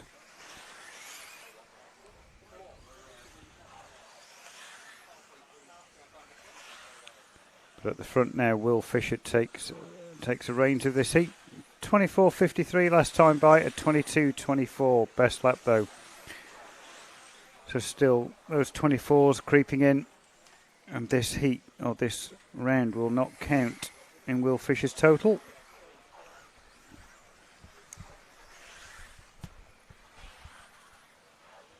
Will Fisher currently has a 26 and a 19 from rounds 1 and 2. So we'll need something to go with that 19. 26 and 19 will be probably in the C final maybe, or top of the D at the end of 4 rounds.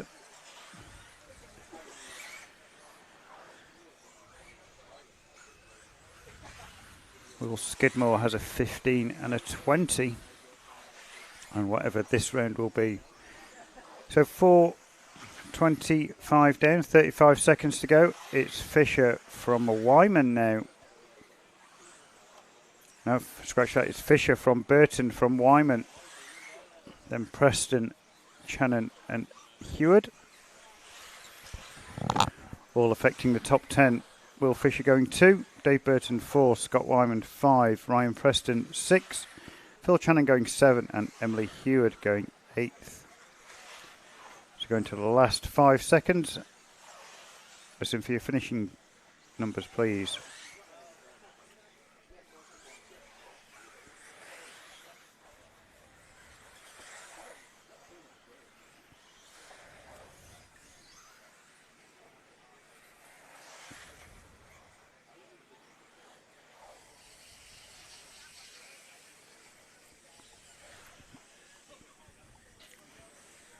Yeah, so the ice cream was consumed in record time because it's warm. Best way I can describe it, and it was melting fast.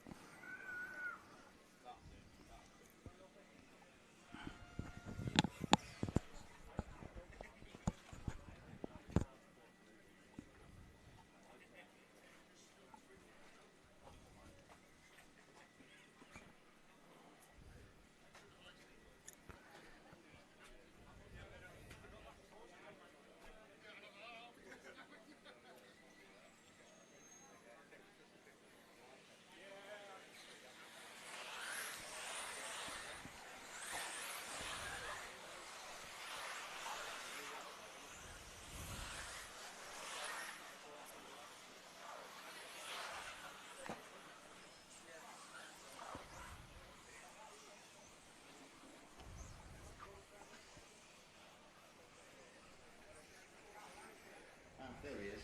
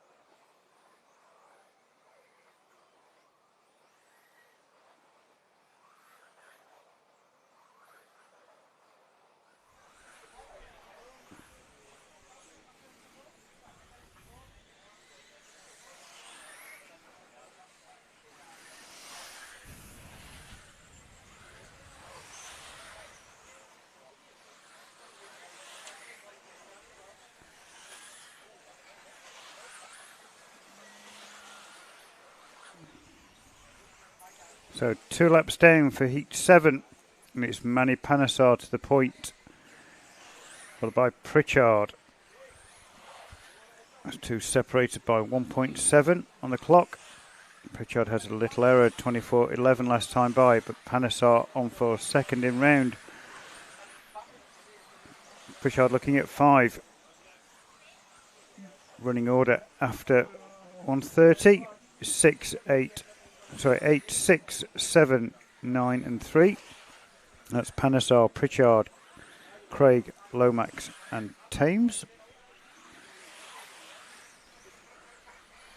Panesar, Pritchard and Craig are all affecting the top 10. Panesar getting close to 14 lap pace now. 13 in 0 for the Schumacher car of Panesar. White, purple and pink car with yellow wheels around the middle through the back section. And through the infield, up onto the tabletop, making that a straight line over the tabletop, out onto the straight. And that's lap 6 in the books. Gap at the front down to 0.3 of a second. Pritchard does a 22.82 last time by. New hot lap for James Pritchard.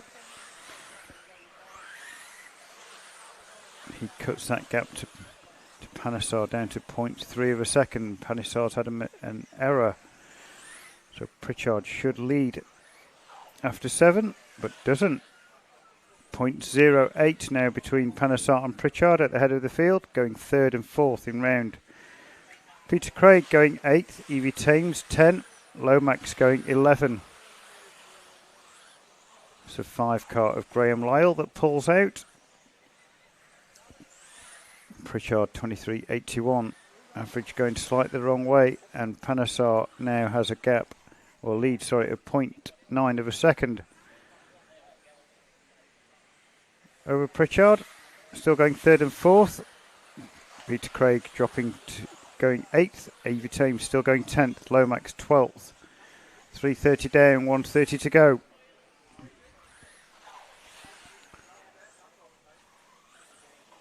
Pritchard through the back section. X-ray car looking good. Into the tabletop. And round to complete lap number 10. 22.76, Pritchard's best lap that time by. So what if he did that time by? Just keep doing it to the end. And Panesar and Pritchard now only 0.3 apart.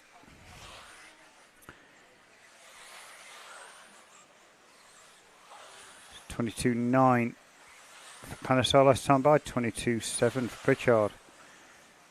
23s this time for both of them, but it's now Pritchard to the point, 0.08 ahead of Panesar.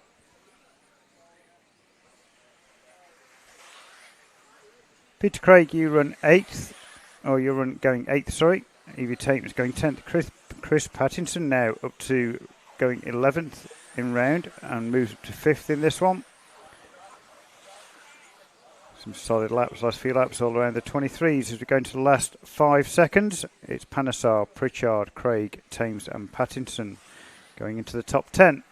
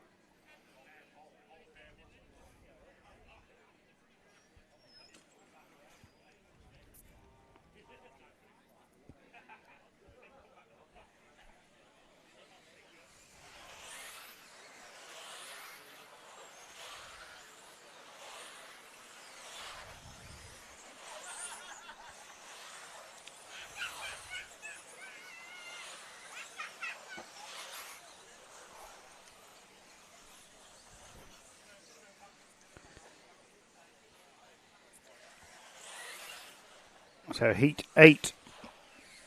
Reese Ward starts out with a 21.94. Matt Dodd 22.72. Chris Foster 23.06. Ruben Russell starting this heat well 23.17.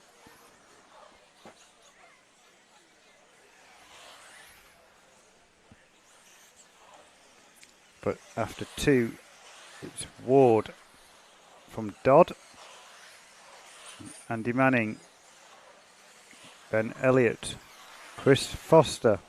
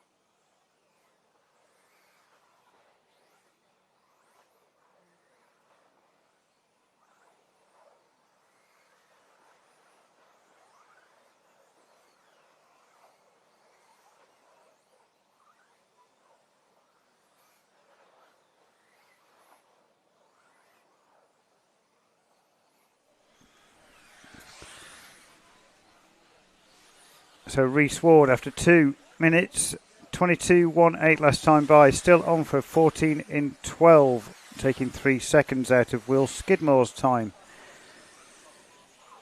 Alex Pyatt 13 in 2, Matt Dodd 13 in 3. It's really close, around that 13 in 2 to 13 in 5. That's 8. Only 3 seconds, but 9 drivers covered by only a couple of seconds. But Reese Ward out front 22.55 last time by, and then a 21.87 this time by, bringing that average down, and now heading for a 14 in 11. Reese has a 13 and a 14, so that's definite B final, so now he can push to try and get another low score. Needs something inside the top 10, like an 8 or a 7, to trouble the A final. 3 minutes down, 2 to go. It's 22.7 last time by. We're still looking at a 14 in 12.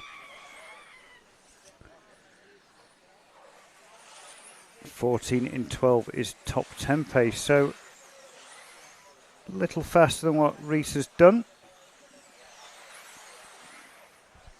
But Reese has a bad lap, 26.8. That's going to put paid to this run, I think. Alex Pyatt, though, 13 in 0. You're getting close now to 14 laps.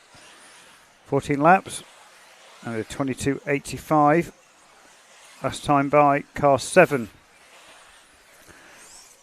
Alex Pyatt now on for that 14 lap run. 22.67 last time by for Alex, with 1 minute to go. Alex, your 7 car. Ruben Russell doing a 13 in 4, so keep this up, Ruben. So cars to the over the tabletop and into the back section. You have your 3rd place guy with you coming onto the concrete. So it's Reese from Alex, from Ruben, from Roger Tugwood. Matt Dodd runs 6. Gareth Stanton goes into 5th. So Reese, Alex, Ruben and Roger all affecting the top 10. 10 seconds to go into your finishing times.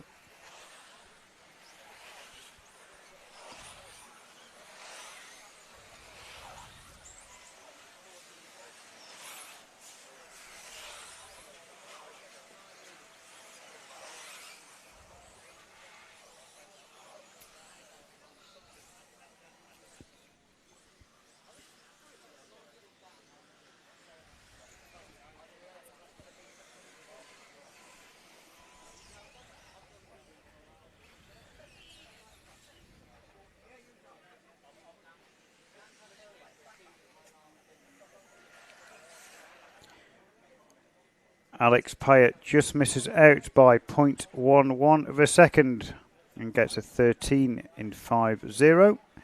Reese, 13 in 1. You'll rely on your round 1 and 2 scores at the minute. Ruben Russell, your meeting starts now. 13 in 5 minutes 4. Who's 6th in round at the minute.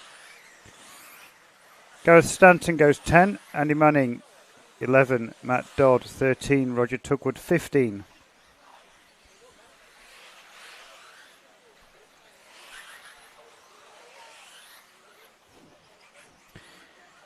Ben Elliott, 20th. Charlie Simmons, 24th.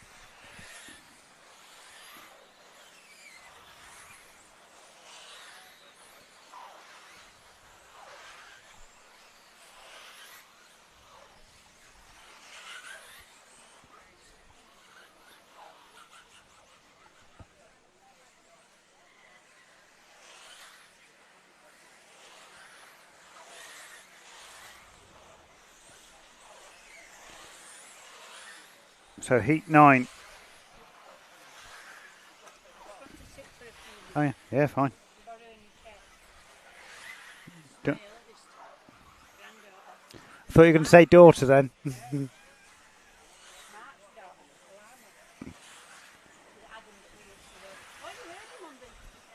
Yeah.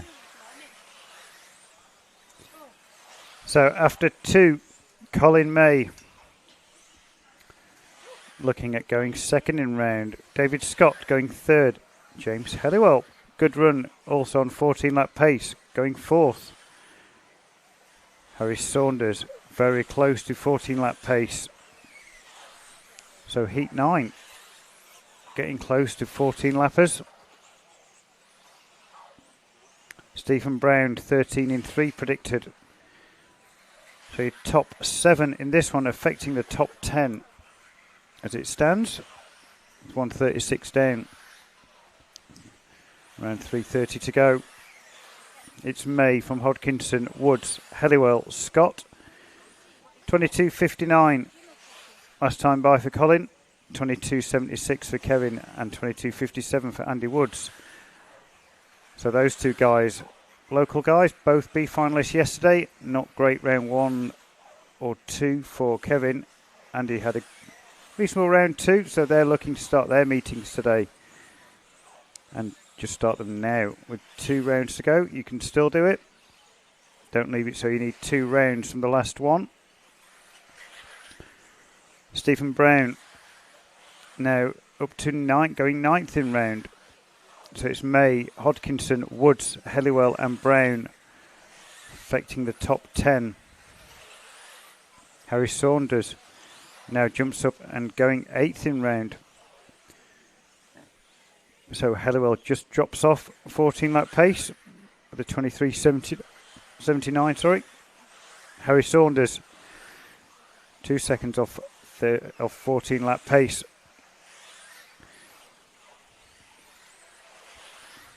It's May, Hodkinson, Woods, Colin May, white, purple and pink car coming onto the straight now. And 22.79, getting close to Will Skidmore's time, but still going to be looking, or predicted at 2 seconds shy. Andy Woods now on 14 lap pace. Kevin Hodkinson just off it, 0.86. At 25.97 last time by hurt Kevin's hunt for a 14 lapper. Harry Saunders getting closer though, now 13 in 1 predicted for Harry. James Helliwell 13 in 2 predicted. Stephen Brown 13 in 2. So all these guys getting closer and closer now to a 14-lap run. It's a 7 car. That's David Scott who's over.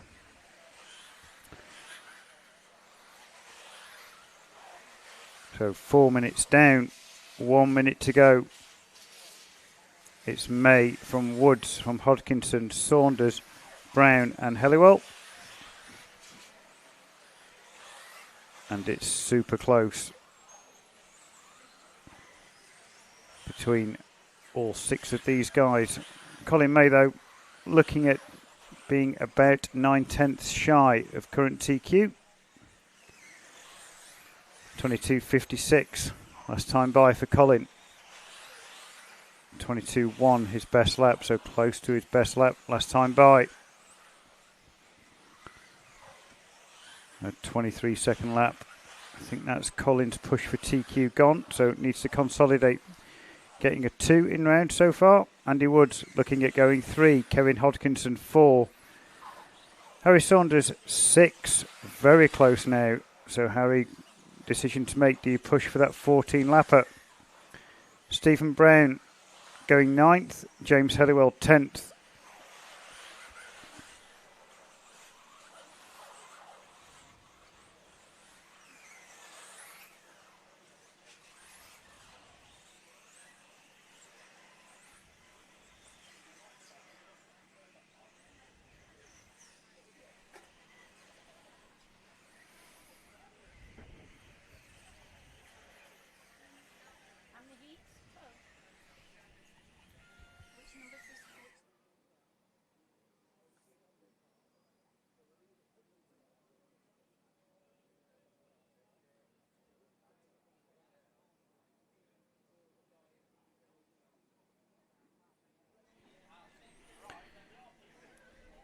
So Cole May goes second in round, 1.8 seconds shy of Will Skidmore's current TQ. Kevin Hodkinson goes third. Andy Woods 4. James Helliwell 8. Harry Saunders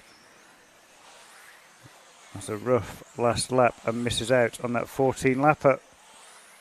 Goes 9th.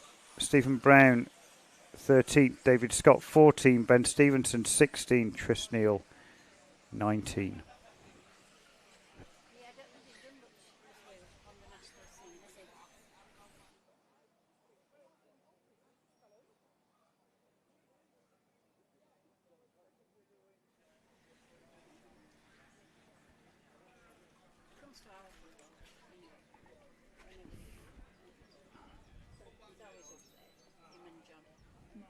Yeah, they're pitting in there.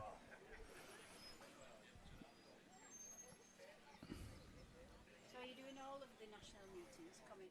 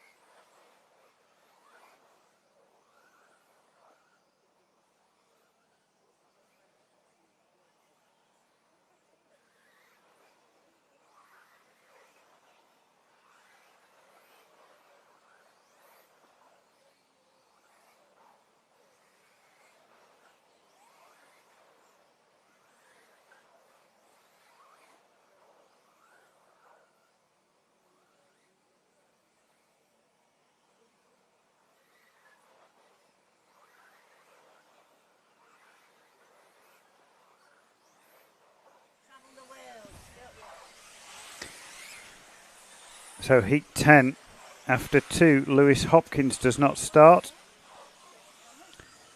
Johnny Skidmore, 22.1 last time by. 21.83 is best lap. And at the front of this one,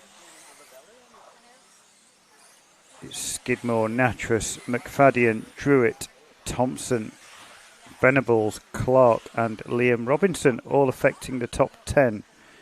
So 8 of the 9 cars running are affecting the top 10. Tommy Dale looking at going 13th. 22.01 last time by for Skidmore, and he's looking now at a 14 in 9. Ollie Natras looking at a 14 in 10. Ollie needs something to go with that 10. Skidmore needs to start his meeting because he's got a 12 counting in at the minute. That won't be good enough to make the 8. Isaac McFadden needs something to go with his 11. Matt Druitt has a 17. Tommy Dale has a 16. Ryan Clark has a 19. Saw those guys looking to put something with a low score to solidify a place in the B final. Skidmore on the hunt for a top 10 time in round number 3.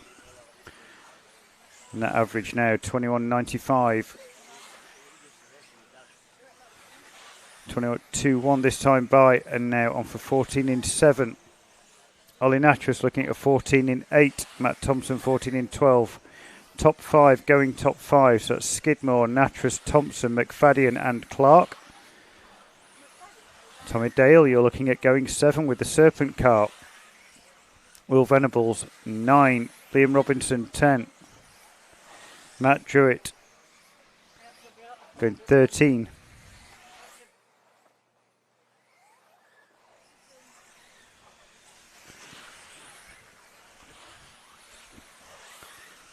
At 3:20 down, 1:40 to go. Have to wait for Skidmore to come through, and he still leads this one by 0.9 of a second on the computer. 21.69 last time by, so another lap under his average, bringing that predicted time down to a 14 in 7. Ollie Natras looking at 14 in 9. Matt Thompson 14 in 12.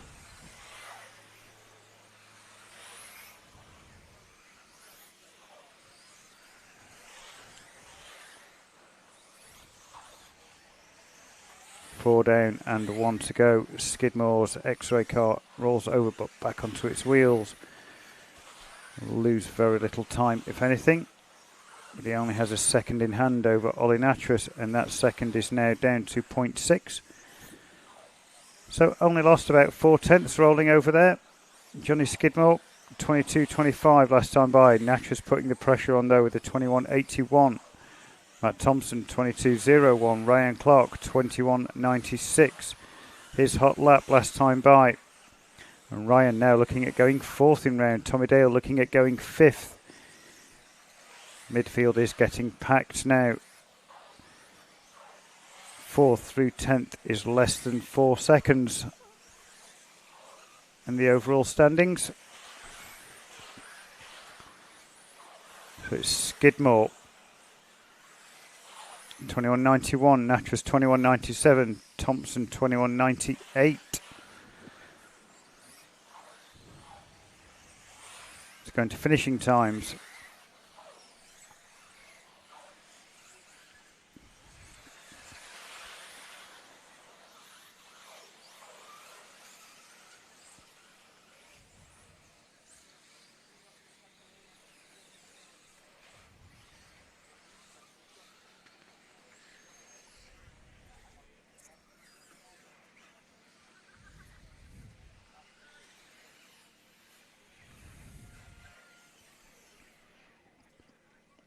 So top 6 go top 6.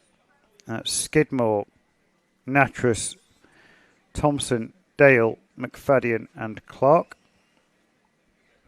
Will Skidmore stay 7th? Colin May 8th. Then it's Robinson, Venables and Druitt. 13, 14 lappers at the minute as we go into the last 2 heats. So this round will have the most 14 lappers.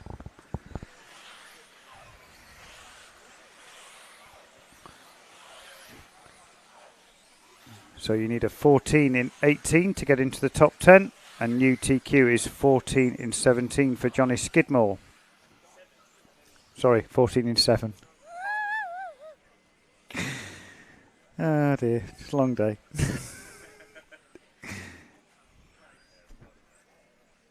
Ollie Natras 14 in 8. Only 0.4 between those two across the line.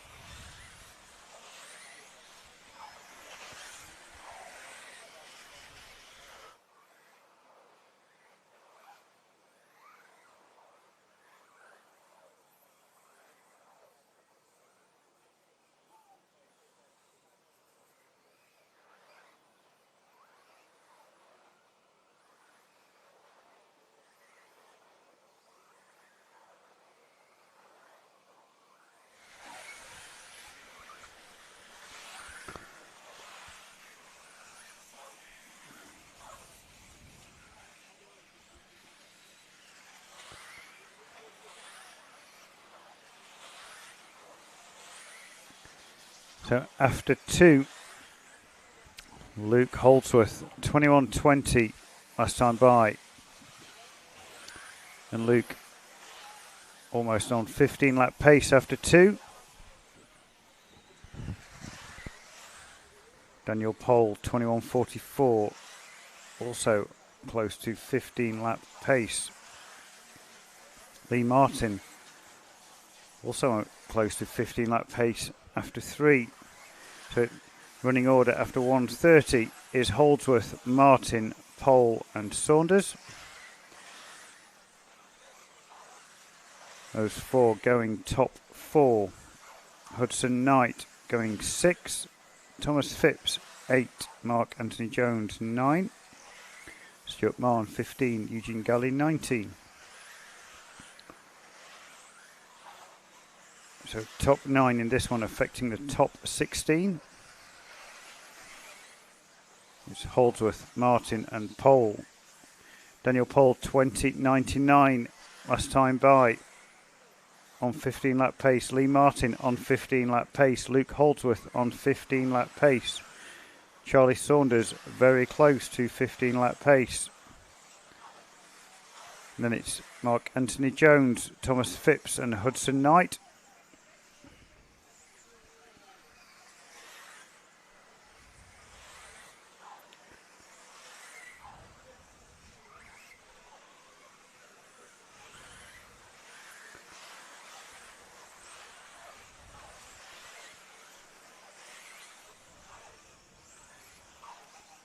.240 down, 2:20 to go.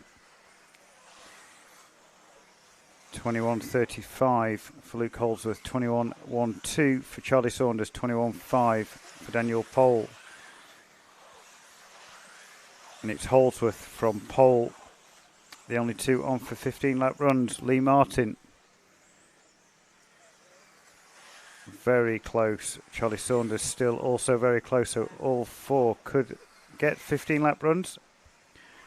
So Lee and Charlie need to bring their average down ever so slightly. Some consistent fast laps.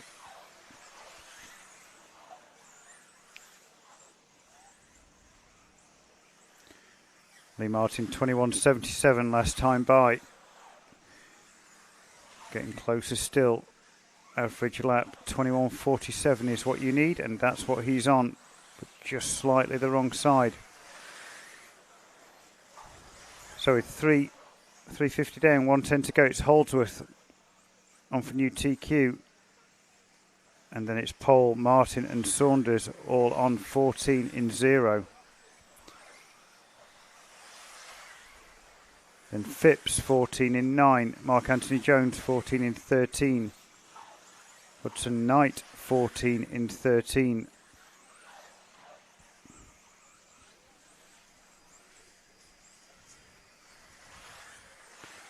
21.07 new hot lap for Lee Martin last time by. He's almost there on 15 lap pace. 21.5 for Lee Martin and agonising close now. Only 0.2 of a second off 15 lap pace for Lee Martin. Luke Holdsworth though, been on 15 lap pace pretty much the entire run.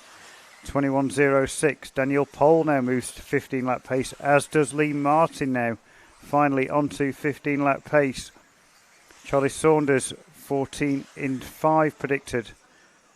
For those top four, still going top four as you go into finishing times. So Lee Martin making a charge at the end of this one, and looks like he might get through for that elusive 50. He doesn't. He gets caught at the line at 21.8 last time by. Daniel Pole through though, and Luke Holdsworth through.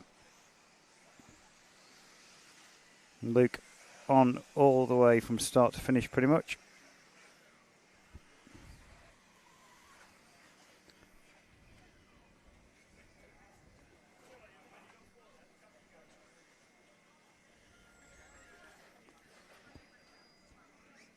So Luke Holdsworth, new TQ, 15 in 18. Daniel Pole also through for 15 in 20. Lee Martin gets caught at the line, 14 in 0. Charlie Saunders, 14 in 5. Those four going top four. So Johnny Skidmore stays 5th. Ollie Natras, you're 6th. Thomas Phipps, you move into 7th. Matt Thompson, you stay 8th. Mark Anthony Jones, 9th. Tommy Dale, 10th. Aaron Nash, that's your best run of the day so far, I think. You move 14th. Hudson will rely on rounds 1 and 2 with an 8 and a 7. This round will not count. Eugene Galley, 22nd in round.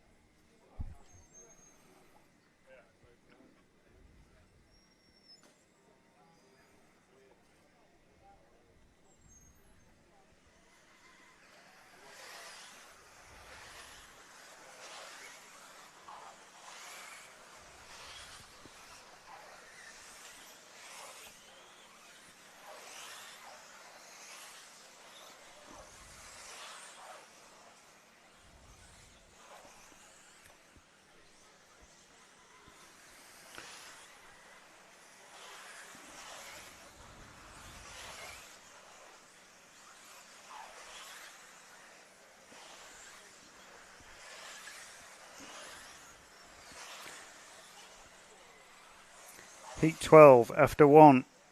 It's Jamie Hall, 21-1. Tommy Hall.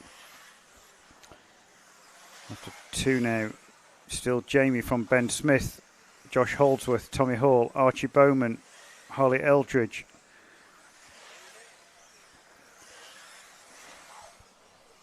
Jamie Hall affecting the top 10 the most by going UTQ. Josh Holdsworth though responds. He's now looking at going UTQ, but the top 3 in this one are separated by 0.3. After 3 laps, Tommy Hall 0.7 back on Ben Smith. Archie Bowman a further 2 seconds back, then Eldridge another second back. So only your top 4 are affecting the top 10. Ben Smith going pole, Josh Holdsworth going 2nd, Jamie Hall going 4th, and Tommy Hall going 10th at the minute. Tommy needs something to go with his 3 from round 2, having not started round 1.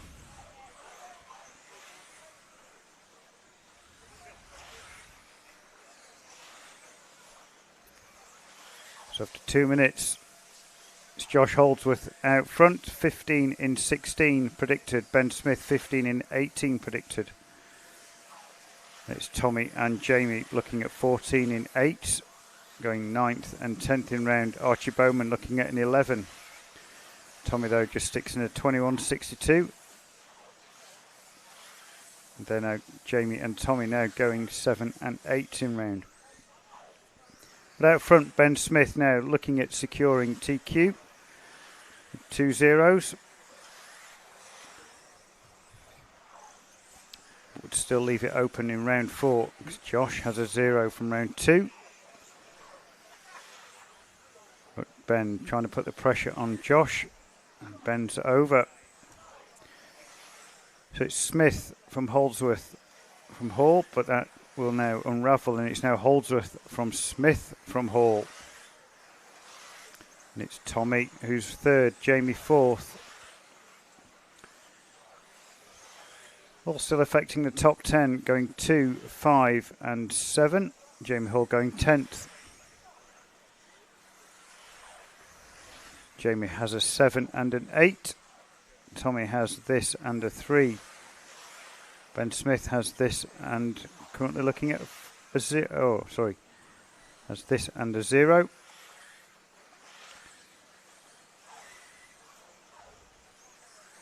.330 down. 1:30 to go. Holdsworth through the back section. Round up onto the tabletop where he had his issue yesterday in 2-wheel. No problems. No problems in 4-wheel though. Jumps to the concrete, and that's the quick line. If you can jump that inside hump onto the concrete and keep it facing forwards. Holdsworth now 21.17. Last time by. Looking at a gap of around 2 seconds up to brother Luke, who still holds TQ in round 3. Ben Smith looking at 5, Tommy Hall 6, Jamie Hall 8. Callum Ackroyd bench now looking at 14 and an improvement in time. So 4:40 down, 20 seconds to go. It's Holdsworth from Ben Smith. And Tommy Hall, Jamie Hall, Harley Eldridge, Archie Bowman and Callum Ackroyd bench.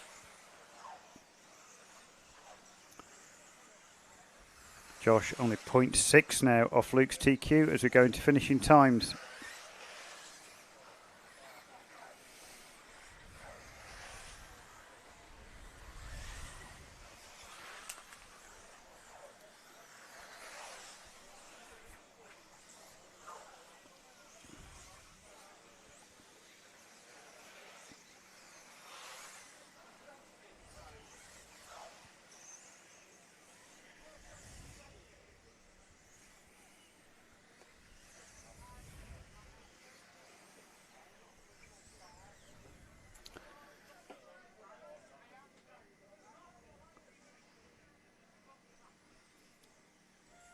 So with a stellar last lap, Josh Holdsworth sneaks TQ by 0.07 seconds from Luke.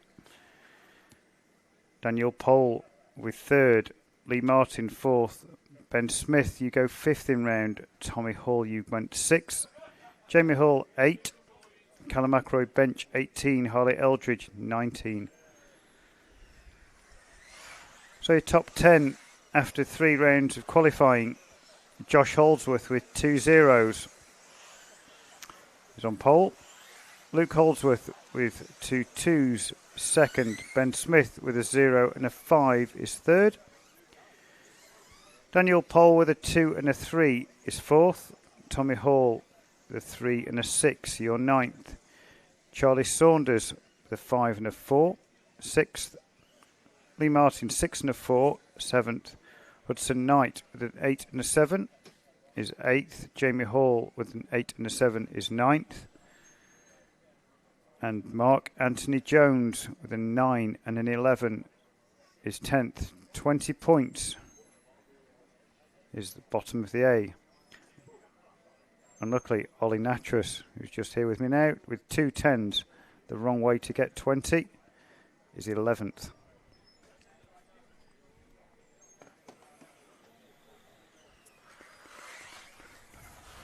Yeah.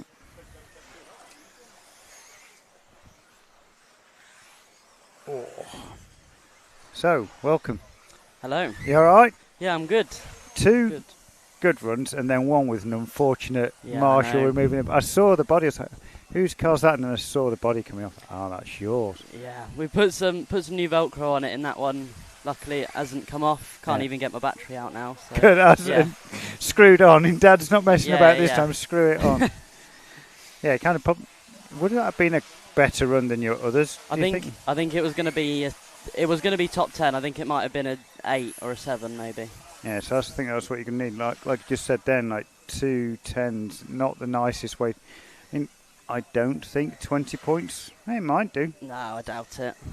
It's beyond you. 20 points to the bottom of the A will be a really high scoring bottom of the A. It's normally like 15 would be a low, high scoring one. So Hudson, like 8 and 7. So I think 15 will be the cut off. I've got a feeling. Yeah, because who have you got? You've only got really Johnny behind you. And Lewis. Johnny and Lewis both got a 9, so they're the only ones that can really challenge. So it's really between there's 4 of you there for one spot by the looks of it. So KO Show car going well. I've not interviewed anyone from KO Show, and as one of our sponsors, I thought I'd better get you up here because you've had some good results recently. Yeah, so this is the first meeting with the new 4-wheel drive, the ZX 7.5. That's been amazing so far. This is literally, except for a quick club night, this is the first meeting out with it. Okay. It's been feeling amazing so far. I'm really happy with it at the moment. Yeah, because obviously you guys are one of the smallest teams. We are, yeah. I don't think we're the smallest. I think there's one PR. Oh, didn't even know there's a PR here. Alex Pyatt. Ah, right, okay. Yeah. That's something I didn't know. So PR, so there's just you, is it just you and Andy then? It's me, Andy and Ben Ellis. Ben Ellis. All right. Oh, yeah. I see him. He's like on in like Heat 4. Yeah.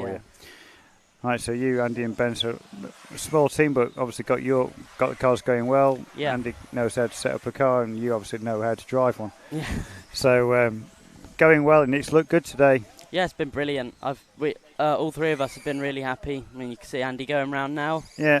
Ripping it around. Yeah. But they've been amazing. Good, and some good results in 8th recently as well. Yeah. I saw KO Show Masters podium. Yeah, I was really happy with that. I managed to grab Savoya on that one. I was very happy with that. That's a heck of a scalp to scalp to catch Savoya. I mean, he's not like he's been doing it forever and a day. He's been European champion like 4 or 5 times, but great result. So any aspiration to doing more 8th, or was that just a one-off with it being the KO Show Masters? I mean, we do the Masters and the Nationals for 8 scale every year. I got my first A final at my first 8 scale A final at Blackpool as well. Yeah, I saw that. Was it you and who else was it? Ollie Frost? No, that was E-Buggy. E-Buggy, okay. Yes. But yeah, that we've been doing really well with that. The new MP11s, I've really gelled with that car. Yeah. Again, it's just feeling brilliant with me. Yeah. I'm definitely starting to enjoy 8 scale a lot more now. Yeah. I would like to do some more in the future, maybe a Euro at some point, Euro A or B. Yeah. But yeah. We're trying to keep it balanced because I think, in my opinion, I'm still a little bit better at 10th. Yeah, as long as it keeps you away from doing any vintage racing, that's perfect for me, mate. Cause Ollie also does a fair bit of vintage racing and just basically schools all those old guys at vintage racing. So the more we can get more of the race. Do you fancy doing like touring car, 1/8 gas, anything else that KO Show can do? I love 5th scale, you know. Fifth scale? Well, it looks cool. I'd like to give it a try at some point, but not in the next few years. Yeah, I've had a go at that when I was in Taiwan once, 5th scale touring car, and that's nuts. Yeah. Because they've got like proper hydraulic brakes and everything on, but... Yeah, good to see you doing well today. Anyone you'd like to say a big thank you to while you're here? My nan, she's always watching. Yeah, she was on yesterday, and I sent a message like, we'll definitely make sure because like you'll be at the front. So yeah, so my nan and granddad, they'll be watching. They watch all the time, and then also Carl Marsden, because he's always on the phone. Yeah. I wonder if he's actually turned 40 yet. Yeah, we won't talk about that. No, because I've known Carl since. Well, he was the guy that was winning when I first started. We started about the same time. Yeah. And I don't think he's turned 40 yet. I've turned 50, so I'm not sure how he's still 40. Yeah, it's one of his secrets, isn't it? Yeah. Many secrets. Yeah, but no, good luck. Hopefully you get another good round in. It's nice to see you make another A final here because you've already made National A final at 10th. but hopefully your body stays on. Yeah. And you have another good run. But car's been looking faultless. You're driving well today, man. So congratulations and have a good round 4. Thank you very much. All right, take care. Bye. Bye.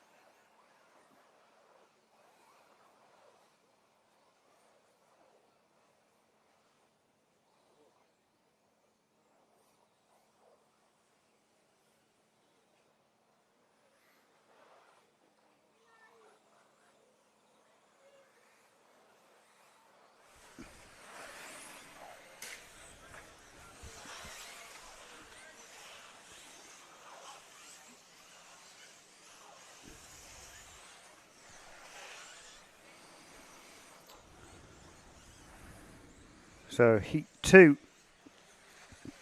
after 2. Mike Elliott leads this one.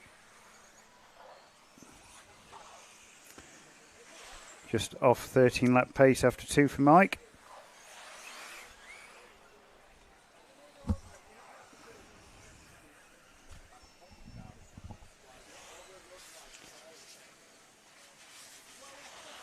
But after 3, Mike's on it, and Paul Trodden. Dominic Morby. Up to the 2 spot, Paul Trodden running 3rd. Ollie Carberry running 4th.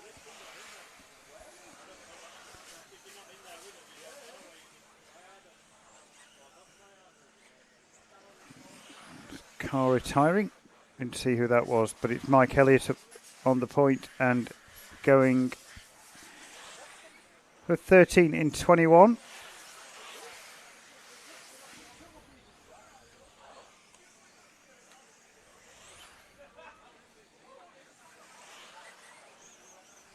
(24.08) last time by for Mike Elliott. Hot lap.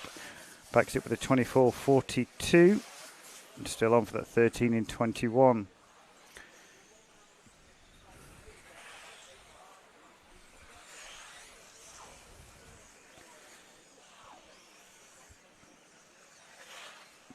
Dominic Morby running 2nd, looking at going 5th in round.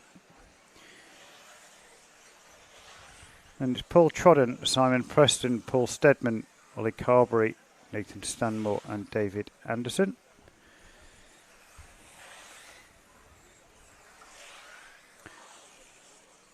Mike Elliott still on that 13 lap pace, but now improving that 13 lap time by doing a 24.09 and is now on 13 in 19 pace.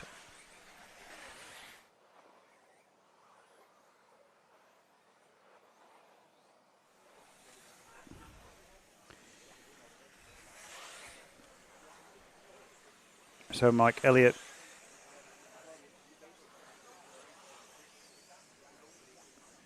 $13 in 19 predicted. Dominic Morby 12 in 8 predicted. 320 down, 140 to go. Mike Elliott, Carl 1. Try and pick Mike up on track.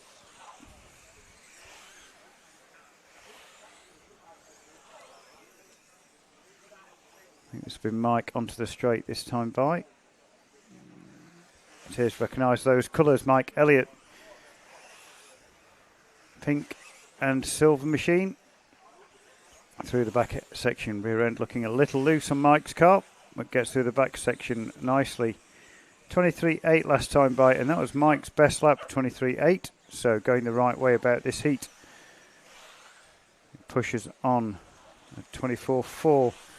So a little bit of looseness through the back section, costing Mike around 0.6, but still on for TQ.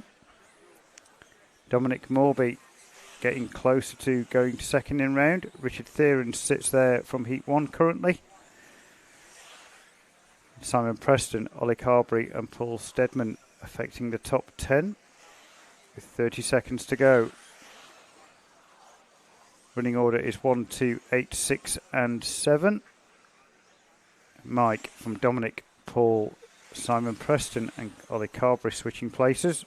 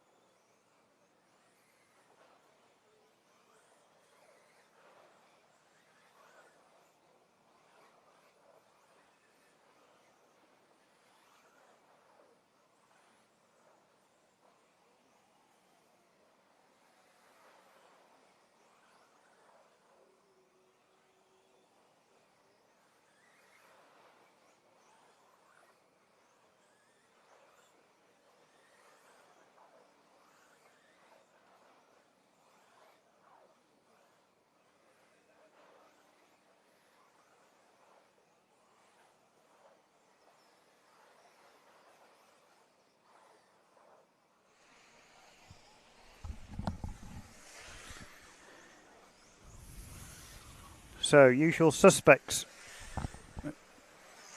at the head of Heat 3, James Gibbs and Zach Whittleston. So it'll be the silver machine of James Gibbs with a black wing and Zach Whittleston in hot pursuit.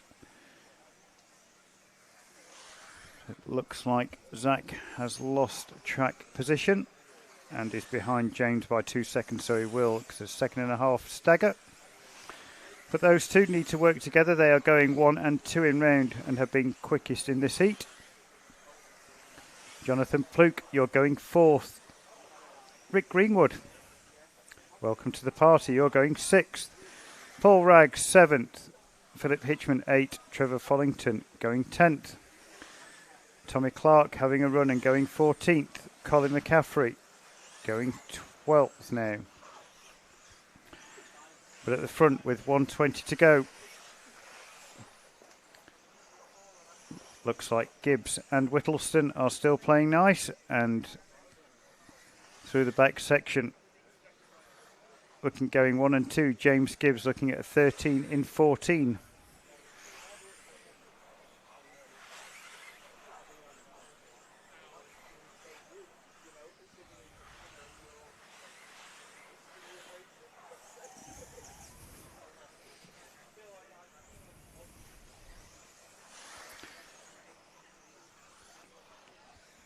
.40 seconds to go now. Gibbs from Whittleston.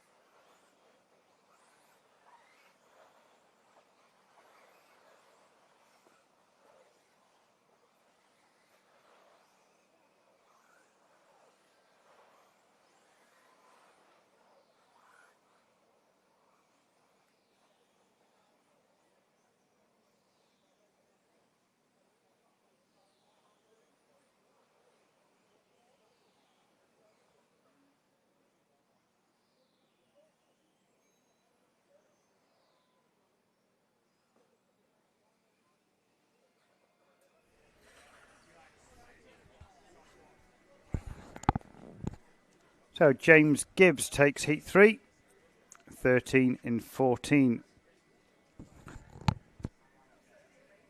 Zach Whittleston loses 4 seconds on his final lap and drops to 5th.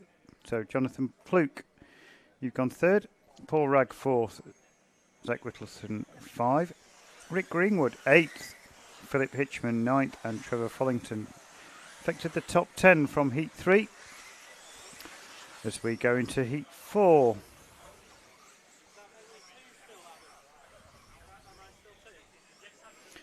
So Mike Elliott, you're still 2nd. Dominic Morby 6 in round. Richard Theron's 7 in round.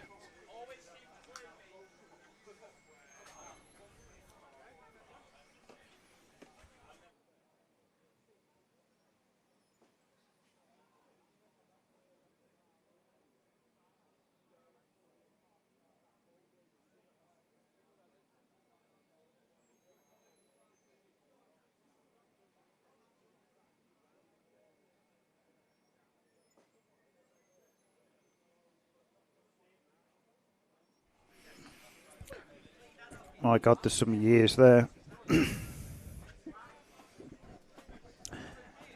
Experience.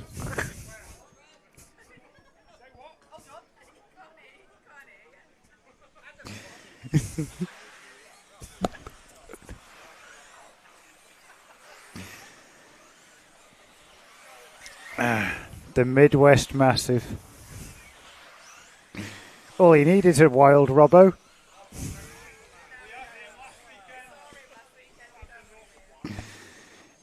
If only he knew what YouTube was.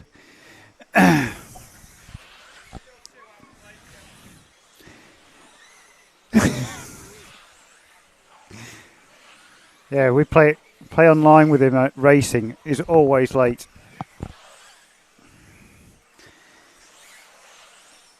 So, Heat 4 is the One Can Brigade. Joshua Anderson with the green car out front. And Phil Campbell, Mark Christopher, Chris Bowden, Paul Griggs, Ben Ellis. Miklos jumps up to the 4 spot though. Joshua Anderson is on TQ pace after 2 laps. Joshua's been going well all of his heats so far. Led all but round 1 from the front because he started car 6. Joshua 23.31 and he's over. Sorry Joshua for giving you commentator's curse. 23.31. We'll get back to that lap time.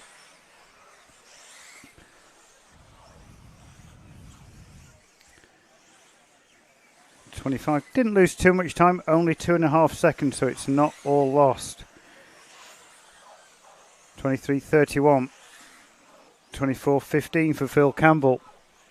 24.07 for Chris Bowden. Paul Griggs 24.5. Mark Christopher 24.4. Miklos 24.4. So all you guys affecting the top 10 as it stands.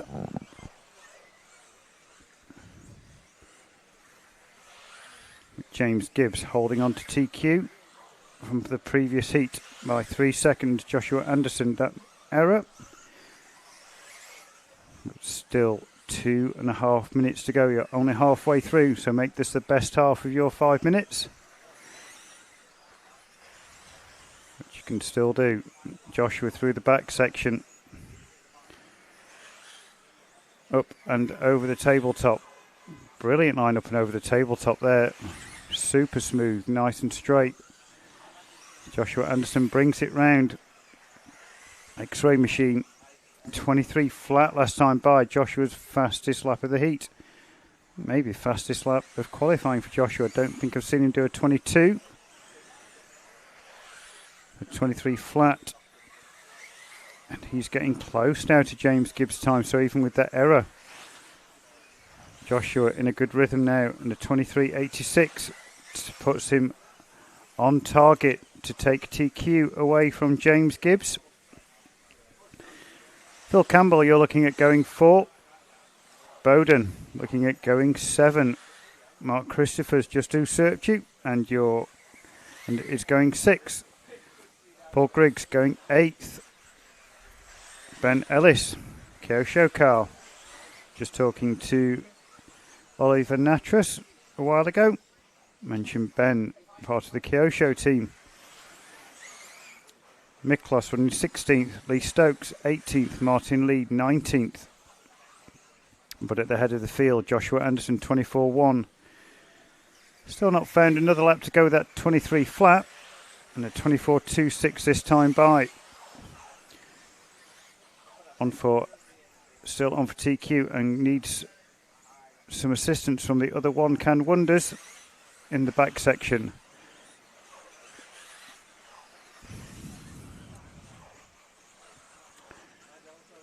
He's through past 2 of them. So now a few laps before he catches the Kyosho car of Ben Ellis. Joshua Anderson 23.71 in double traffic, so a good lap for Joshua that lap round. Still on for TQ, now a second clear of second. Phil Campbell looking at going 5, Mark Christopher 6, Chris Bowden 7. Chris, you need to squeeze a little harder to get through for 13 lapper. Predicted 12 in 0.2. You're going to finishing times.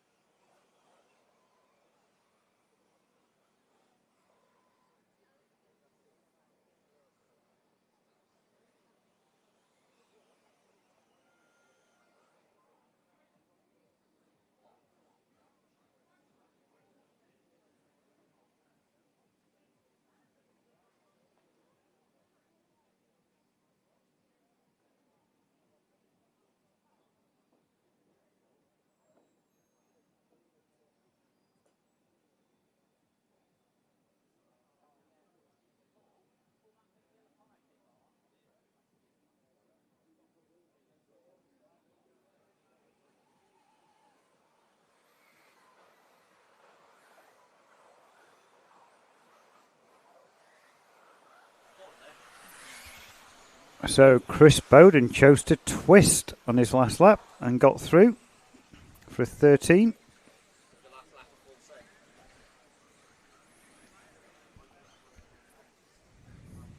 You were on 0 because your last lap is 27.5 and your time is 27.5. So you must have got through on like 0.99. Yeah, but to actually get through. So Bowden chose to twist. But Joshua Anderson now has TQ 13 in 11.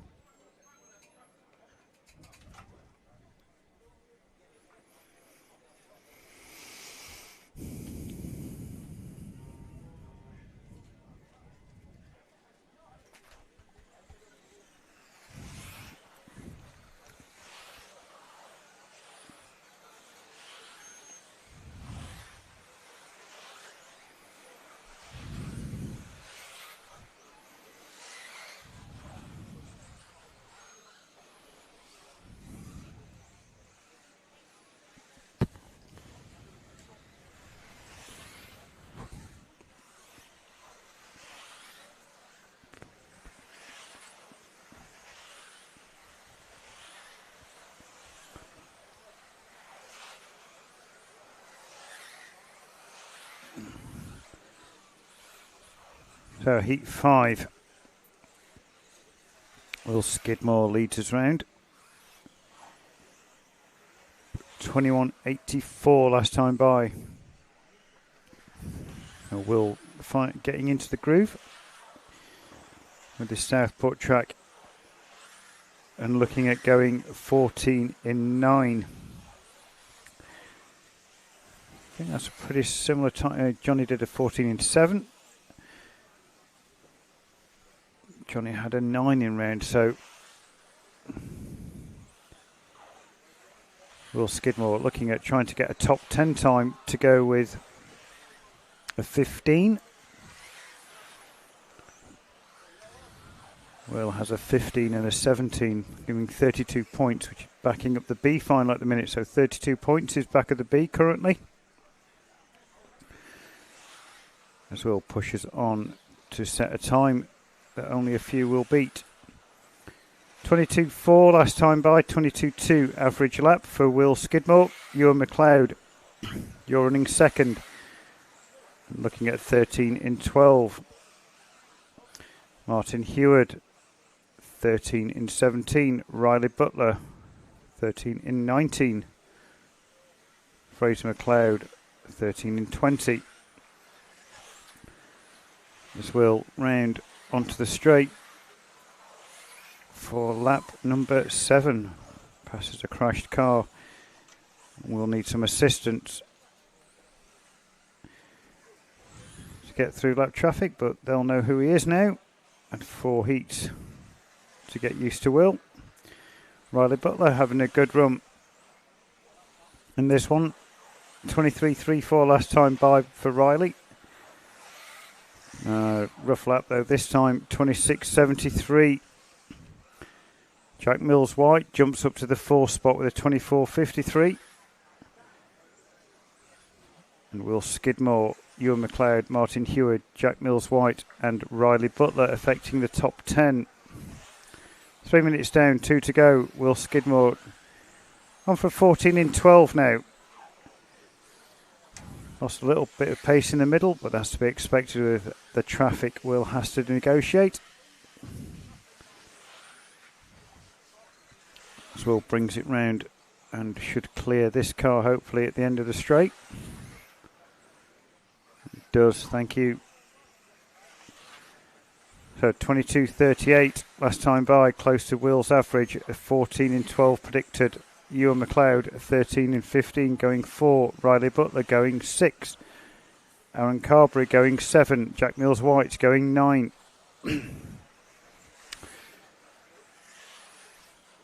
1:10 to go.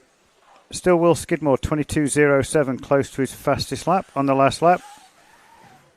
Trying to bring that time down to something around a 14 in 10 would be nice. I'm currently predicted a 14 in 12.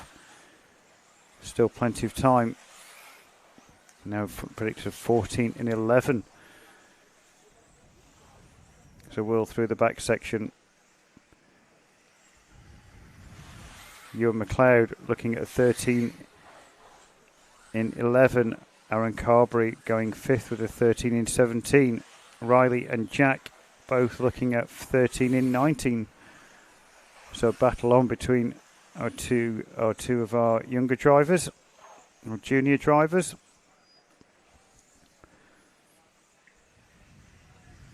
That battle will continue for years to come between Jack and Riley. The talent they've shown in these first 4 nationals this year. But 5 seconds to go. Will Skidmore on for a 14 in 12.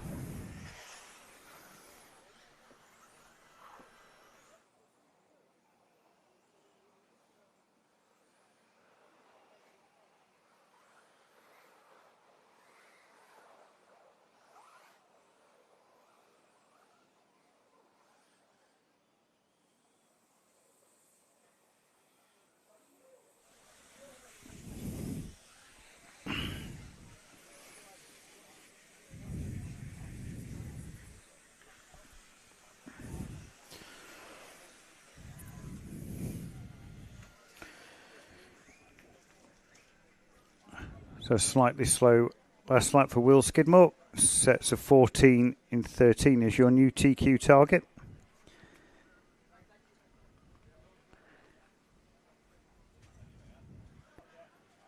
(14 in 13 is around 12th or 13th in round, last couple of rounds. So might be an improvement for Will, who currently has a 15 and a 17 counting.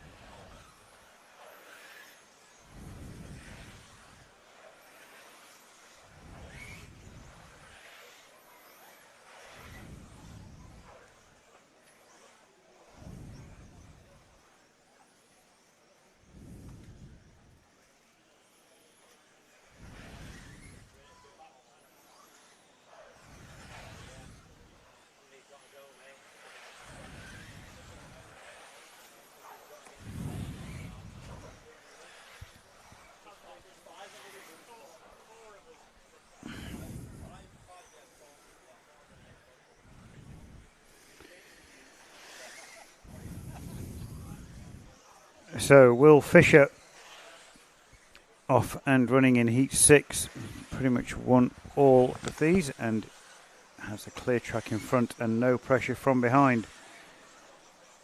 So Will 22.16 last time by, hot lap, and does 22.49. So 3 great opening laps for Will Fisher, looking at a 14 in 15.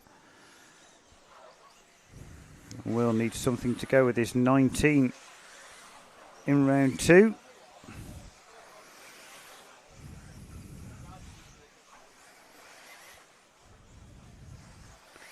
Blue, white and black associated B84 of Will Fisher. 22.16 last time by, so new hot lap for Will. Keeping the pressure on and going quicker and quicker, and now on for second. I think that's Will over. It was Will over. Didn't look like he lost too much time. Lost 2 seconds in that crash. There's no more, just the 2 seconds. So keep doing what you're doing before, those nice 22s. Oliver Frost, 22.66, hot lap last time by for Ollie Frost. And Ollie getting close now to 14 lap pace. Dave Burton, 23.26. Actually 22.97 this time by for Dave Burton, looking at going 4. So Fisher, Frost and Burton going 2, 3 and 4. Neil Tinsley going 7th. Phil Channon going 8th. Scott Wyman 9th. So the Midwest Massive in effect in Heat 6. So Will Fisher, though, 22.68 back on the 22s for Will out front. 22.2 that time by, so Will, despite that early mistake, continuing to push and still on 14 lap pace. He's going to need a 14 lapper to go with that round 2 score. Ollie Frost looking at a 13 in 6, Dave Burton a 13 in 7, Phil Channon a 13 in 13, Neil Tinsley 13 in 16. Emily Heward going 16th, 13 in 22, Steve Harley 13 in 23. So all the way down to 8th in this one, affecting the top 20 as it stands.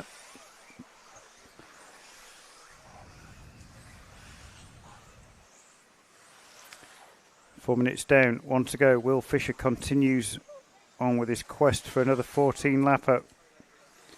22.42. Ollie Frost 23.26.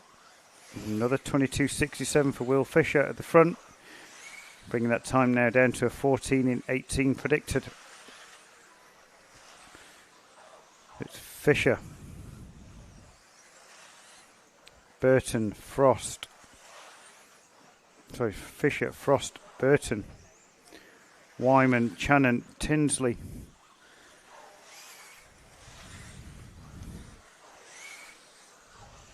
So with 10 seconds left, it looks like Wyman's going to have bragging rights so far for the Midwest. It's Fisher, Frost and Burton up front. I think it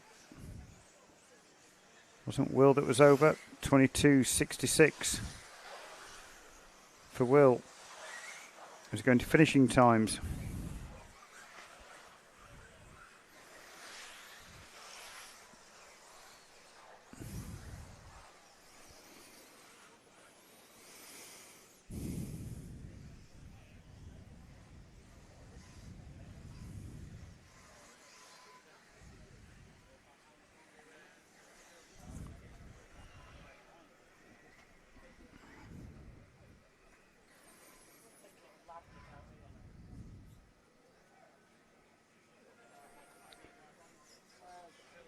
So heat 6, Will Fisher 14 in 19 goes second. Oliver Frost 13 in 4 goes third. Dave Burton 13 in 6 goes fourth. Scott Wyman throws away bragging rights on the last lap, and it's Tinsley from Channon go 9 and 10. Emily Heward, you went 14th. Scott Wyman 15th. Stephen Harley 19th.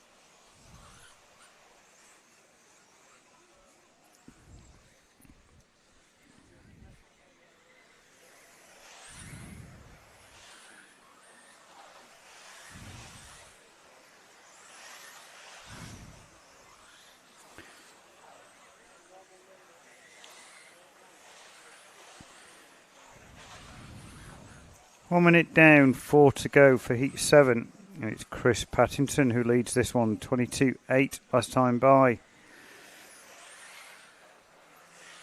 Graham Lyle, Manny Panesar, Evie Thames, Cameron Wells affecting the top 10.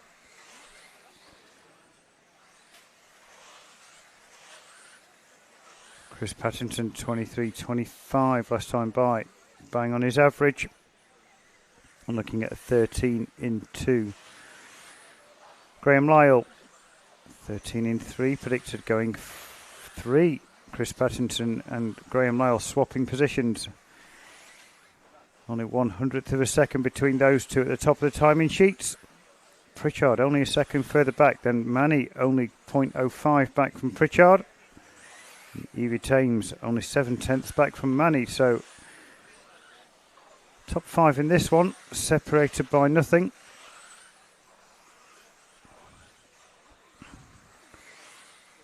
Patterson, Lyle, Wells and Follington on for predicted faster times.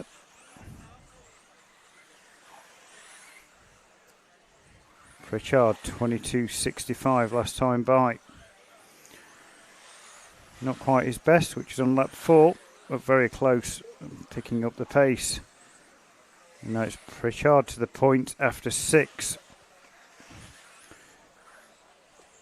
Chris Pattinson, though, the Schumacher car, hot on James Pritchard's heels.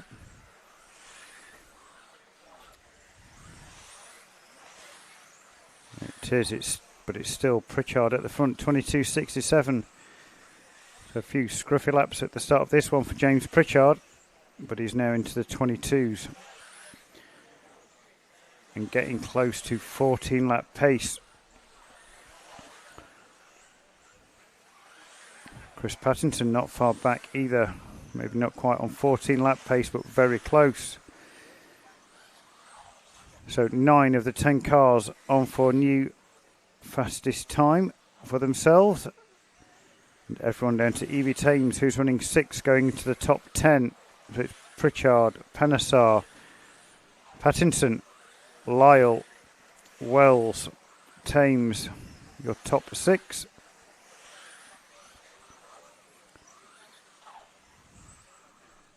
Pritchard has a 2-second lead at the front with 1 minute to go. 22.94 last time by.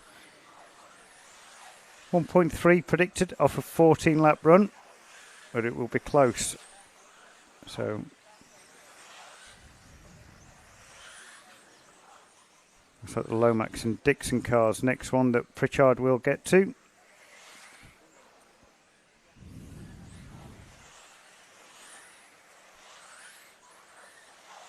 .40 seconds to go.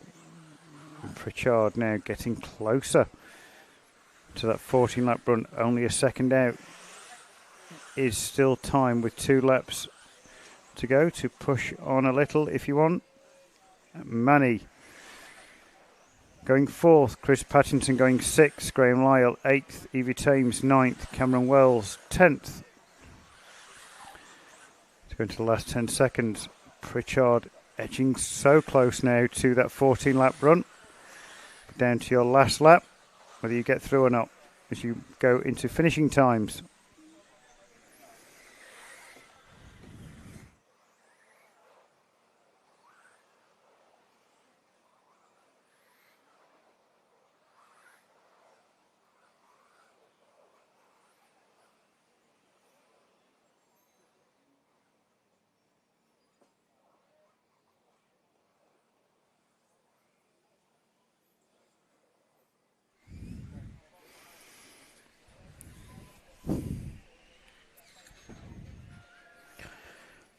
James Pritchard may rue a couple of early scruffy laps as he only just misses a 14 lapper by 0.32. Manny Panesar 13 in 2. You two guys gone 3rd and 4th. Chris Pattinson 6th. Evie Thames 8th. Graham Lyle 9th. Cameron Wells 10th. Scott Follington, Jim Dixon and Craig Lomax, you go 13, 14 and 16. Peter Craig 23rd. So it's still Will Skidmore and William Fisher heading round number 4. Oliver Frost still there in 5th. Dave Burton still there in 7th. Ewan McLeod in 11th. Joshua Anderson from one of our earlier heats still there in 12th.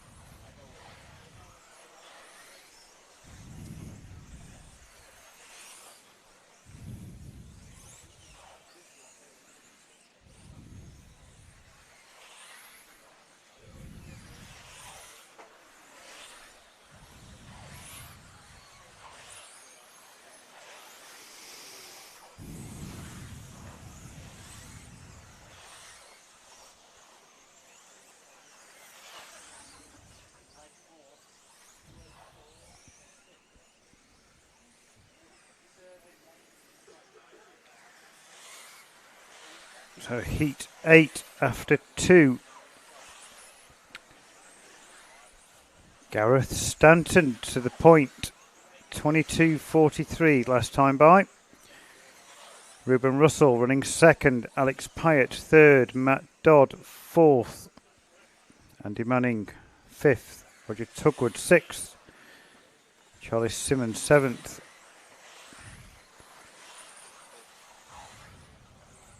After 3, it's Pyatt now that leads just off 14 lap pace, as is Stanton. Matt Dodd not far back on 13 in 3. Charlie Simmons looking at 13 in 4. And that's Charlie over.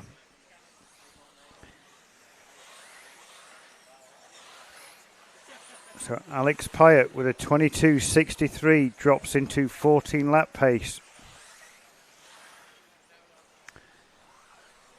Alex Pyatt has a 31 to go with this round.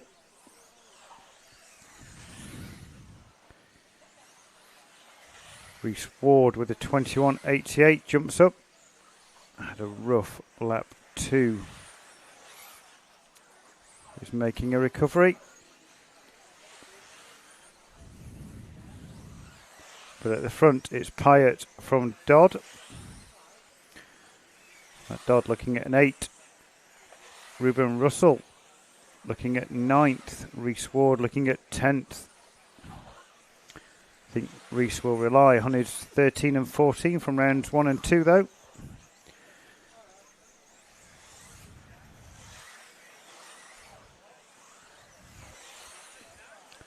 $22.89 at time by for Alex Pyatt, your 7 car.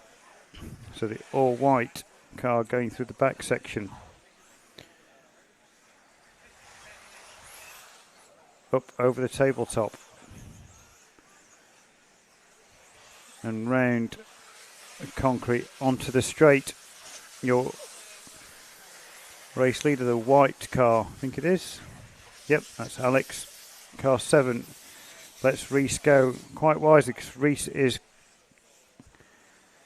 tearing up the turf now. 21.79 last time by for Reece Ward as he looks to try and recover some sort of run from this one. And Reece now on for 14 lap pace with some 21 second laps on the back of Charlie Simmons. Charlie needs to let Reece and Alex Pyatt through and does. It's Reece from Alex on track, but it's the other way round on the computer. It's Alex from Reece. Ruben Russell, you're running 7th on a 13 in 3 pace. So Ruben with the blue, black and white associated car with yellow wheels. Going 6th. Matt Dodd looking at going 10th.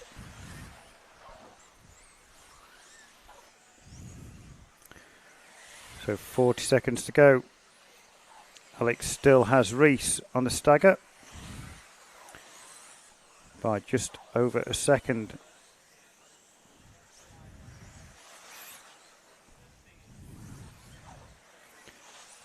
Ruben Russell, 13 into 3 predicted. 20 seconds to go. So it'll be just starting, mostly just starting your final lap now. So Ruben starting your final lap. Alex Pyatt though. Reese Ward on for 14 lap runs.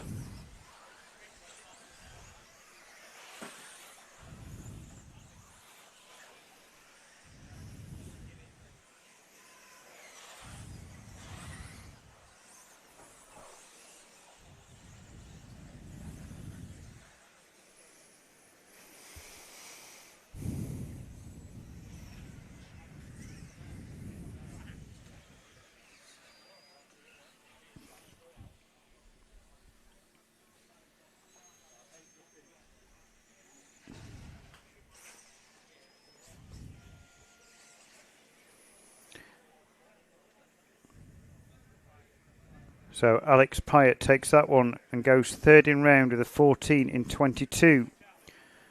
So it's still the two Wills at the top, Skidmore then Fisher. And it's Pyatt and James Pritchard. Reese Ward goes in 5th.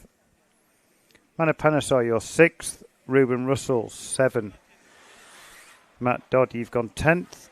Roger Tugwood, 12th. Ben Elliott, 17. Goes Stanton, 18. Andy Manning 22, Charlie Simmons 28th. 40 drivers to go. That's your top 10. Skidmore, Fisher, Pyatt, Pritchard, Ward, Panasar, Russell, Frost, Pattinson and Dodd.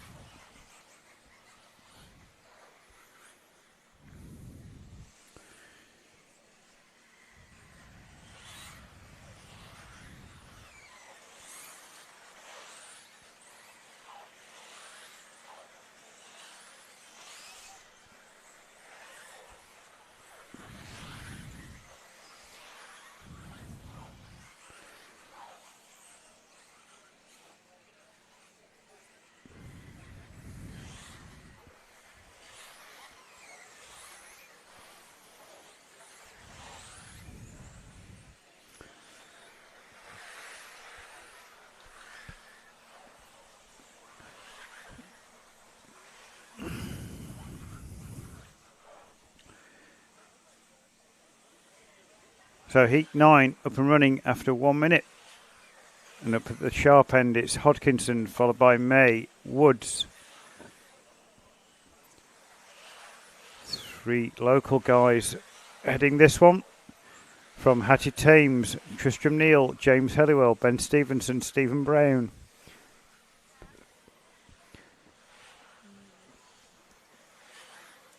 It's now reversed, now it's May, Hodkinson and Woods. Those 3 going 2, 3 and 4 in round. Being the meat and a William sandwich between Skidmore and Fisher. Tristeel going 6. Hattie Thames going 9. James Helliwell 10.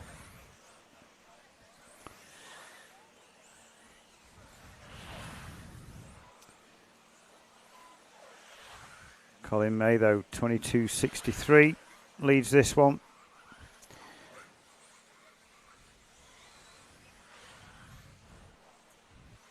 Now the sun going behind the trees, casting a shadow on the back section, making that back section even more difficult if it needed to be. Colin clips a pipe, gets away with it.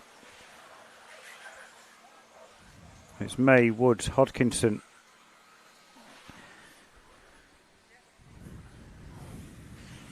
All starting to affect the B final.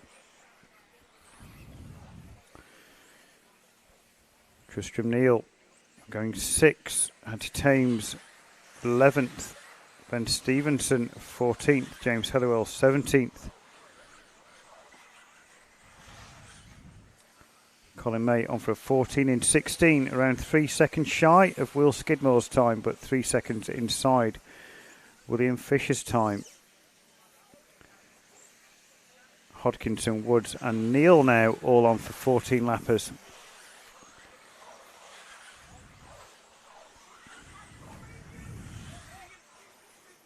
Hattie Thames getting close to 14 lap pace as well, looking at 13 in 2. 3:40 down, 1:20 to go. It's May from Woods, Neal, Hodkinson, Thames, and Helliwell.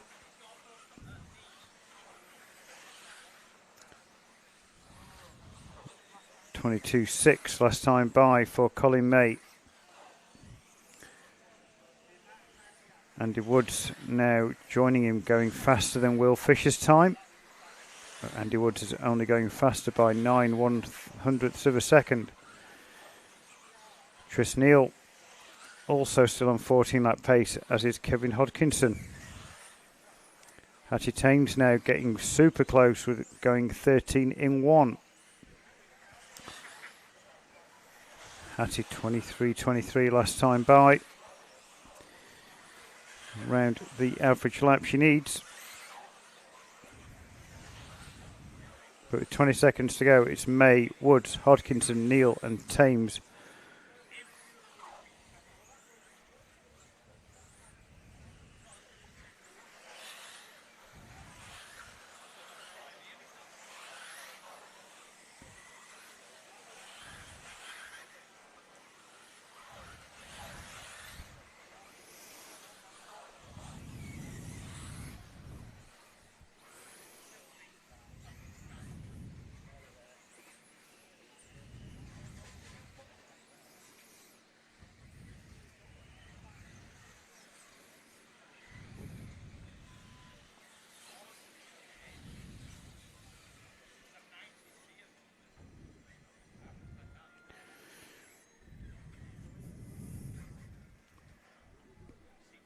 So Colin May goes 2, Andy Woods 3, Kevin Hodkinson goes 5. Tristram Neal misses out on the last lap. The 24-second last lap does not get through for 14 and finishes with a 13 in 0. James Helliwell goes 10th. So Will Fisher, you've dropped to 4th, but William Skidmore, you're still TQ going into heat number 10.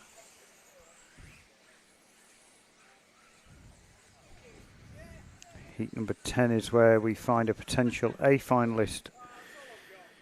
Johnny Skidmore needs something to go with that 9. Bottom of the A currently is 15 points.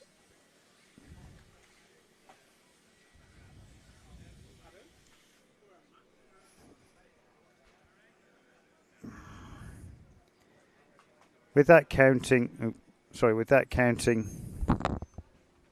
it's 18, but that's counting a 3.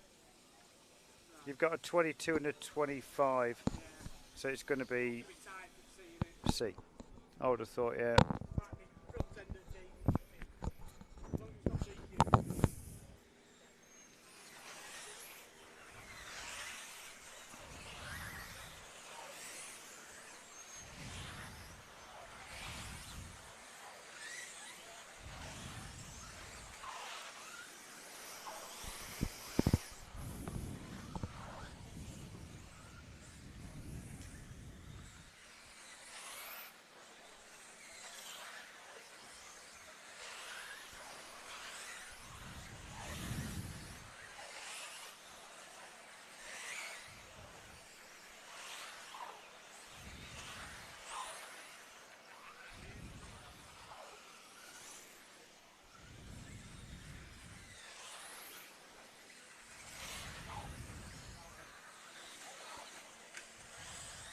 Caution at the end of the straight. Clear. So after 2, Jonathan Skidmore.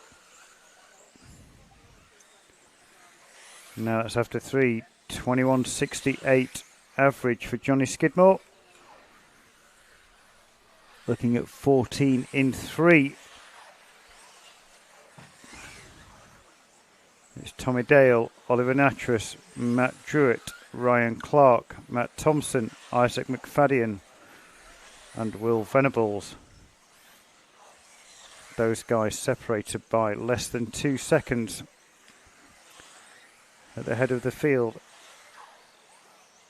And going 1, 2, 3, 5, 6, 7 and 9 in round. So this heat affecting the top 10 hugely and also affecting the top 10 overall.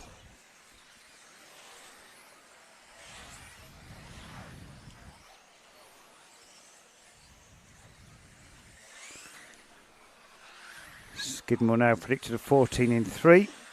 21.68, 21.65 average, so Johnny right on his average, but has a 24.02. It's going to knock him back a few places and leave this one to be headed now by the Serpent car of Tommy Dale, car number 8.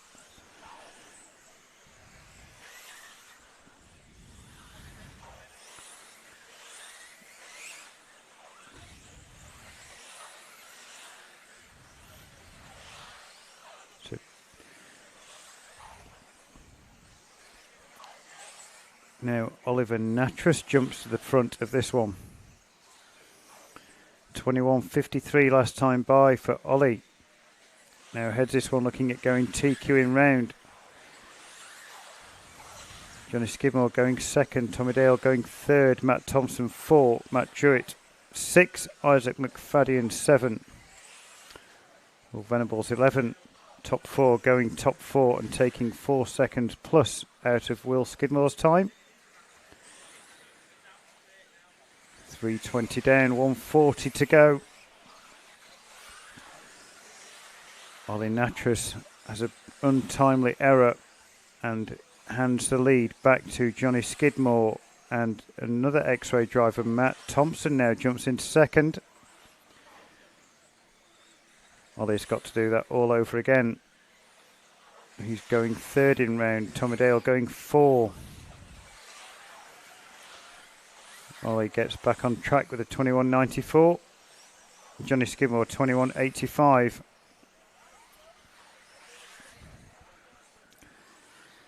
Four minutes down, 1 to go.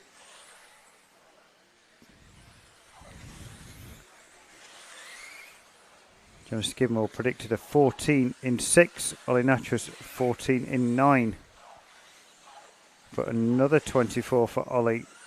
I think that's Ollie's push gone in this heat. And we rely on 2 10s. Johnny Skidmore, though, at the front of this one, 21.91 last time by, under his average, and brings his predicted time down to 14 in 6.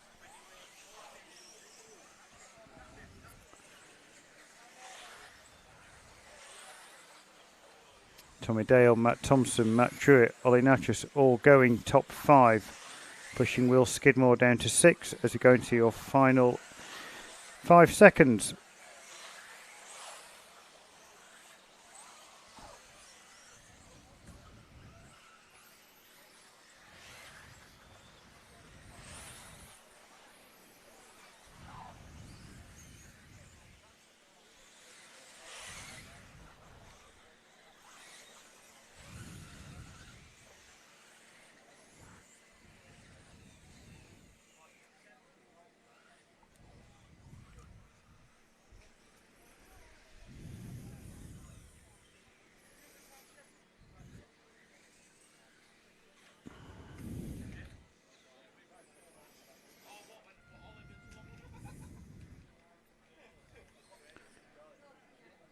So Johnny Skidmore, new TQ, 14 in 7, similar time to round number 3.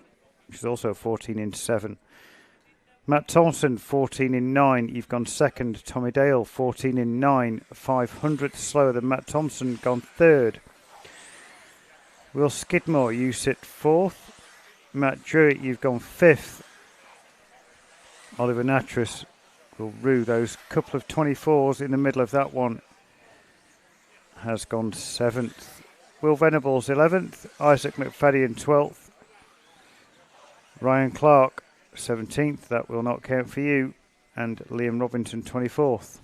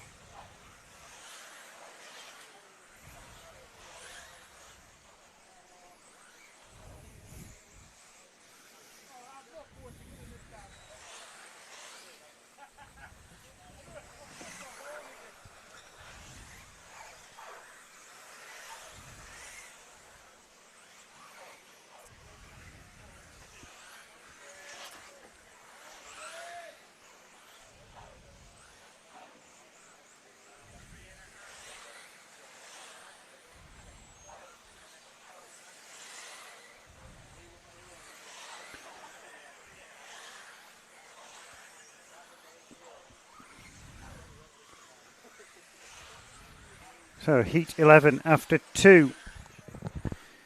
Luke Holdsworth, Lee Martin, Charlie Saunders, Thomas Phipps, Hudson Knight. All going top 5.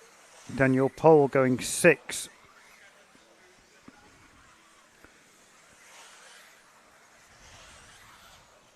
So top 6 all going top 6 with 130 down.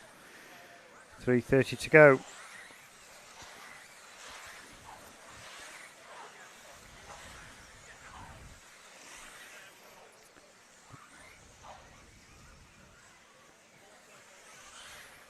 After 4 though, Lee Martin now to the point.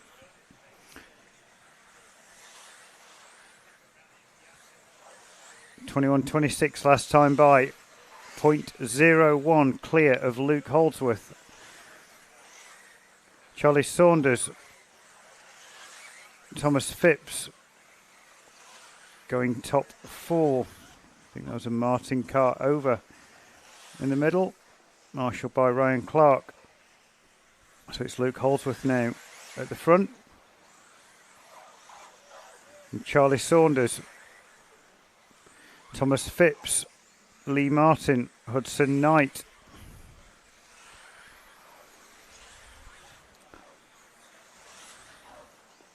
Aaron Nash, Eugene Galley, all improving on your best times. 2:40 down, 2:20 to go. Luke Holdsworth 20.99 last time by.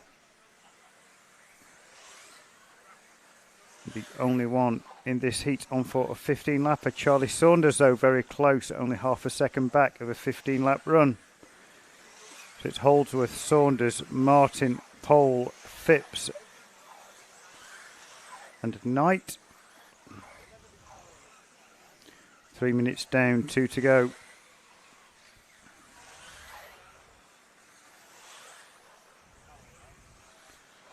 Less than a second covers 3rd through 5th.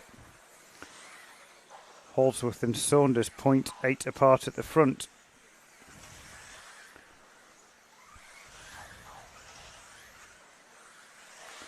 So top 5 are back on to going top 5 with 1:30 to go.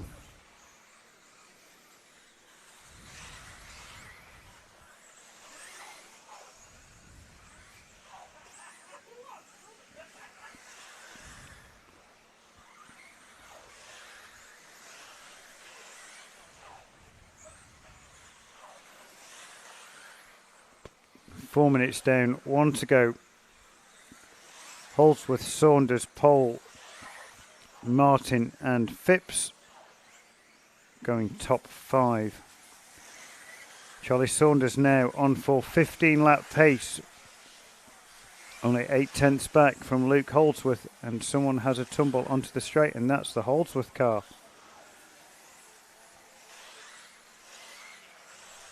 So Saunders now will take this one up with 30 seconds to go.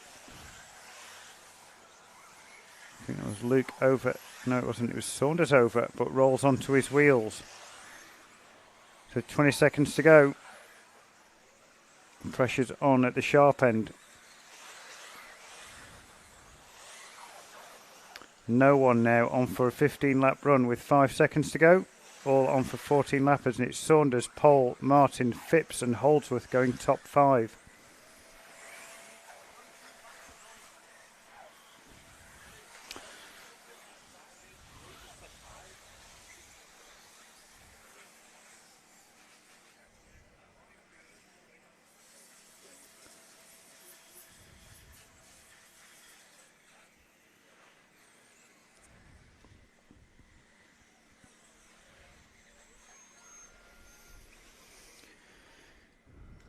So heat 11, top 5, go top 5. Saunders, Pole, Martin, Phipps and Holdsworth. Charlie Saunders 14 in 1 now is your new TQ. And the overall A final has been affected. Oh, still 1 heat to go. These guys can affect who makes it and who doesn't into today's A final.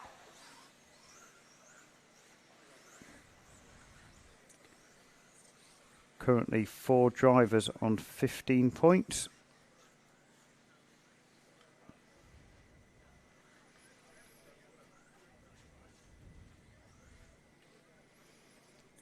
But some of those scores will be affected by heat number 12.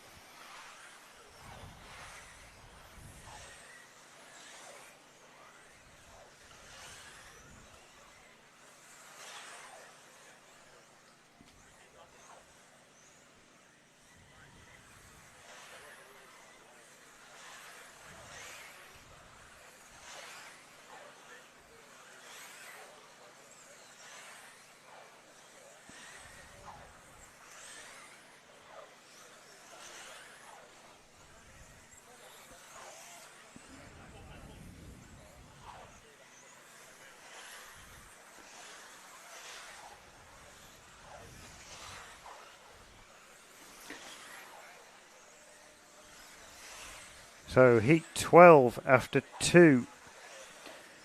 Tommy Hall, Ben Smith, Jamie Hall, Josh Holdsworth, Archie Bowman, Harley Eldridge.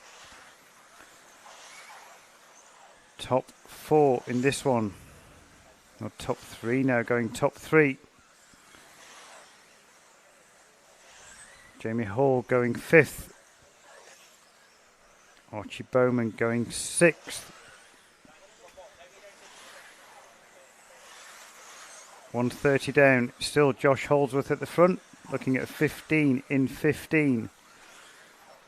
Ben Smith looking at 15 in 16. Tommy Hall 15 in 17. Jamie Hall 14 in 0.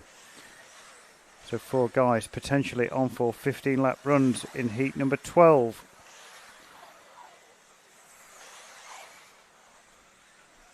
Archie Bowman going 6th in round.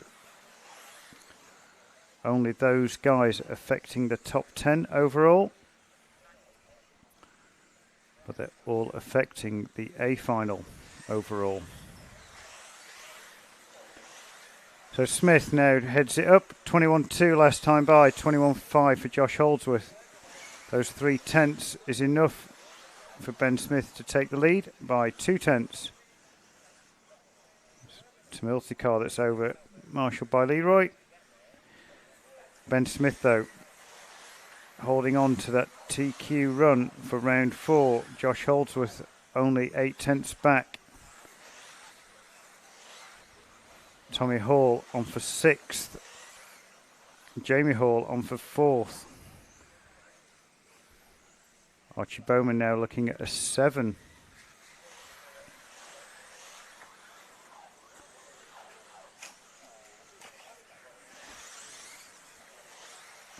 Three minutes down, 2 to go. It's Holdsworth now with a 20.88 that takes the lead by 0.03 from Ben Smith. So the fight is still on between Holdsworth and Smith. Josh already has 2 zeros. Smith only has 1. But so it could all come down to who has the faster time. Ben Smith, Josh Holdsworth, Tommy Hall now back up to the 3 spot. Looking at going 4th in round. Archie Bowman looking at going 6th. Jamie Hall going 8th.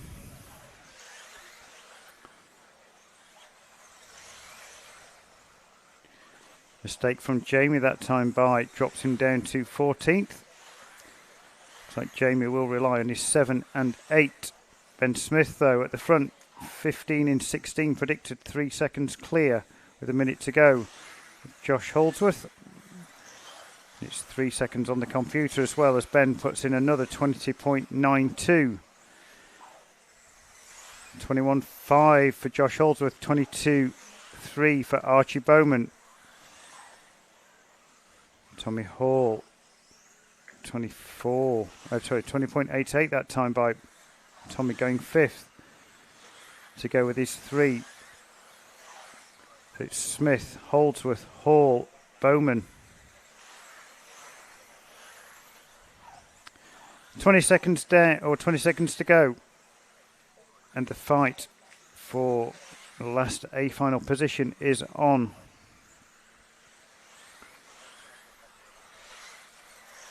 Smith leads this one and on for a new TQ. As it going to finishing times.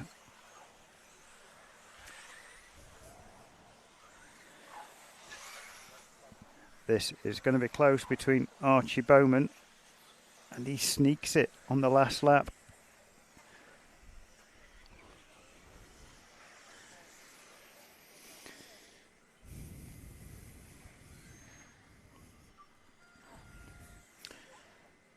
So Ben Smith takes TQ for round 4 and TQs the meeting with 2 zeros, and by virtue of having the faster time takes the TQ. It's Josh Holdsworth, Luke Holdsworth, Daniel Pole, Charlie Saunders, Tommy Hall, Lee Martin, and congratulations, first time National A finalist Hudson Knight. Jamie Hall goes 9th, and whatever you did on the last lap, Archie man, you snuck in to 10th place.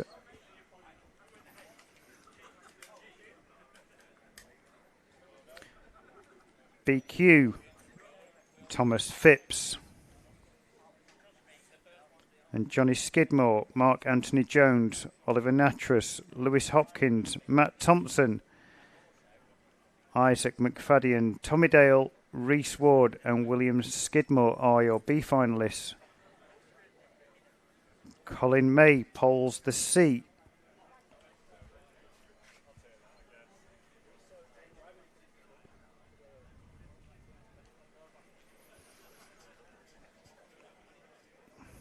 Andy Woods, You end up in the C. Aaron Nash in the C. William Fisher in the C. Ryan Clark also in the C final. Stuart Mahon 30th. Will Venables, you pole the D.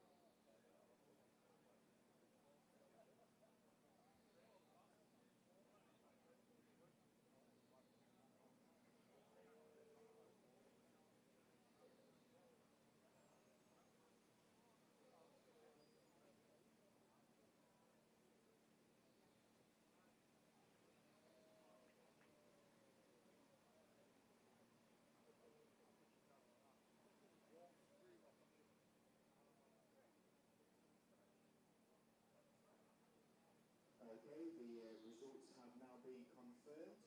The finals will be online very shortly. Watch that.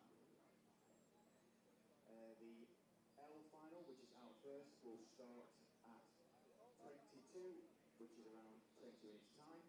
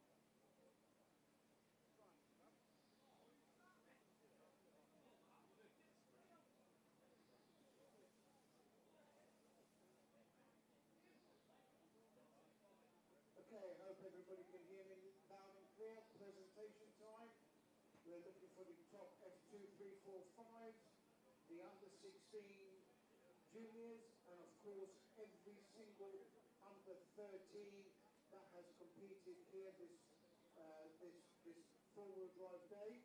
And they are as follows: Reese Ward, Trish Neal, Riley Butler, Zach Whittlestone, is that what it is? Wiggles, I can't make the writing, my apologies. Daniel Powell, Oliver Natras, Reese Ward, we're going to need Jack Mills White, Tommy Clark, Charlie Hall, Jesse Russell, Ollie Carberry. Those drivers, please congregate as soon as possible. That will be fantastic.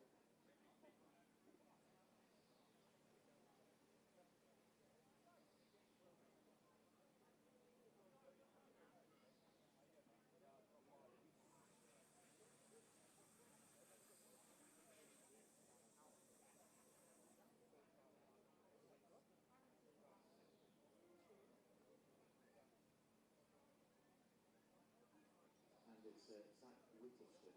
Can't read my handwriting. Really, that's small.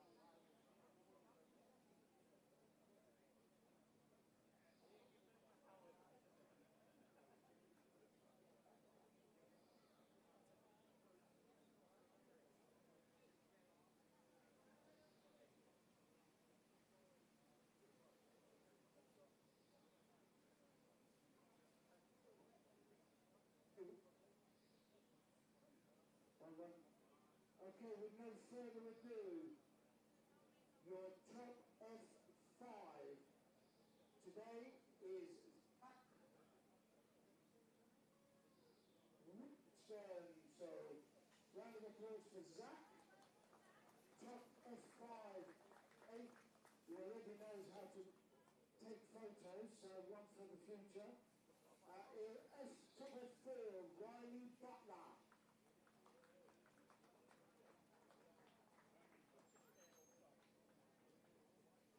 Top F3, Christian Neal. And your top F2 making the B final, Reese Ward.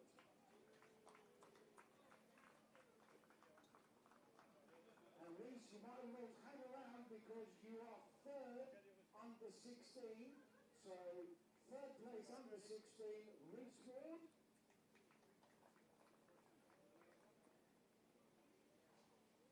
In second place, under 16, Oliver Natras. And a picture for Dad as well, and anyone else, all the media people queuing up for you. And Mr. Tuxedo himself, first place, under 16, Daniel Powell. Yeah, it can be, yeah. So at this stage, let's do top 3 under 16. We don't do that, let's do it, why not? Top 3, second place that side, third place this side, well done lads.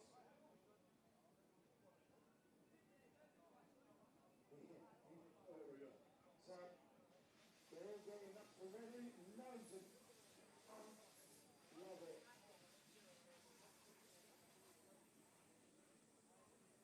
And as we finish the important part of the presentation, the under 13s. So, getting a star of the day, please welcome Ollie Carberry. There he is. And don't disappear, Ollie, because we want a good photo afterwards. And then we've got Jesse Russell.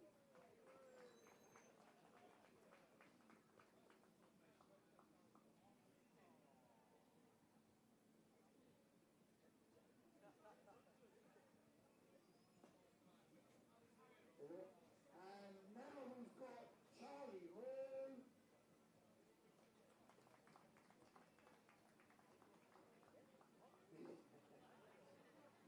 I'm getting out of the way. This Okay, super stuff. Now in third place, we've got Tommy Clark.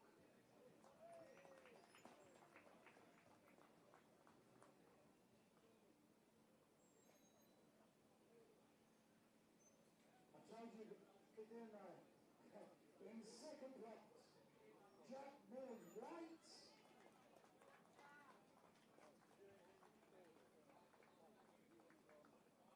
And in first place, your top under 13, Ron Butler. And while they take those photos, all of the under 13s, please, let's have a group photo here. They're shooting up at the front, the taller ones at the back. That's okay. Come on, stand in there. Oh, can we do a wide one or?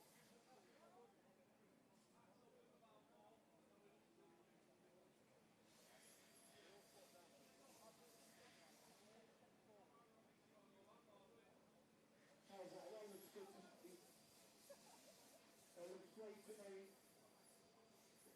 Then we got that's the one. The future.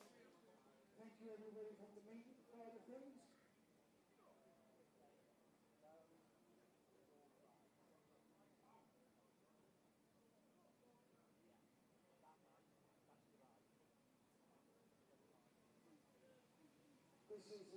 This is something that we had a little mess up, but we just give it a. That's it.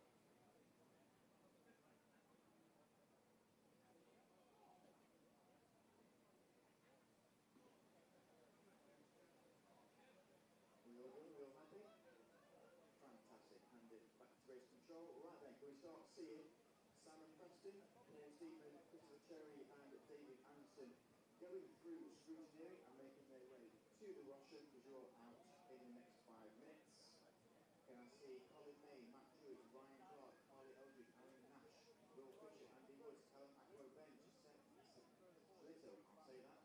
And Stuart Brown out to your marshal points, please.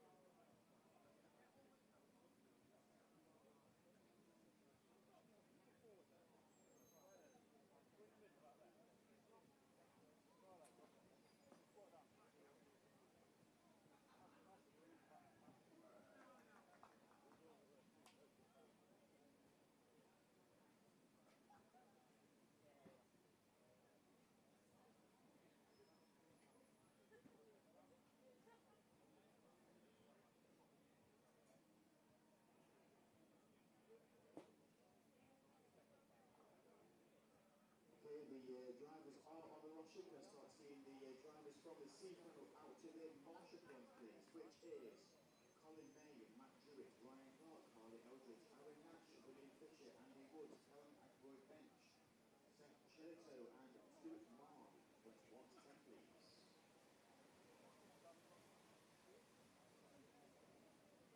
I would like to start this final in the next 3 minutes. So if you're in the C final, head out to your marshal point, please, for the L final.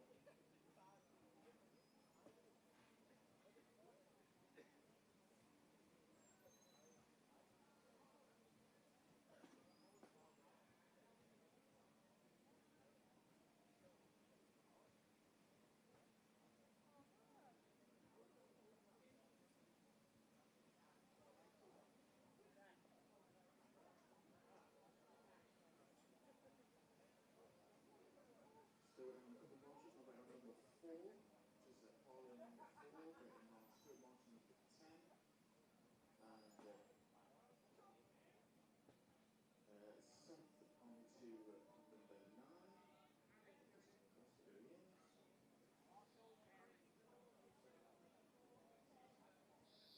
Marshal 3 is Ryan Clark, 4 is Harley, and 10 is Stuart Martin.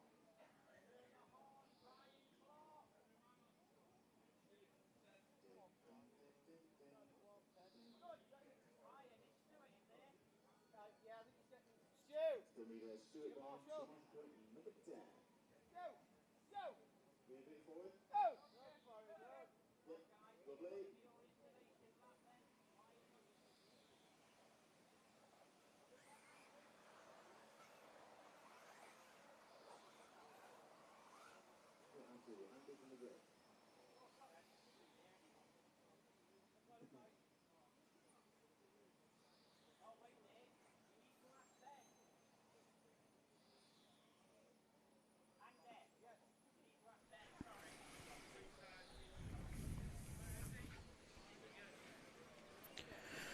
So gridding up now for your L final.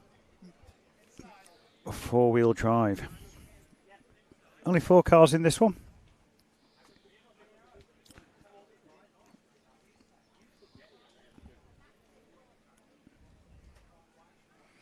So 114 people here today.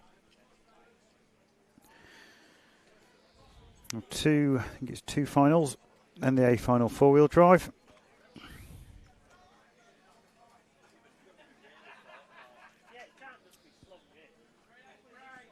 Just been talking to a couple of the guys and apparently the track has gone super loose now. Even the 4-wheel drive struggling for rear end traction. Under the trees apparently is 0 grip. As we head off, L final, Simon Preston, a poleman. Chris Cherry though over straight away, and it's out up front.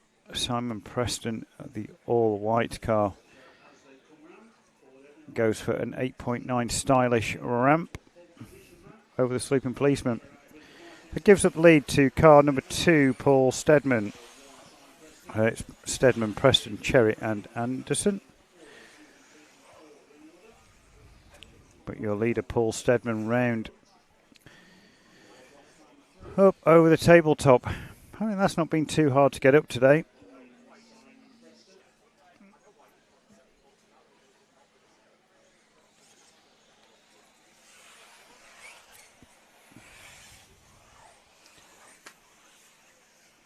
Now Simon Preston putting the pressure on Paul Steadman at the front after that early error. Looks like Simon Preston's got some extra pace in that car, 25, and is already past Paul Steadman, but Paul Steadman's having none of it and gets it slightly wrong coming onto the straight, but still leads into lap number 4 to go up through the back section. Steadman, Preston, Cherry, not out of it yet, but looks like David Anderson well out of it at the back.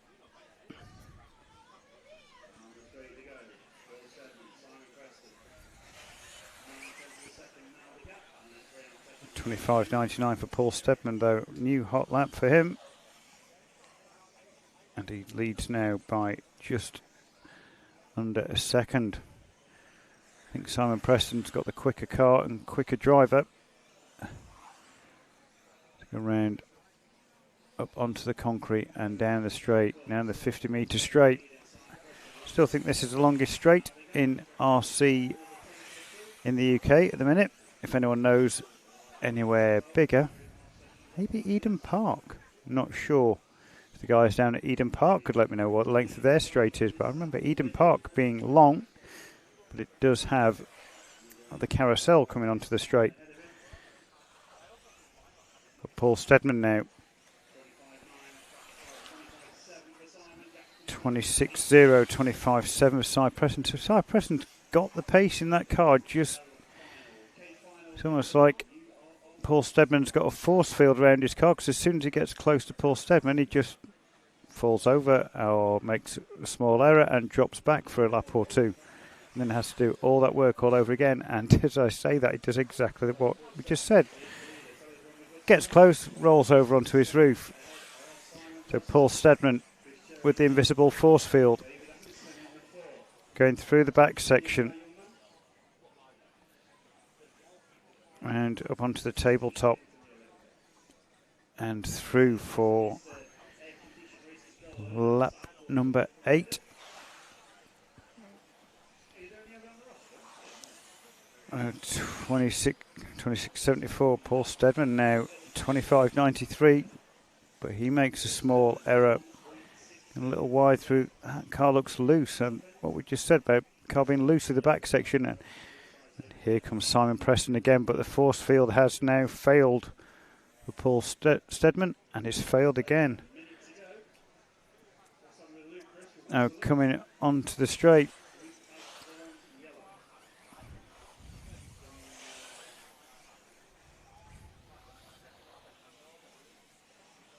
I think we lost the loop.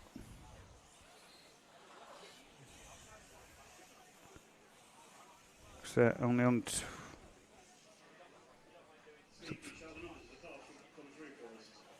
Yeah, it sounds like we've lost the loop. So it's car 1, your race leader, followed by 3 and 4. So it looks like Steadman has properly thrown this away. So the loop has died. We've not lost timing, it's just the loop that's gone down. Everyone now being manually counted. See you later. Take care. Oh, sorry.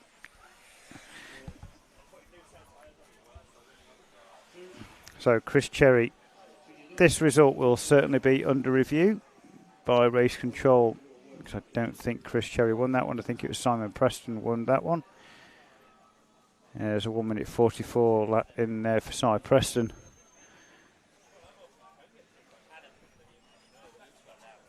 Yeah. Yeah, so the loop will have gone down. There'll be a small...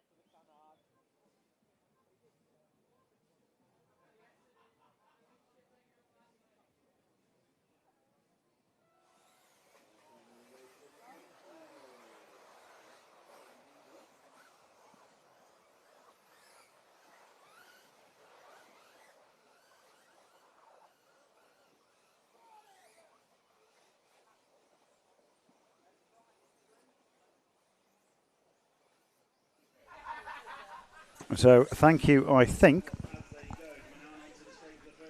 to Thomas Phipps for supplying me with a chocolate hobnob.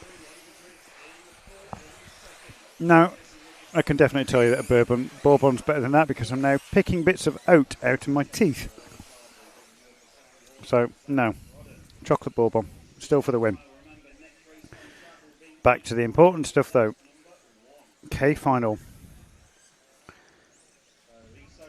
Lee Stokes leaders round. After 2, Jesse Russell, Charlie Hall, Daniel Hall, Ava Griggs, Nathan Stanmore. But at the point, it's Lee Stokes. Bragging rights this weekend in the Stokes Christopher battle have definitely gone to Mark Christopher because he must be in a final or 2 above. Young Jesse Russell, though, only a second or so behind Lee Stokes, so Lee knows can't make too many mistakes because young Jesse Russell, and there you see him just in the corner of his shot, Jesse Russell closing in on Lee Stokes. So youth versus experience in this K final. 25.98, but 25.4 for Jesse Russell, so almost halves that gap. But Charlie Hall is filling Jesse Russell's wing mirrors through the back section. So might give some respite now to Lee Stokes out front. But I still pick oats out of my teeth. So Lee Stokes off and away down the straight for lap 5.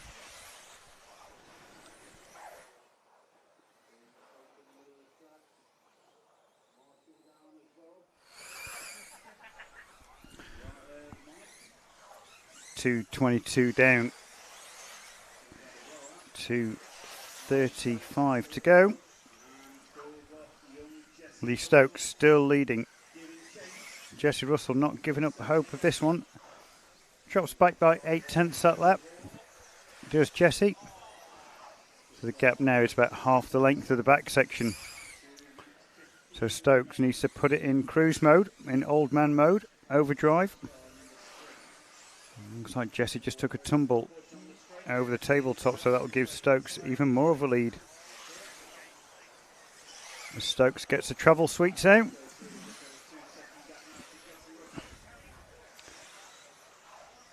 It's now a 3 second lap, 3 second gap back to Jesse Russell, Charlie Hall, then Daniel Hall, David Milford, Nathan Stanmore, Ollie Carbrick, Simon Hall, Zach Trodden and Ava Griggs. Not having a great final and dropping from the 4 spot back to the 8, but Zach Trodden, the pole man, he's had another mare. Zach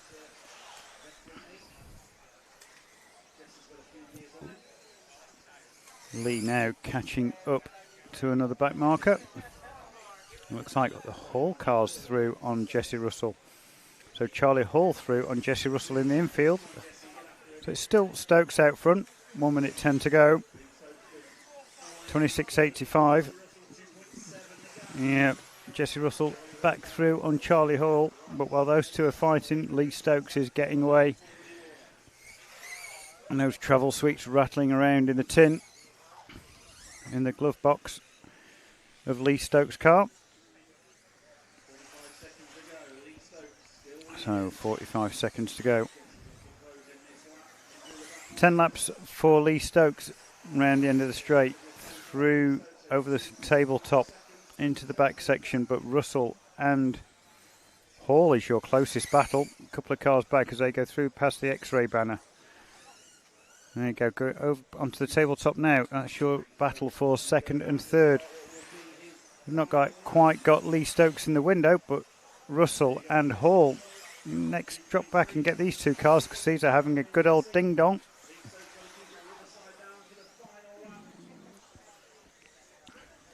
But Lee Stokes out front leads this one. And they're into the finishing time, so racing to the line. And Charlie Hall and Freddie Russell having a real ding-dong, a couple of cars back from Lee Stokes. So if you stay there, you'll see Jesse Russell and Charlie Hall So, win there for Lee Stokes, Jesse Russell, Daniel Hall, top out your podium.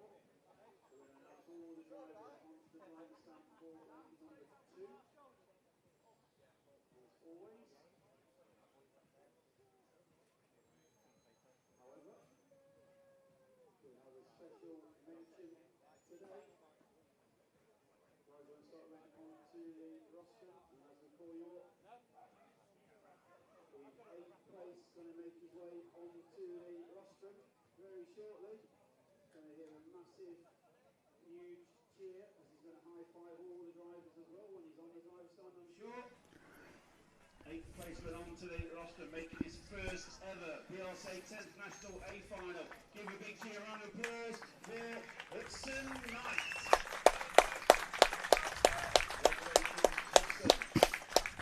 Jason Knight as well on pit for him.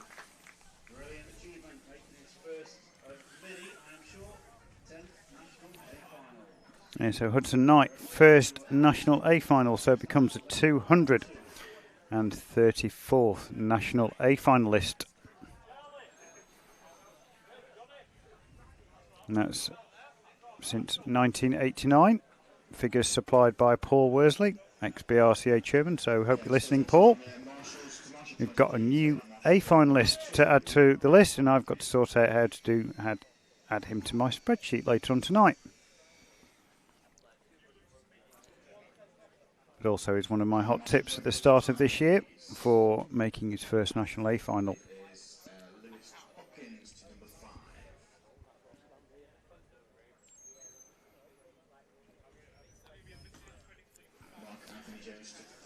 Ben Smith will be looking for win number 9, who's won 8 Nationals, and he's got the TQ.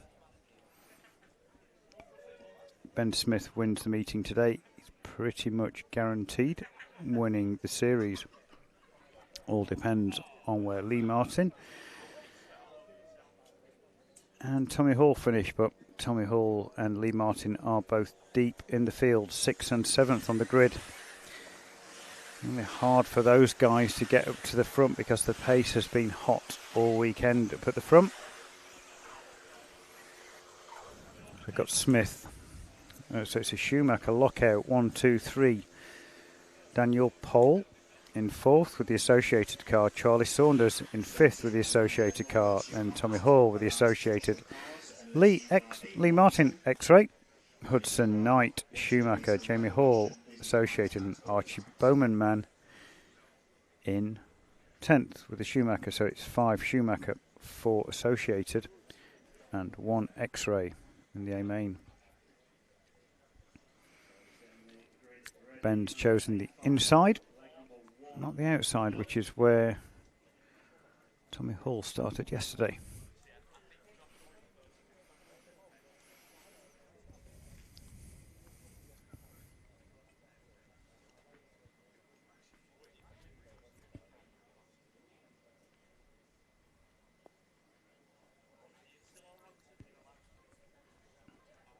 Countdown starts.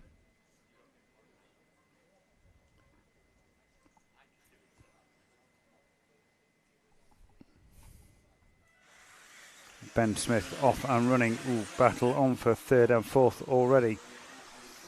And that looks like Holdsworth holds off Daniel Pole. Front 3 make a small breakaway as Daniel has to fight off Charlie Saunders, but soon back on the gearbox of Luke Holdsworth, and Daniel Pole making a very quick start. It's Smith, Holdsworth and Pole into the sweep at the end of the straight, first time by. Tyres squealing across the AstroTurf by here, as you might be able to hear on the ambient mic. But it's Smith, Holdsworth, Pole clips pipe, Hall up the inside of Holdsworth already, so fast starting. Tommy Hall from 6th on the grid up to 5th already as Charlie Saunders makes a small error, but other than that it's regulation order. Hudson Knight making a good fist of his first A final start and already up in 7th. So making up a place, but it's Smith. No, it's not. It's Smith, sorry. Holdsworth, Pole and Hall. Smith backing up Josh into Luke. So the 3 Schumacher guys got to work together at the front and not hand this race over to another manufacturer. Only Associated and X-Ray, but they've not dropped Daniel Pole, they've not dropped Tommy Hall either. So your first 6 are away and gone. Lee Martin makes a small error out of camera shot and now drops back to 9th. Hudson Knight running 10th. But you've got to be in it to say that you were 10th in the A, so Hudson will carry on. Up at the front, Smith. Josh Holdsworth looking every which way he can, but while looking forward to Ben, he's looking back and blocking off his brother Luke. Small error holds Josh up, but he'll soon be back on because he can push into that gap that Ben Smith has. Daniel Pole now filling Luke Holdsworth's mirrors. So all of this battle is hopefully letting Ben Smith get away, and Pole's over in the back section and Hall's through. Saunders is over as well. So now Tommy Hall starting 6th up to 4th and needs to mount a challenge now. But Luke Holdsworth is over as well, so out of shot. Tommy Hall now up to the 3 spot. So it's Smith, Holdsworth and Hall. There's a bit of a gap now, so at the front Smith and Holdsworth, your 1 and 2, bit of a gap now, 1 second between them and then 1.5 back. And Josh Clouts 2 pipes in a row, and Ben Smith now the first sign of a big gap in this A final. 3 minutes down, 2 to go. Smith now almost a full length of the straight in front. 1.5 seconds in 4-wheel drive is a full length of the straight. It's around 2 in 2-wheel. But Smith through, jumping nicely up onto the tabletop. Josh, then Tommy. Luke now putting pressure on Tommy, as he did in 2-wheel drive yesterday, but this time it's for 3rd in leg 1 in 4-wheel. And Tommy now defending from Luke Holdsworth for 3rd, but we're concentrating on Ben Smith out front. Little error, but gets away with it. Maybe lost a 10th. Tops coming through there, round onto the start-finish straight and jumping it well. It's a quick line if you can get that rhythm. So 1 minute to go, and here comes Josh Holdsworth pushing on. Ben clouts a pipe, and that's put Josh Holdsworth right on his gearbox. So it's Smith now, wing mirrors full of Holdsworth. Holdsworth clips pipe and just gives a little bit of advantage back, but a 21.19 for Josh Holdsworth that time by 21.68, so not slow by any stretch of the imagination, but a 21.1 to 21.6, half a second. And Tommy and Luke are still not out of this. They just need a tangle from Ben and Josh up front. So it's Ben, then Josh. Ben now. A little bit of a gap now. Ben Smith drops at 21.14. Josh Holdsworth 21.4, but Tommy Hall 21.06. Luke Holdsworth 20.9. So they're not out of it yet. They're still coming. And they're coming fast. Hall and Holdsworth pushing each other on, and Holdsworth clouts the back of Tommy Hall out of shot. They're both caught on the line, 3rd and 4th, so it's between Smith and Josh up front. It's Smith over the difficult tabletop, up over the sleeping policeman, round and onto the straight to take leg 1. Ben Smith takes leg number 1, Josh Holdsworth 2nd. So 1 half of the job complete for Ben Smith. Just needs another leg win. I don't think there'll be any issues from the ref. I think Tommy and Luke got together and Luke just let Tommy go and they got caught at the line. It's a shame because those two were hard charging to the end. Daniel Pole finishing 5th, Lee Martin 6th, Charlie Saunders 7th. Jamie Hall 8th, Archie Bowman 9th, and Hudson Knight 10th. Drivers from the K final, match scores 1 to 10, please.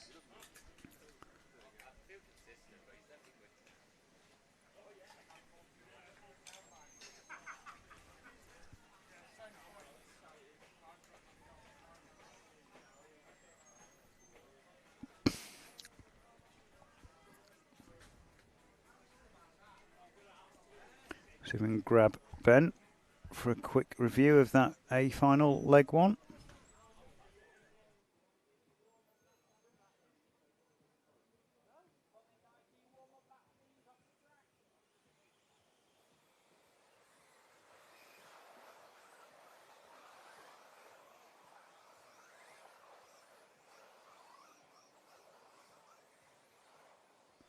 Ben doesn't have to marshal, so I'll quickly grab him while it's all fresh in his mind and get a quick. I'll leave you guys to watch the race that's on, and we'll just talk.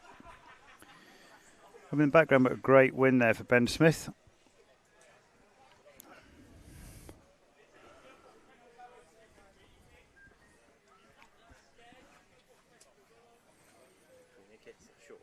Yeah. So, one half done. Just needed TQ. That's the point that you needed. Yeah. The extra point that you need, and really super close battle in leg 1. It looked like a proper freight train. Yeah, there's not a lot between a lot of us, Oh, no. really. The track, it's tricky. I feel like all day I've kind of had a good average lap, but I've never been able to hit the really good best lap. Yeah. So kind of just tried to lead from the front, and it felt like at times it was like a lot of them would close in and then they'd kind of back off a bit. And yeah, I mean, Josh was really quick, but he's also, it's very respectful racing. So yeah, it looked like really good racing between you guys. But as you said, I think on the commentary, I said the same thing, where when they made a mistake, it was easy for them to jump back into the gap because it's easy to follow and just catch up that gap, because you don't make a mistake. You just run maybe a foot wide here and there, and that perfect lap's gone, and then they're on you. But no, we'll keep it short, but good win in leg 1. Thank you. So just one more to go. Halfway there, yes. I mean, it's easy. You've only got to lead from the front, man. Yeah, what is it? 15 more laps. It sounds easy, but I'm sure it won't be. I don't know. Have you been watching the FA? Not the World Cup, where they've now just said that USA have only got to win 6 more games than the world champions. 15 more laps. Yeah, seems like that, I guess. All right. Well, well done. Thanks very much, Thank you. Good luck for legs 2 and 3. Thank you. All right. Take care. Bye bye.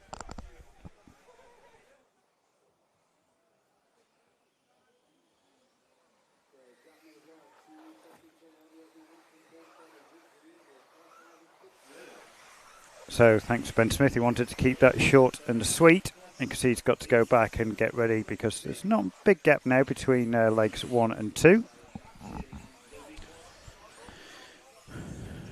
J final 4-wheel drive.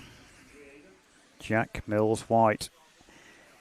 I'm going to say, Jack, hopefully you'll watch this back. You've underqualified today, mate, and you just need to get your head down in this J final and show them what you could have done.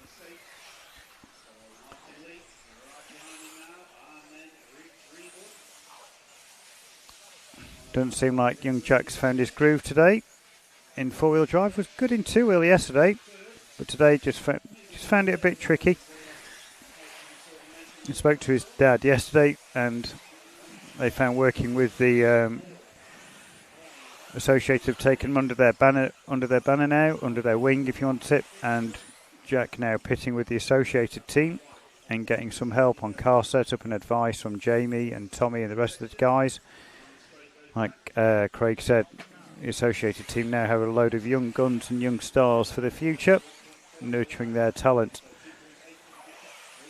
and sharing the knowledge that's been learnt by the team over many years from different generations of driver.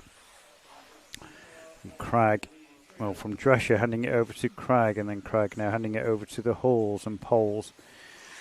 Like Tommy said yesterday, feeling like he's an elder statesman now of the Associated team, and it was only a couple of years ago that he was the young gun.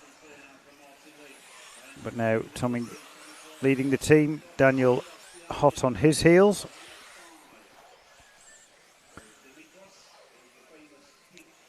So Jack Mills White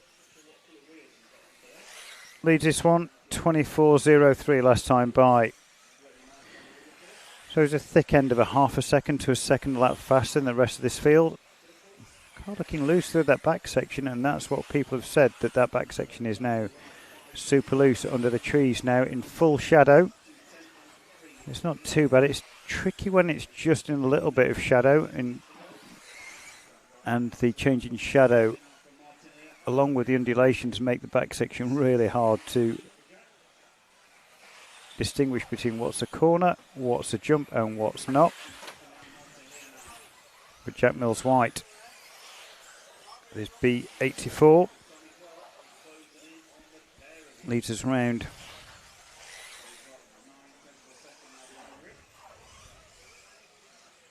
23.09, so 1.5 seconds quicker than the rest of this field. So young Jack Mills White really does know how to get the hammer down. That early mistake, it's not going to be a perfect run, but it'll be there or thereabouts for young Jack. So he powers his way around 24.33, so just that consistency missing. Can find that sweet lap of a 23.0, but then a 24.3. Just a little wide here and there. Clouts the pipe over the tabletop. Marshall's on it. But it's those little mistakes. And this weekend at Southport has been super close. The bottom of the A final went down to the last run last race in round 4, which is why I turned off the mic, because I didn't want to. I needed to be impartial because I was on the track mic at the same time and didn't want to give anyone an advantage knowing what they had to do on the last lap. But in four-wheel drive, the last place in the A went down by went to 0.05 of a second between Thomas Phipps and Archie Bowman. And Archie on the last lap was just quick enough to eke up in front of Thomas Phipps, steal a point, and that was all he needed to do. But the lap before, if you go back, it's Thomas Phipps that was in 10th in the A, so 0.05. The fastest times in the B final. There's about a second and a half separating the fastest times in the B final. But we've been able to talk about everything else because young Jack Mills White has led this one from start to finish. Briefly challenged, but 23.92.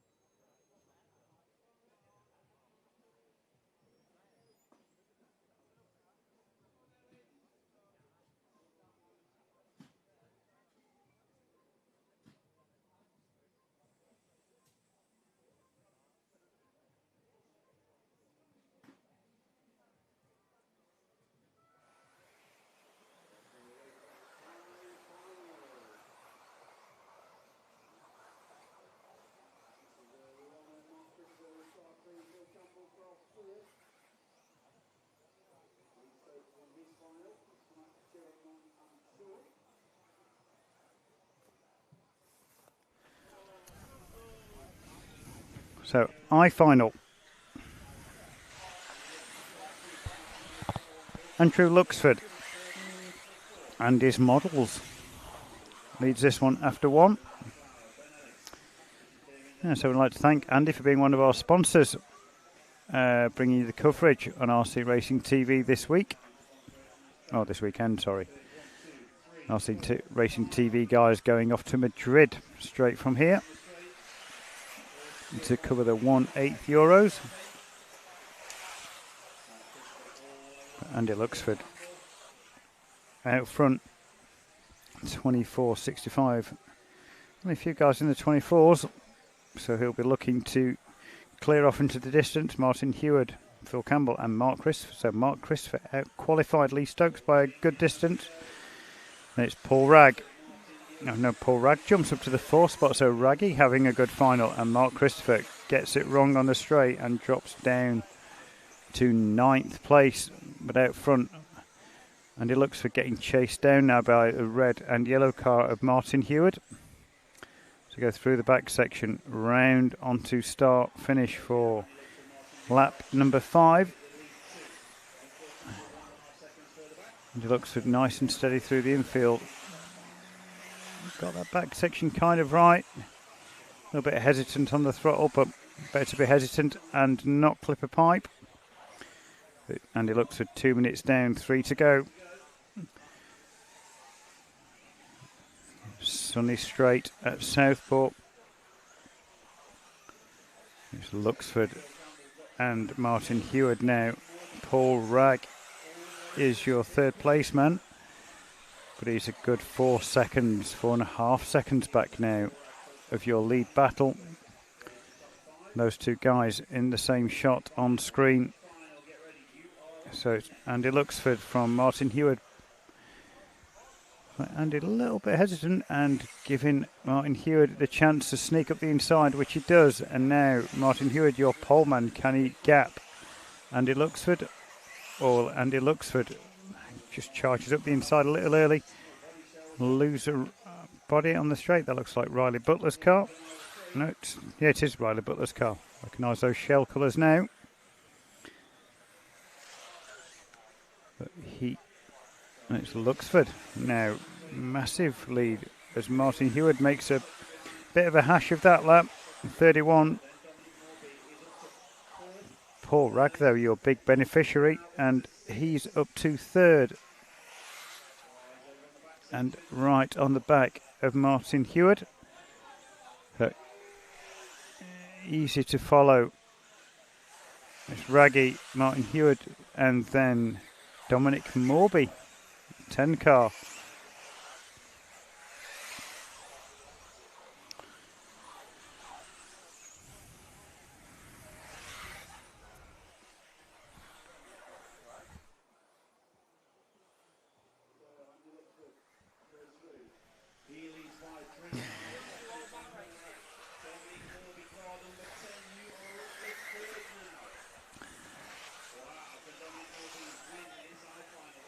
So Andy Luxford leads this one now by 4 seconds. Dominic Morby only a second back of Raggy now, and Raggy up to the 2. I didn't spot that off camera, so Martin Heward's made an error. And Raggy now is only the length of the straight behind Andy Luxford, so mid-east bragging rights between these two. Up for grabs, and Paul Ragg, 23.8, is closing at the rate of a second a lap with 30 seconds to go. 2.4 second gap, so it's on like Donkey Kong. And Raggy at 24.1, so it takes 4 tenths out of him. Not enough. But with this lap and one more, and Raggy can smell blood. Andy Luxford will probably start to drive tight now, and Raggy will be on him with 1 lap to go. Will they both get through? 58, 59. Raggy gets caught at the line and just needed that one more lap, so Andy Luxford survives and will take your I-final.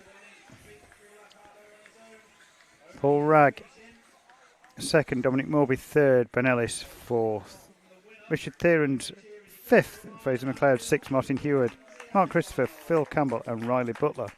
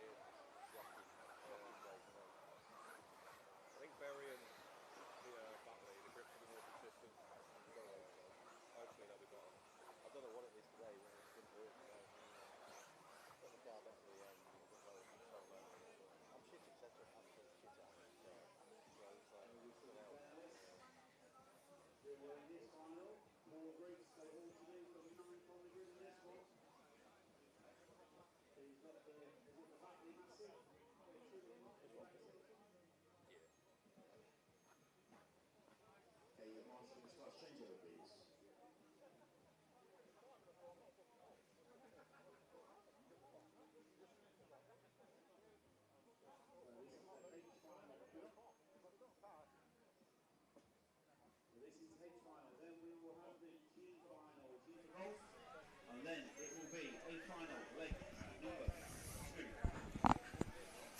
You guys have the back set. So H final now, and then A final leg number 2, where the drivers will be announced onto the rostrum.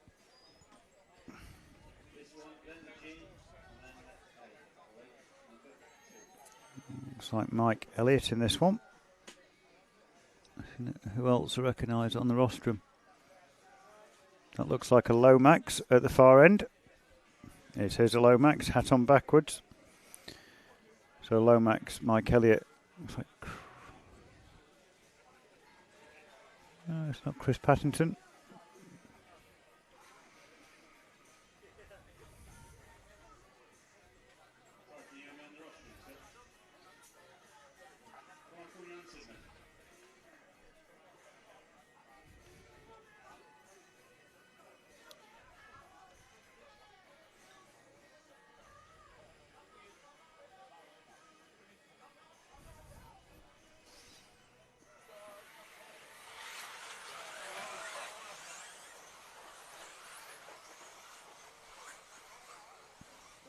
Gibbs leads off from pole position in the H final.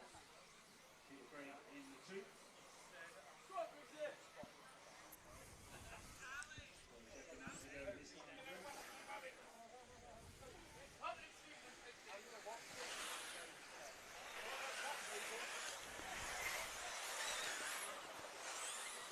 So James Gibbs leads this one away from pole, being quick, but error-strewn runs from James Gibbs left him in the H final. Peter Craig, Mike Elliott, Emily Heward, Jonathan Pluke. And Bowden in this one. Didn't say. I can see Bowden now. The 8th car of Chris Bowden.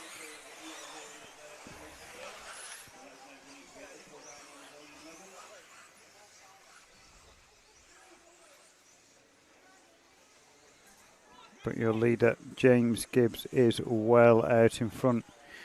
23.86, full length of the straight gap. Over the 8 car of Emily Heward. Emily had good runs later on in the day today, making this H final.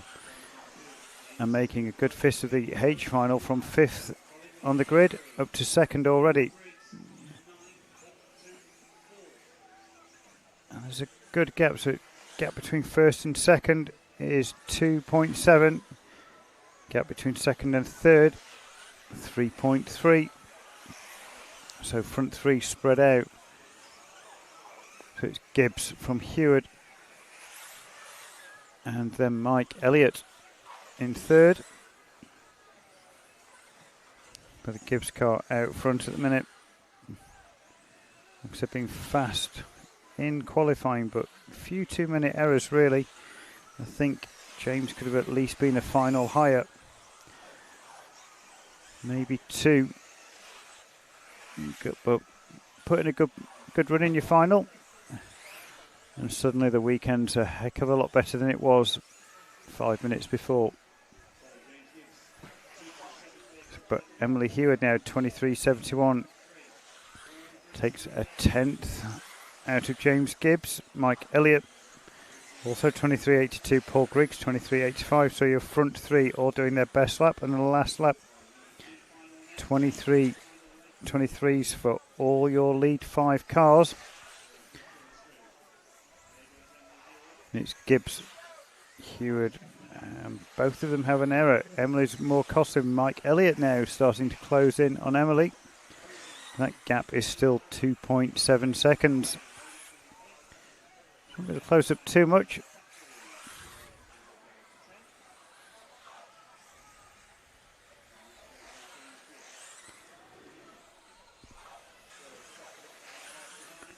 Hewitt, Mike Elliott closing in on Emily just a little in the background. Belida goes down the straight. The car behind is not involved in this race. Well, is involved in this race, but not running second. So lap traffic. Next car back is Emily Hewitt. Then Mike Elliott. So it's Gibbs, Hewitt, Elliott.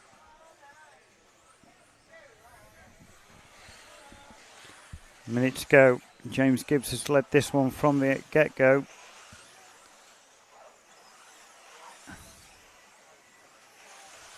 Emily Hewitt and Mike Elliott second and third. Paul Griggs fourth. And the 24s now. The cars at the end of the straight now, and the first left-hander back towards the back section are really squealing the tyres now. The AstroTurf looks really worn out. Guys are sliding across it now. So 20 seconds to go. It's Gibbs, 3.2 clear of Mike Elliott. Bowden, Harley and Pluke.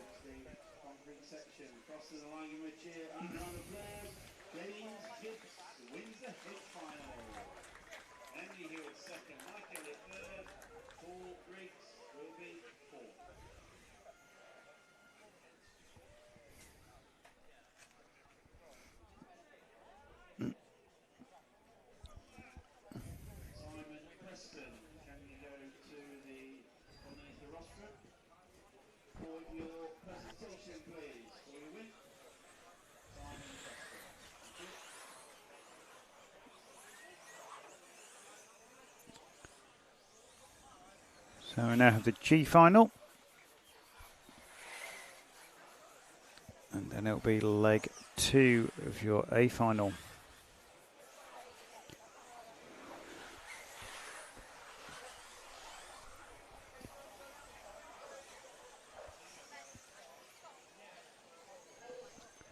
So you can see Joshua Anderson from one of the early heats. So good run from Joshua Anderson. He makes a G final.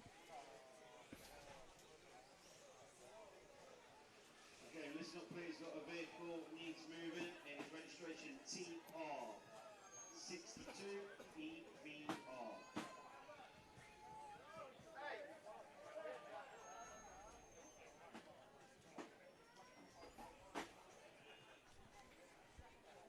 Trevor Follington, your cars are in the back of it, so Scott Follington or Trevor, can you move your vehicle please? It'd be much appreciated.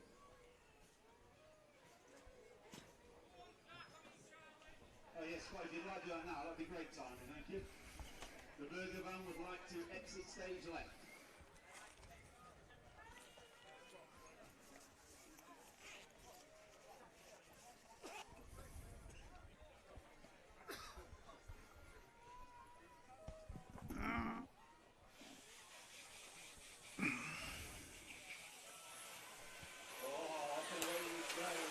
And carnage. So Stance leads this G final from Evie Thames, Roger Tuckwood, and Stance is over. So Evie Thames takes up the lead. Bright pink car of Evie Thames out front. And she's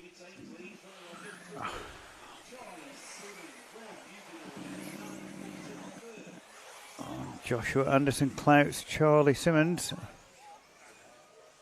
gets going again.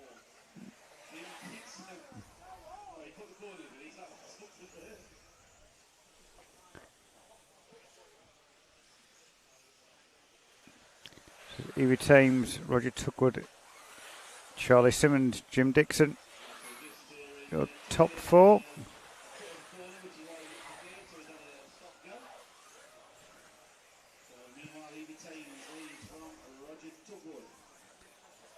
Evie Thames followed by Tuckwood. Evie out front with a Schumacher PB. Nicely through the back section.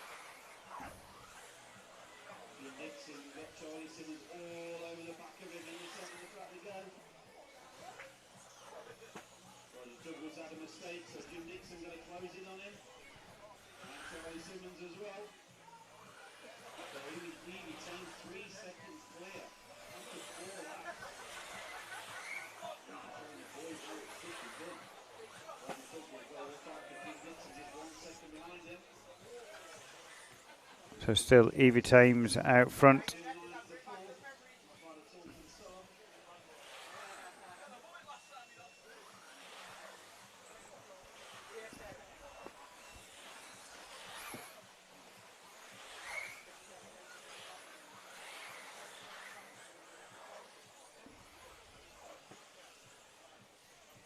So Evie looks to have this one well under control. 3.2 second lead. 2:20 down, 2:40 to go. And Evie Thames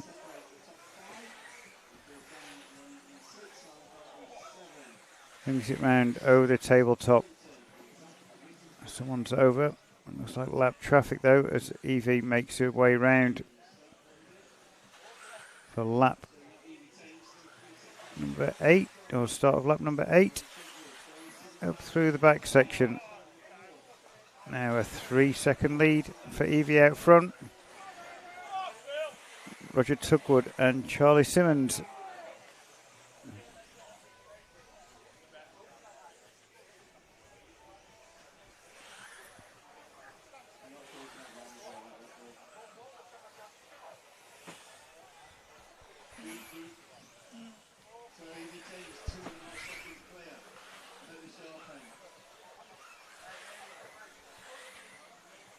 .330 down, 1:30 to go. It's still Evie from Roger, from Gareth.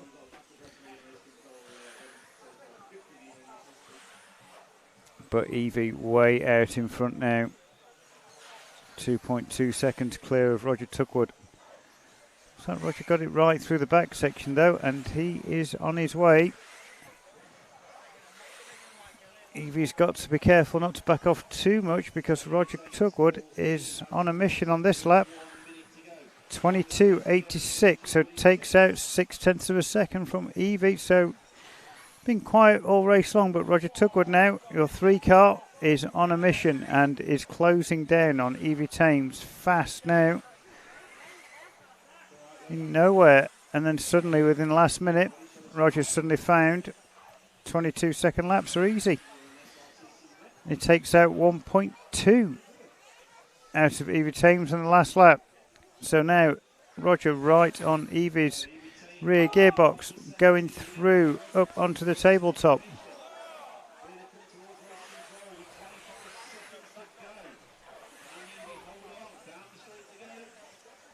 So 20 seconds to go. It'll be a race to the line, and it's Evie. Can she hold on? Roger Tuckwood, is he going to send it? And Evie rolls it, and he's over, and Roger Tuckwood now leads this one. So Evie Thames, having led this race for pretty much the entire 5 minutes, gives the lead up on the last lap. Goes big air on the last lap and nearly does the pass of the weekend.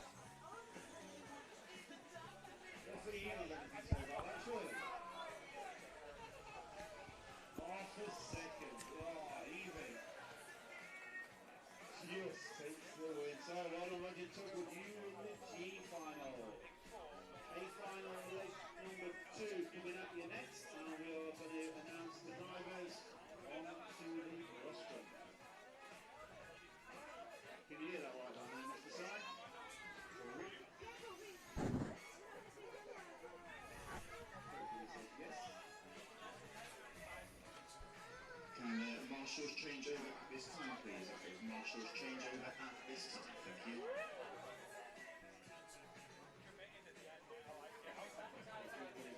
We've got all 10 drivers.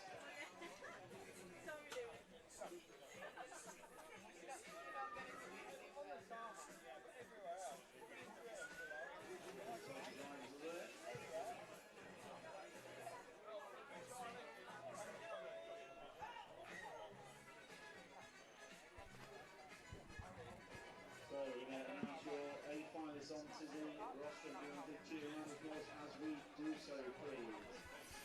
So, fourth position today, driving for Schumacher, Ben Smith. Ben Smith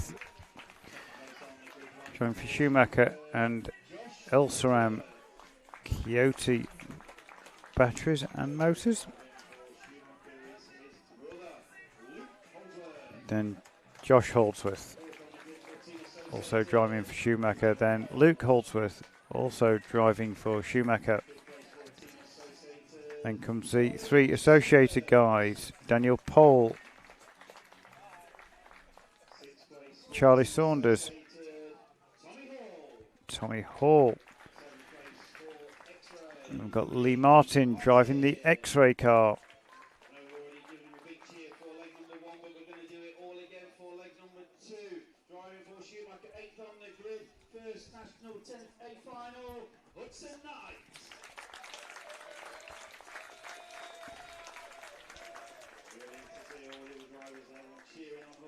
Ninth place on the grid for Team Associated, Jamie Hall. And 10th place for Schumacher, Archie Bowman. As your A-final four-wheel drive today here at Southport.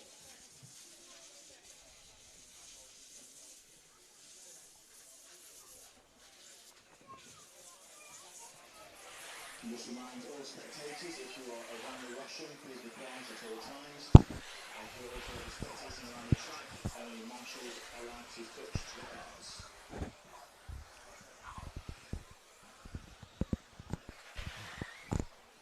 So it looks like everyone's gone for new boots for leg 2.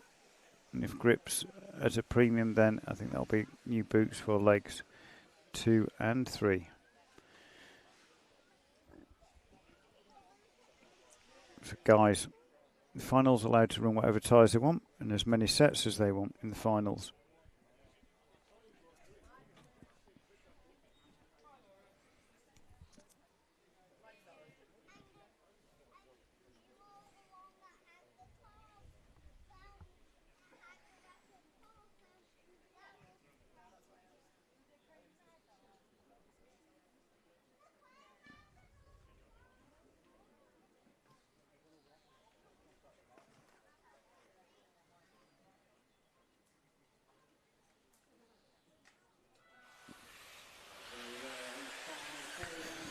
Ben Smith gets away clean, already has one leg in the books and just needs to polish off another leg, but Josh Holds already through, but Ben quickly back on it and back through.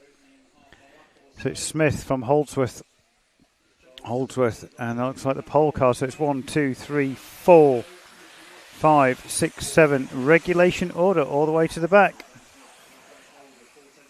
Ben Smith, like I said, not probably got the fastest car on an outright lap, but just able to do the consistent laps, and that's what he needs to do at the head of the field.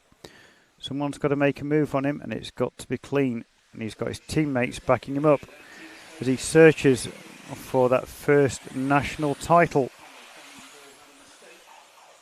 think if Ben wins this and Tommy is nowhere in on the podium, then Ben Smith will take the national title by the end of this meeting.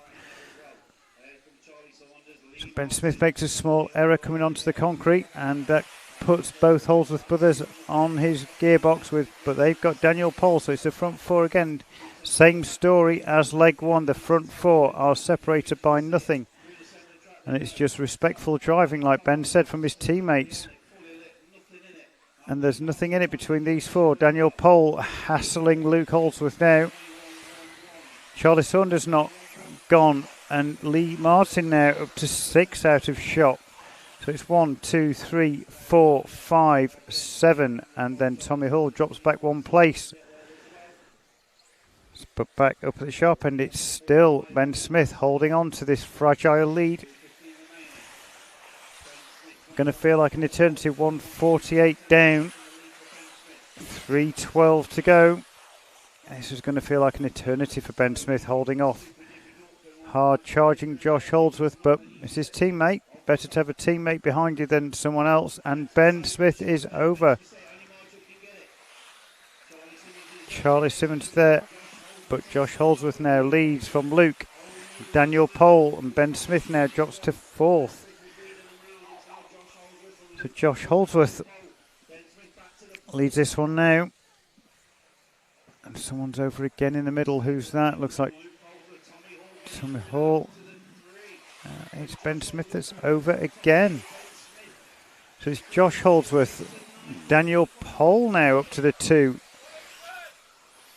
So Daniel Pole, been quick all day, one of the first guys to really show that he could do a 15 lapper, but just lost out with one slow lap. 20.4 last time by. Daniel Pole takes the thick end of a second out of Josh Holdsworth's lead, but Daniel Pole's trying really hard. He's banging into the curbs, chasing down Josh Holdsworth. There's Ben Smith, so it's Hall, then Smith, so Smith running in 4th. Josh Holdsworth had a 2 in leg 1. And a 2 and a 0 puts Josh in a commanding position going into leg 3, but Ben still has that 0 and a pole. So he just needs to have a good leg 3. But Daniel Pole, 20.68. Josh Holdsworth, though, now new hot lap for Josh Holdsworth, 20.47.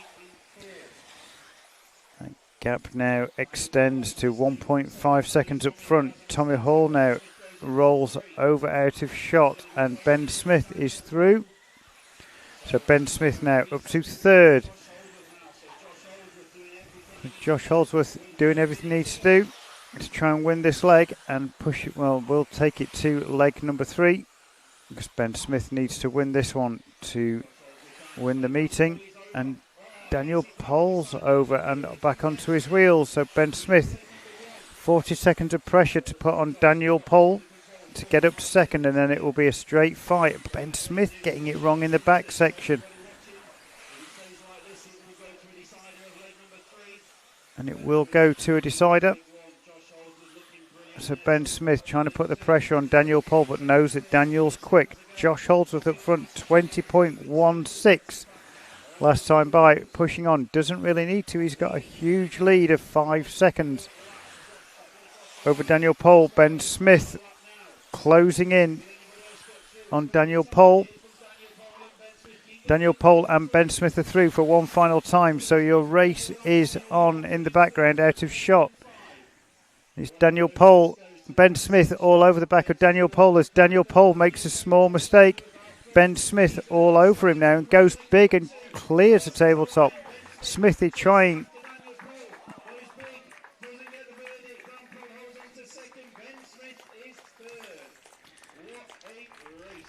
Great race there. Ben tried every which way he could.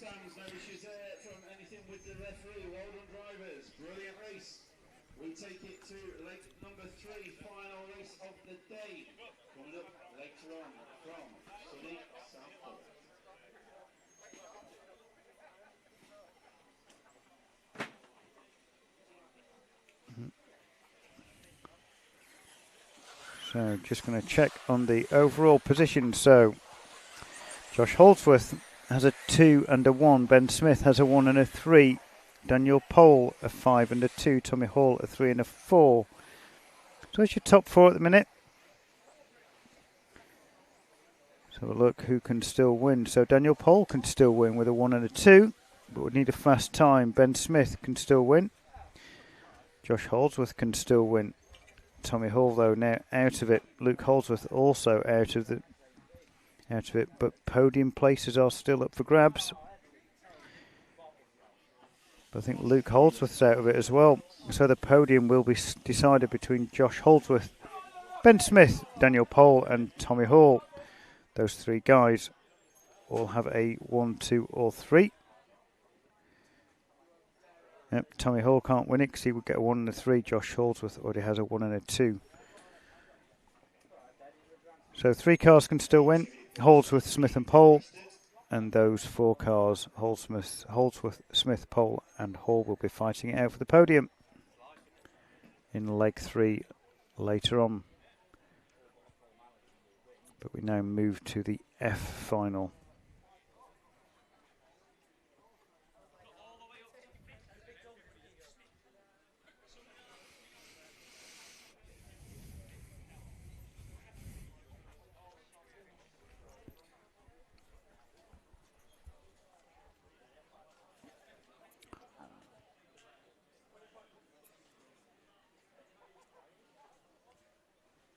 Just checking on the championship as it stands. Ben Smith has 1 through 390. Tommy Hall 384. There's Josh Holdsworth 128 to 126. Even if he wins today, that's only a 130. Ben Smith TQs and finishes second. That's 130. So it's Lee Martin really that's got a chance to battle Ben Smith for the championship, but he's out of it today. I think even though Ben's not had the greatest leg 2, TQ and win, and he's won the championship. I'm pretty much sure of that.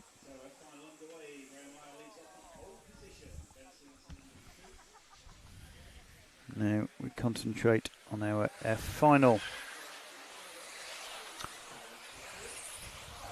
Graham Lyle. Poleman led us round from lap 1, and that looks like absolute carnage behind.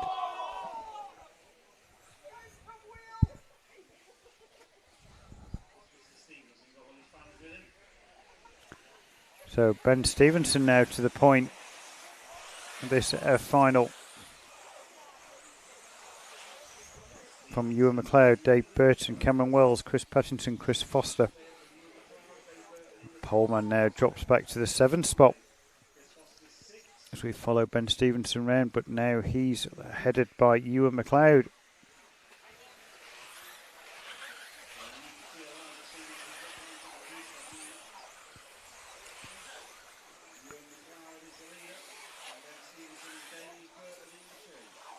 So Stevenson and Burton 2 and 3, but Ewan way out in front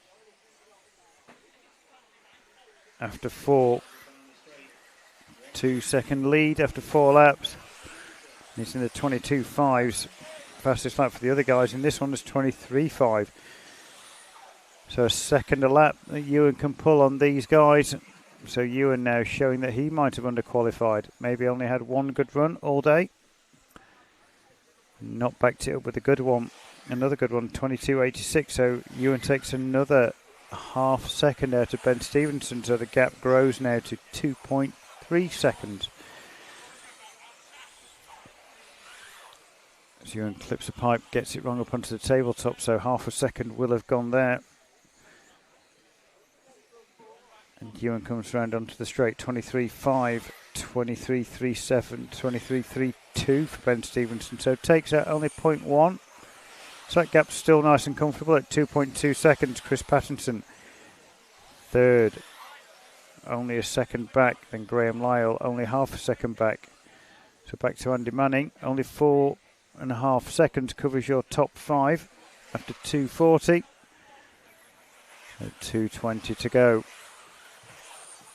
It's Ewan with the fire engine red and flames on the side of his car.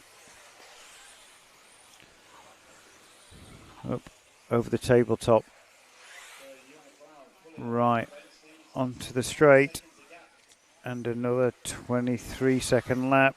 Ben Stevenson, though, into the 22s, 22.6, takes 4/10, or thick end of 4/10 out of our leader. Chris Pattinson also matches the leader's time with a 23 flat. Chris Foster with the Yokomo car, 22.85. Those guys now 7 seconds covers your top 4. So Ewan McLeod, 22.24, new hot lap for Ewan, 22.89 for Ben Stevenson. So back 7.75 of a second to the good that time by for Ewan McLeod, and the gap now up to almost 3 seconds. 22.77, so the gap will be almost 3 seconds now as Ben Stevenson finds a 22.8. So still not giving up hope on this F final. Stevenson gets it wrong over the tabletop, out of shot. But Ewan McLeod now 23 flat, Ben Stevenson 23.9, so nearly a second to the good. So 3.7 second lead now for Ewan. So Ewan has this one in the bag with 30 seconds to go. Not going to put my mortgage on it because I don't know Ewan. And after yesterday, when I put my mortgage on Matt Thompson winning the B final, I'm now homeless after he made an absolute hash of it in the last lap. Ben Stevenson has hit the end of the straight and broke his car.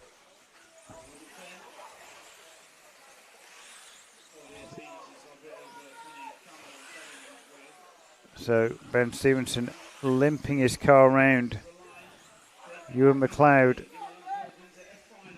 wins the F final. Chris Pattinson second, Chris Foster third, Ben Stevenson limping home.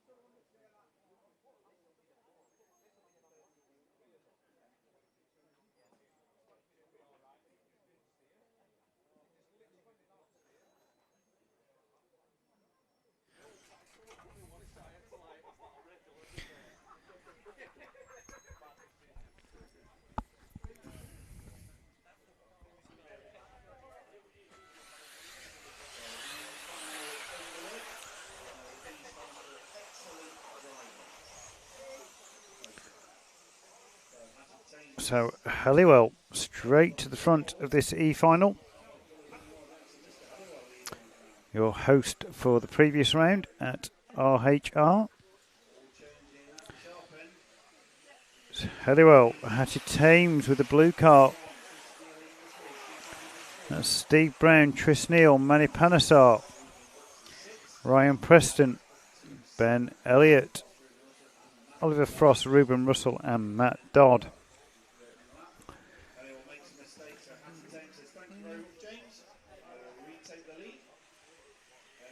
Hattie Thames now to the point from Helliwell. Steve Brown, Tris Neal, Manny Panesar, Ben Elliott and Oliver Frost, Matt Dodd, Ryan Preston and Ruben Russell rounding out this E-final. Hattie Thames leads this one, gets on two wheels at the end of the straight, brings it down and keeps it rubber side down. Maybe lost a couple of tenths doing that, and James Helliwell closes it in on Hattie Thames. Helliwell taking a wide line up onto the tabletop, straightening up the chicane straight afterwards. Hattie Thames now to the point. 1:30 down, 3:30 to go. So it's Thames from Helliwell, from Neal, Panesar, Brown and Elliott. 5 seconds covers your top 8 after 1 minute 50. Still no one really out of this one. Hattie Thames brings it round. Tris Neal now closing in on the Helliwell machine. So Tris, the all white car, found some pace in the last round, did Tris? And he's on the rear bumper of James Helliwell. Little mistake though coming onto the start finish straight. And that gap he's seesawing between Helliwell and Manny Panesar. So Manny up and over the mountain. So Helliwell over, so it's now Thames from Neal, from Panesar and Helliwell.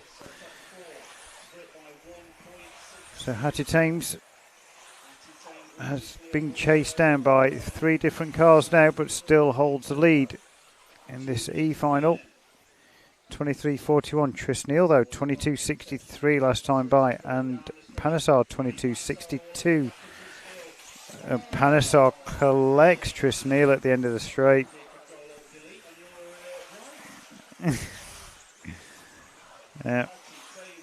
So Hattie Thames, so the Schumacher guys at the front can't decide who wants to win this.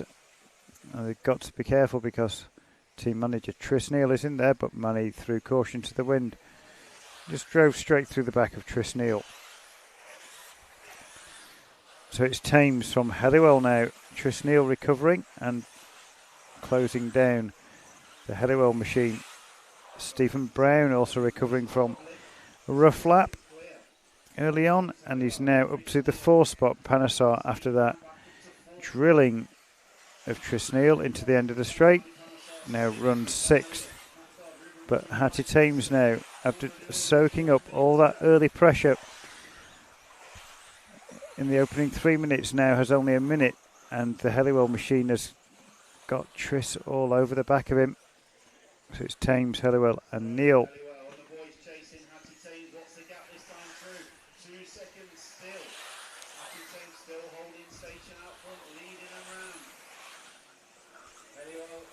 So Hattie, 30 seconds to hold on.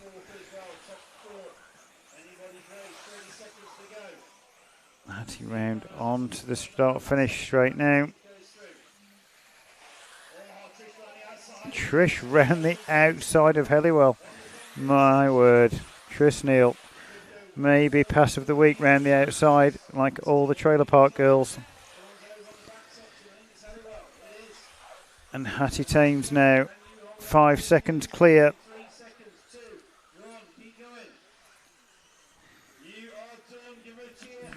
Hattie Thames gets caught at the line. It's 13 laps. Quick final for Hattie Thames. Tris Neal, though, pushed her all the way at the end. Stephen Brown up to third. And James Helliwell, after getting destroyed by Tris Neal around the outside, drops to fourth. So, D final coming up next.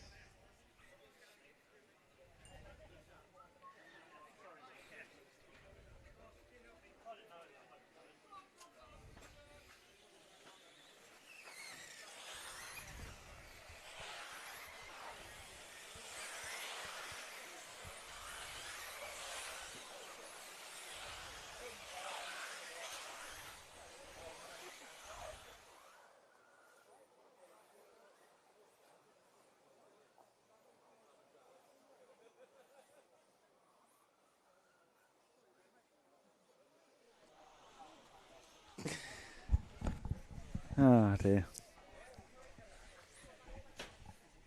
Okay, Marshals. Marshal start to hand over, please. That's Marshal start to hand over. Just checking if James Helliwell needs to borrow my belt because he got his pants pulled down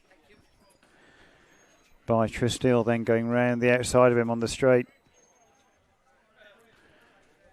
So maybe Mr. Helliwell needs to get out of blinky mode with this four-wheel drive.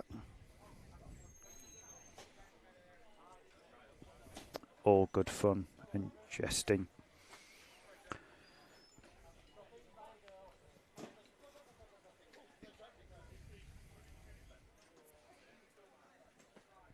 So now your D final. 4 more finals. Looks like the A final is predicted to start around 6:24. So if you want to go and get yourself a coffee and some biscuits, don't get hobnobs though because the oats get stuck in your teeth. So make a selection of biscuit, get a brew, and put your feet up for the remaining 4 finals today. And Kevin Hodkinson backflips off the line and collects someone else because of backflipped, and that looks like Ewan Tumulty's car. So Will Venables, briefcase graphics, leads us round. Kevin Hodkinson will not be second. Looks like someone else, don't know who's leading. So it's Jacob Tomlinson. Difficult day for Jacob yesterday in two-wheel drive, but kind of right at the wrongs of yesterday. Probably gone along unnoticed in heat number 12, because heat 12, only a couple of guys that were quick in that heat. And Jacob Tomlinson leads this one from Alex Pyatt. Eugene Galley. And that's Harry Saunders into the end of the straight. I think Alex Pyatt is the lone PR car that Ollie Natras was talking about early. So, lone PR racing car of Alex Pyatt. Jacob Tomlinson with his Schumacher PB leads this one, 22.42 last time by. 22.82 for Alex Pyatt, 22.54 for Pritchard. So Pritchard been there or thereabouts, not probably shown the pace I expected of Pritchard this weekend. Especially in four-wheel drive, I thought he would have gone a little better than he has in four-wheel, maybe C final. But can still win this C final from there, from third. Jacob Tomlinson's over. And Pritchard now up to the 2 spot, so James Pritchard can win this one. So Alex Pyatt now with a PR car has got the hard charging James Pritchard. Pyatt 22.5, James Pritchard 22.0, so Pritchard's finding pace right at the end of today. Not been in the 21s all day, and suddenly he's at 22.0. So it's Pyatt, Pritchard, Tomlinson, Galley, Venables, Scott, Robinson, Hodkinson. But down the straight now, James Pritchard, don't know what's happened up front. Well, I've been looking away at the timing. But Pritchard now up to the point. Jacob Tomlinson Your one-time leader of this is now in the 2 spot, Eugene Galley, 3, David Scott, Liam Robin, Alex Pyatt has dropped right back to 6th. 28-second lap has done for Alex in this one. So Pritchard, 23.24, so that 22.09 is distant and in the past. Now in the 23s, gets on 2 wheels again, so it looks like grips come up. And notice the temperature's dropped. And they said that's what happens sometimes when the dew comes up. If the dew starts to come back, the track will get grippy. If you remember, that's what happened in leg 3. 2-wheel drive yesterday, the grip came back up and people weren't expecting it, and that's what caught Tommy out a couple of times. So Pritchard now, grip come up in certain places on the track. And Jacob Tomlinson all over the back now of James Pritchard. Eugene Galley not being dropped either in 3rd. Old man Eugene.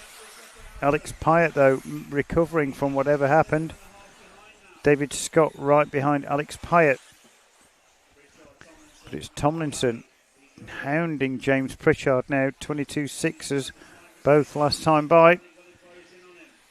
So the gap is what you see on screen, and it's just Jake must have made an error towards the back end of that lap. Lost 0.6 of a second. But with a minute to go, Pritchard through the back section, round and coming up on Will Venables, who started pole, was thrown pole away. Will Venables.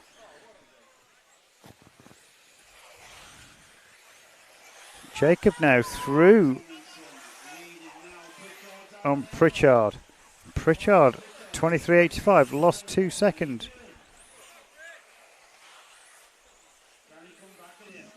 So Pritchard.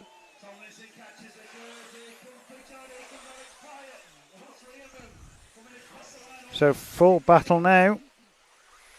As it's Pyatt now back to the point from Pritchard. Pyatt thought this one was all gone. Pritchard now looking for a way past Alex Pyatt through the back section. Jacob and Galley's not been dropped either. So 1, 2, 3, 4 all the way up to the line. So it's Pyatt. Jacob Tomlinson, will he go big? No, he doesn't. Pritchard tries to go around the outside. Drag race to the line, and it's Alex Pyatt.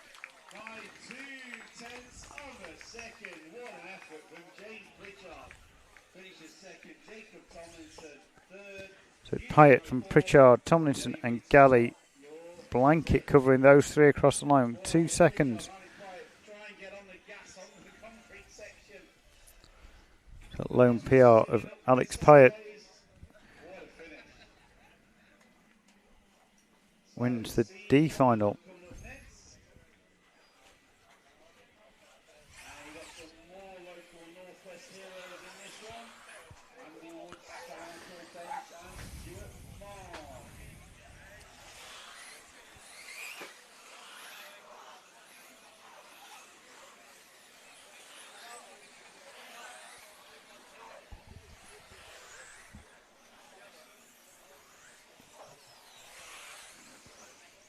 So your C final now.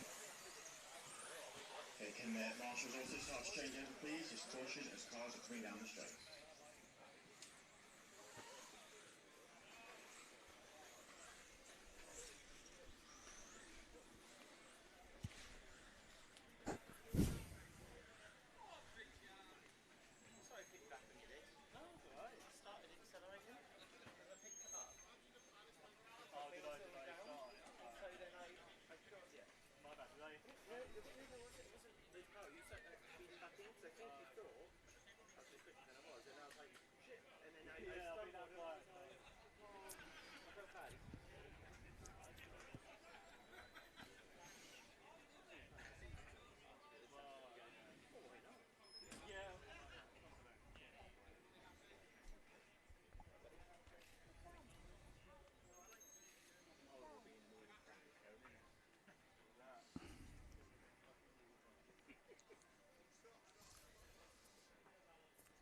So this C final, laden with talent. Cole May, Matt Druitt, Ryan Clark, Harley Eldridge, Aaron Nash, Will Fisher. Driven great today. And a well-deserved C final for Will Fisher. Colin May, I think, really unlucky to make the B final today. And Matt Druitt looking at the inside. So similar colours for these two guys up front. All three of them, really. But Ryan Clark with yellow wheels. Already giving away half a second lap by running yellow wheels. But Colin May, 22.5 out lap. And these three at the head of the field, May, Druitt and Clark.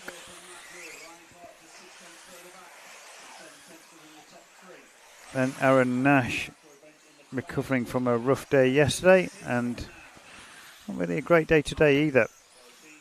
In four-wheel drive, Callum Ackroyd bench, another Northwest locals with Stuart Marn, Will Fisher from Stoke, Andy Woods dropping right back to 10th.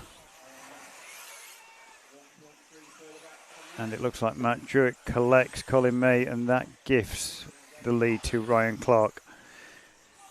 And Ryan Clark does not make mistakes. I said that 1 minute 30 into this, so if you do, Ryan, you can watch this back. And I said you don't make any mistakes, but Aaron Nash now up to the 2 and clouts the pipe. And that gifts Callum Ackroyd bench second, but all of this is giving the win to Ryan Clark. Ryan Clark comes round onto the straight now. 22.5, 22.39 for Callum Ackroyd bench. Clark catches a pipe, gets it back rubber side down. Callum throws it away now. So no one wants to take this one off Ryan Clark. So Ryan Clark's got the cigar cutter out and cutting that cigar ready for lighting it, because it's out as he leads this C final. Good points if you can't make it into the B. Might as well win the C final, and that's up a good point to Ryan Clark. This will be his 4th national this year. I say 3rd Nash. Yeah, 3rd national this year. He's missed one out. This is only the 4th. So Ryan Clark, 22.07. Matt Druitt, 21.98. So both of them doing their best lap and the last lap. 2.50 down, 2.10 to go. Clark jumps onto the tarmac and round onto the straight. Full length of the straight lead though for Ryan Clark. So it's 3 second lead for Ryan Clark. Gets on 2 wheels through the back section. Still not made that error yet, Ryan. And that's 1 minute 30. Since I'd said you wouldn't make an error. 21.86 this time round. 21.97 for Druitt. So it only ekes out a 10th or 2. And Callum Ackroyd bench, though, fastest man on track. 21.46 last time by. Half a second taking out of Druitt and Clark. So Druitt and Ackroyd bench, but Ackroyd bench is over again. So that gap at the front is just now your leaders, Clark. Druitt catches a pipe in the background. Clark clips the back section. There's a mistake in there, but still not rolled it over. A minute to go. Ryan Clark, a 2.4 second lead over Matt Druitt.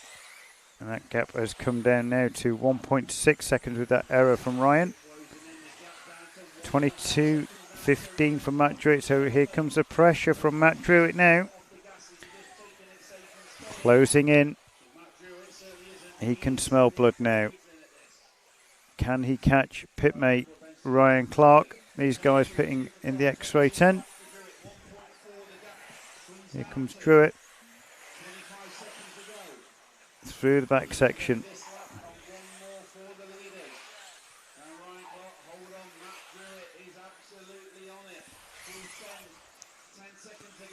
Ten seconds to go. It's through for their final lap. Gap is there. Half the length of the straight. It's been up to the full length of the straight. 21.99 for Matt Druitt. Ryan Clark, 22.4. Will Ryan Clark throw it away like Matt Thompson did yesterday? My money's on him not doing that. So Ryan Clark through and round and saves my bacon as Ryan Clark wins the C final. from Matt Druitt. Callum Ackroyd bench collects third, and Stuart Mahon from 10th on the grid gets a great fourth place. So, the final coming up next, the almost made it drivers. Some super fast drivers going in this one. Some A finalists not quite made it today. Going into the B final. Then it will be A final leg number 3. After that. It's fun though.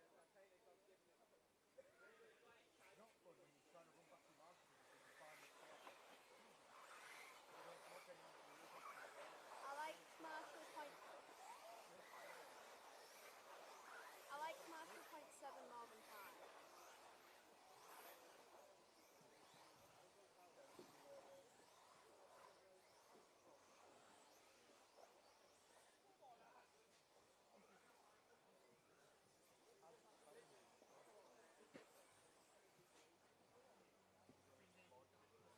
Okay, can Marshall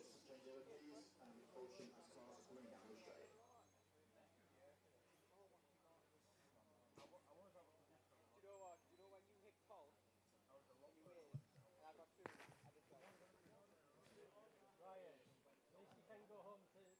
And caution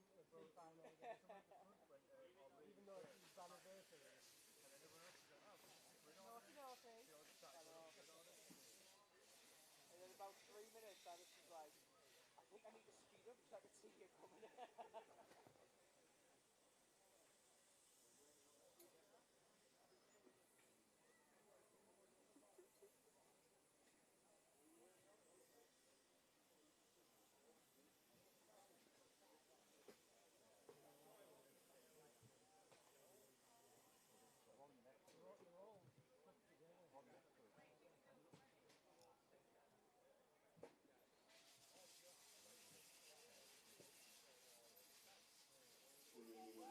appear to be missing Jonathan Skidmore's car. Okay.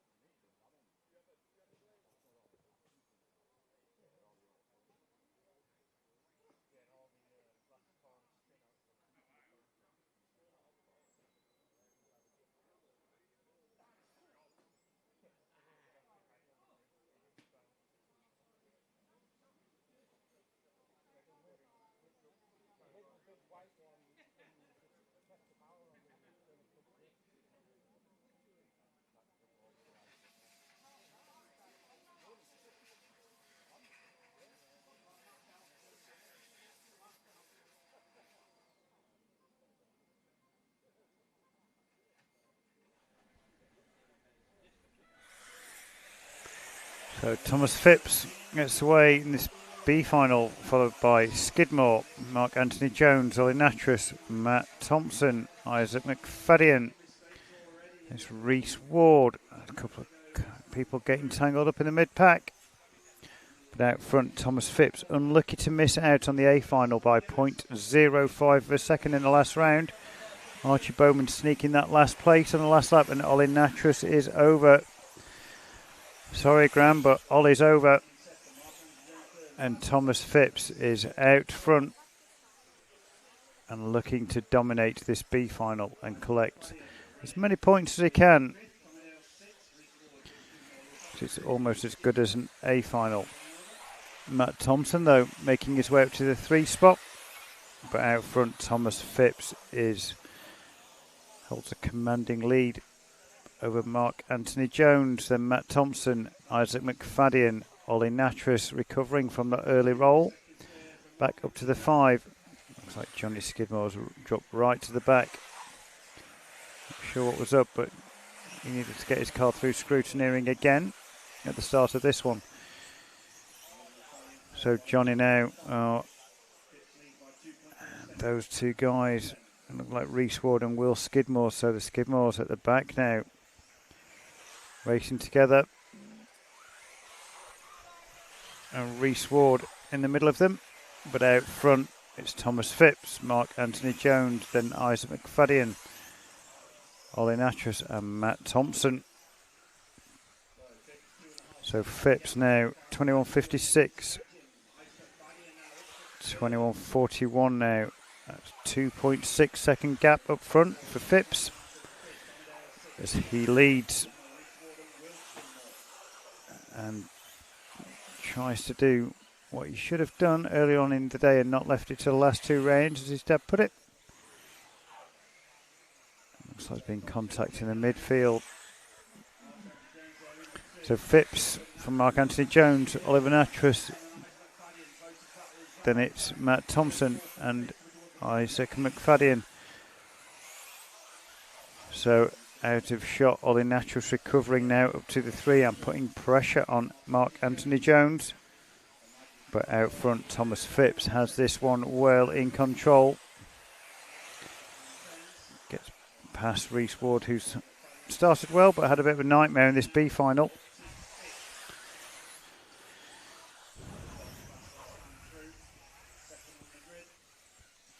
So now Phipps round onto the concrete. In the background, it still looks like it's Mark Anthony Jones. Then Natras and Thompson got the horsepower in the background, but out front, Phippsy is gone. He's checking out at the front. 21.41 best lap, 22.23 last time by for Thomas Phipps. 3.22 down, 1.38 to go, and gets it up on 2 wheels. Mark Anthony Jones isn't out of this. 21.68 last time by for Mark Anthony Jones. And that's his fastest lap of the race so far. 22.15 for Matt Thompson.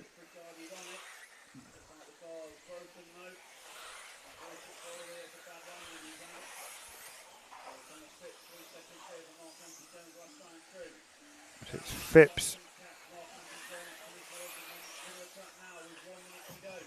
at the front. Mark Anthony Jones second. Then it's Thompson, McFadden. And that looks like a recovering Skidmore. It is a recovering Skidmore. Don't know what happened at the start.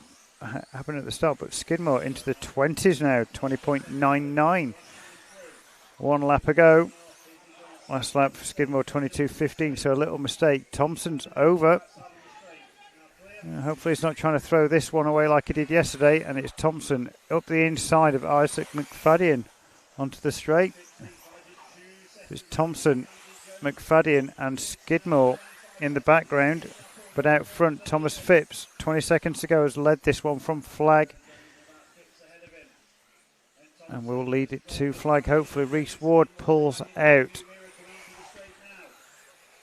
So here they come. Skidmore up the inside of Isaac McFadden, pushes him wide and puts him off track. So Thompson looks like he's got 3rd. Don't throw this one away, Matt Thompson. You had 1st and 3rd away in the last lap. Don't throw this one away, and you'll beat Johnny Skidmore, and bragging rights in the X-ray camp go to Matt Thompson. But Phipps wins that one. Flag to flag victory for Thomas Phipps. Mark Anthony Jones 2nd. Matt Thompson 3rd. Johnny Skidmore 4th. Isaac McFadden 5th. Tommy Dale 6th. Luke Lewis Hopkins 7th. Those last 3 guys only covered by 0.7 of a second.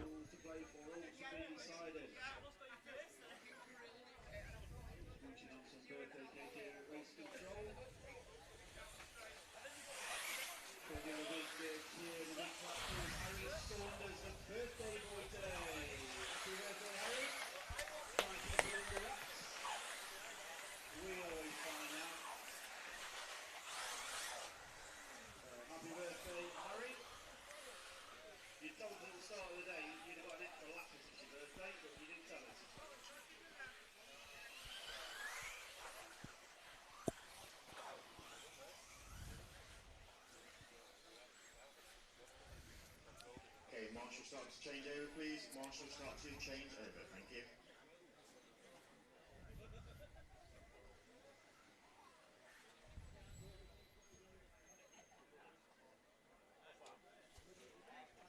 So, final race of the day. A final. We're going on time as well, 18:24. So hopefully that cup of tea is warm.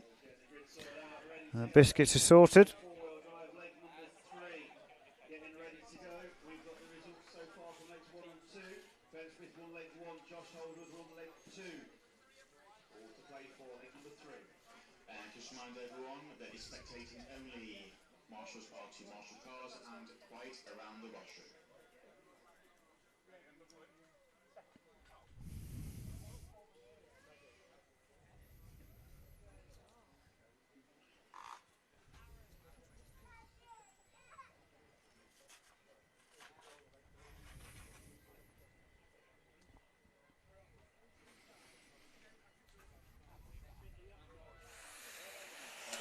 Oh, and Daniel Pole wheelies off the line and gets collected.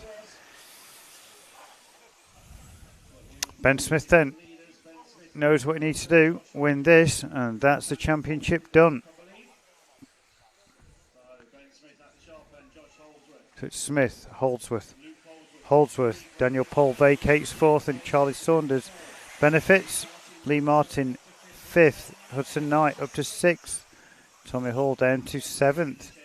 So I think it must have been Tommy Hall that collected the pole machine, and it will have been with Daniel Pole 4 and Tommy Hall 6. So it was Hall that collected the pole machine, and now Daniel's gone big in the middle. That's Daniel's A final over. So Ben Smith, Josh Holdsworth clips the concrete bot dot and gets away with it. So big gap now for Ben Smith. Now he's just got to hold it together for the remaining 4 minutes. Like you said earlier, it's only 15 laps he's got to run. He just needs to keep it going, keep it rubber side down for the remaining 4 minutes of this A final, leg number 3, to win the meeting and I think possibly take the championship. I don't think anyone else can win the championship if Ben TQs and wins this meeting. Josh Holdsworth though, and Luke Holdsworth putting the pressure on Ben Smith. I mean, no team orders in that camp because Josh Holdsworth knows if he wins this leg, he'll win the meeting. So Holdsworth, Smith doing battle at the front for the meeting. And Josh Holdsworth threw up the inside, but Ben instantly retaliates. Josh.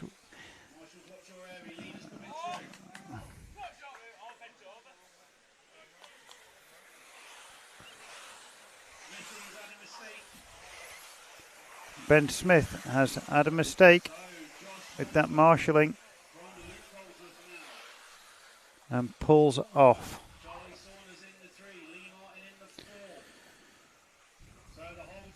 So it's Josh and Luke doing battle at the front.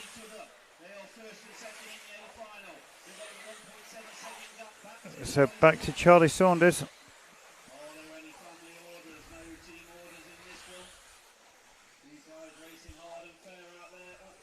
Need to review what happened, but it looks like someone crashed out and the marshal had to try and grab hold of the car and collected Smithy. But now back up to the front, Holdsworth brothers doing battle. Luke can't win it, Josh can win it, and already has, I think, won because he's got a 1 and a 2. So this is just a bragging rights in the Holdsworth camp. But Josh not going to give up an A final leg win or a meeting win.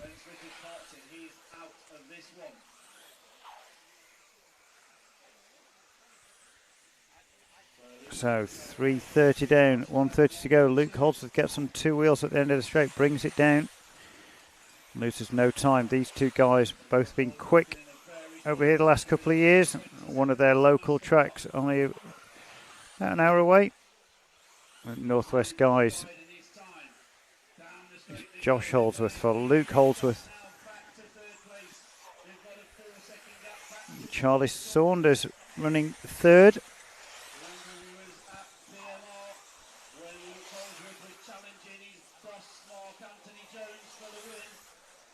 So at the minute, Luke Holdsworth has a 4 and a 5, so 1 and a 4 puts him 5th, so Ben Smith would still be 2nd overall.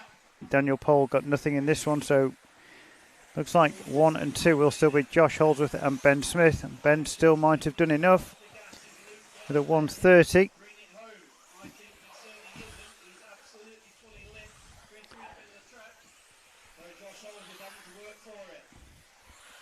Josh Holdsworth now gapping his brother, 20.67, 20.85. So with this and one more for your lead pair. Maybe also Charlie Saunders in 3rd. Lee Martin has a 6 and a 6. Looking at a 4 in this one, a 6 and 4. 10 points will not move him up any places.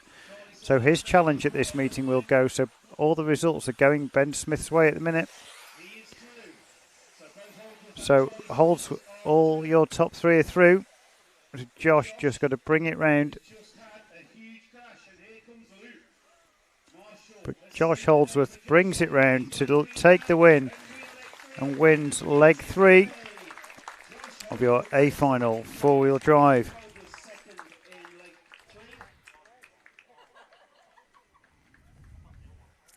Josh Holdsworth this year has 128, 123, 126.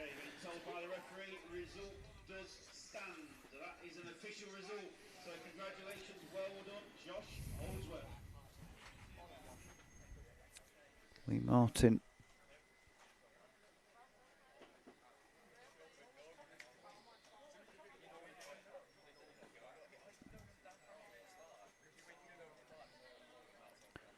As I just wait for the results to update online and give you your A final overall position. So your winner, Josh Holdsworth with 2 1s. Ben Smith takes 2nd with a 1 and a 3. Luke Holdsworth takes 3rd with a 4 and a 2. Daniel Pole 4th with a 5 and a 2. Tommy Hall 5th with a 3 and a 5. Charlie Saunders 10 points, 7 and a 3, takes 6. Lee Martin 6 and a 4, takes 7th. Hudson Knight debuting the A final, 6 and a 7, takes 8th. Jamie Hall 8 and a 7, takes 9th. And Archie Bowman 2 8s, gives him 10th place overall. So by my rough maths, I think that makes Ben Smith your 4-wheel drive national champion. But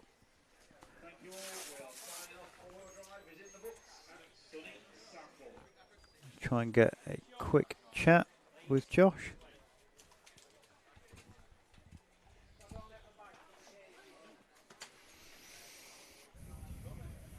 So, thank you to our sponsors for this weekend's meeting: TKR, Futaba, Kyosho, Andy's Models, Rude Dog, Yokomo, X-Ray, Schumacher, TMG Speed, MB Models, Rude Bits, and Team Associated. Thank you again to the BRCA. Thank you again to you guys watching online, wherever you are around the world this weekend. It's been great covering this weekend's racing at sunny Southport. Going to get involved in RC racing, go to the BRCA. But we've got Josh Holdsworth coming across now.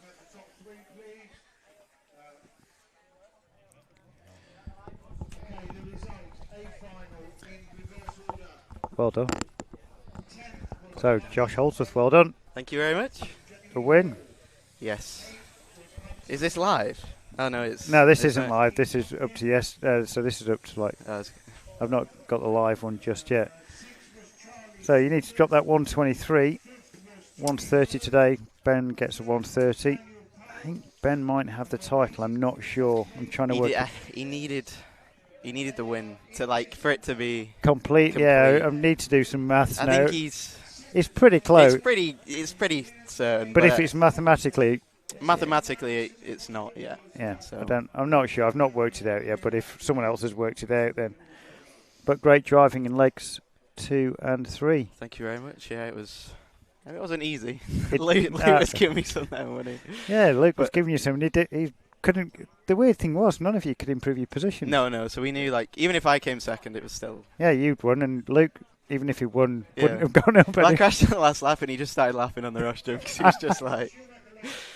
Yeah, so it's good. It's nice, for the first time, to be battling with him for a win.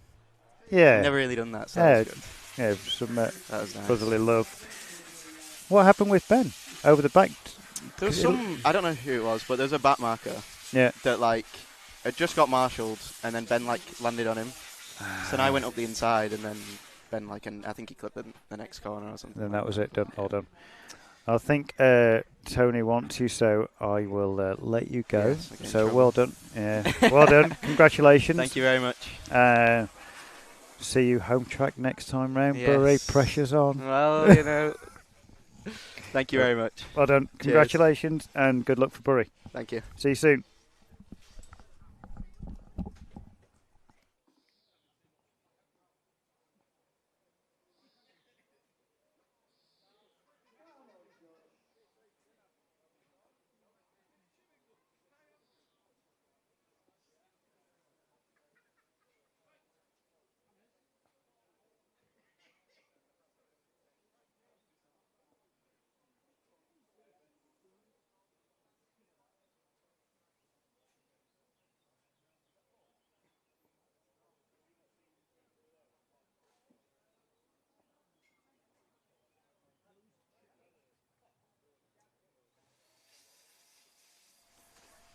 So, Josh Holdsworth takes his 4th win, and that moves him up to 19th on the all-time list. Now ahead of Bradders and ahead of Kev Lee. Just behind Ian Kenningley, Orlowski, Chris Doughty, William Mitchum, Danny McGee, Tom Yardy, Tom Cockrell, Simon Moss and Ben Smith. So your most winningest guys currently at the Nationals are Tommy Hall. Now has 22 wins. No, sorry, 21 wins, because I've updated it after yesterday. Ben Smith has 8 wins, and Josh Holdsworth now has 4 wins. So, like I said, thank you very much for following this weekend. As Ryan Clark takes a nice photo of his car. Rye, man. We've got that on camera, Ryan, for you to take. Right, that's on camera as well. Yeah, so Ryan Clark takes the win in the C final. Didn't know. So thank you very much, everyone, for watching online at home. It's been a pleasure covering the Nationals this year. And we'll see you at Bury in a few weeks' time. We've got the Euros on RC Racing TV, 1/8 Euros, so watch that. Now, the guys travel out today and tomorrow, so you'll have that to look forward to watching on RC Racing TV next week. And going into next weekend, then you've got Euros 1/10 scale before the next National, so that will also be covered by RC Racing TV. And there'll probably be some other Euro action in between. As Cam runs back now. Runs, jogs. And we'll do a little bit of maybe a bit of more of a closing thing with me and Cam. But I think those are the events you guys have got to look forward to on RC Racing TV over the coming weeks.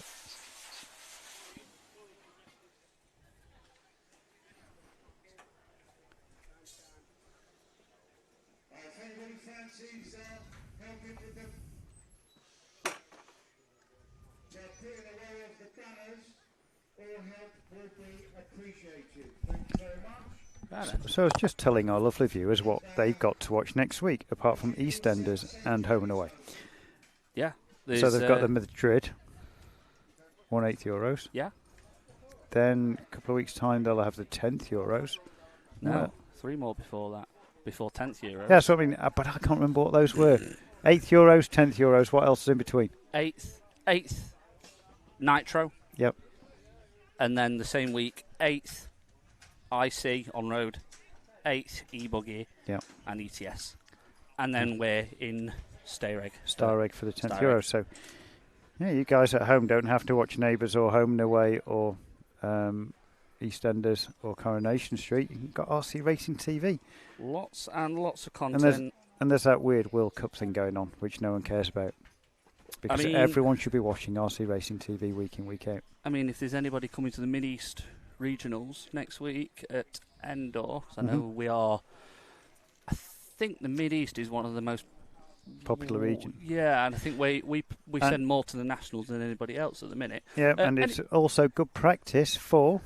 Juniors and Vets. Juniors and Vets, which is coming up as well soon. Even better, Saturday night, England play, and we've got it on the big screen. Oh, it's a Saturday. Oh, so that's when it's on. Oh, I won't be going then. I'll be going to the pub. I'm watching it. Oh, it's a track. I was going to race, but if it's on the same night as the England match, and I'd have to race my vintage car. Be all right in two-wheel drive. No, Cat 2000 four-wheel as well. Oh, four-wheel then, yeah. Yeah, might do four-wheel drive yet. Right then. So, like I said, thank you very much for all you guys at home watching. I hope you've enjoyed the stream this weekend, and we shall see you very soon. Massive thank you to BRCA, all our sponsorships, and big thank you to you for looking after us this weekend. It's all right, no problem. A massive thank you to the Southport Club who have provided us with huge set refreshments. It's been a little bit warm. It has been warm, yeah. But yeah, right. Right. Thank you very much. Thank and you. We'll see you in Madrid. Yeah. Madrid. Yes. Madrid. Middle of Spain. Middle of Spain. Good night.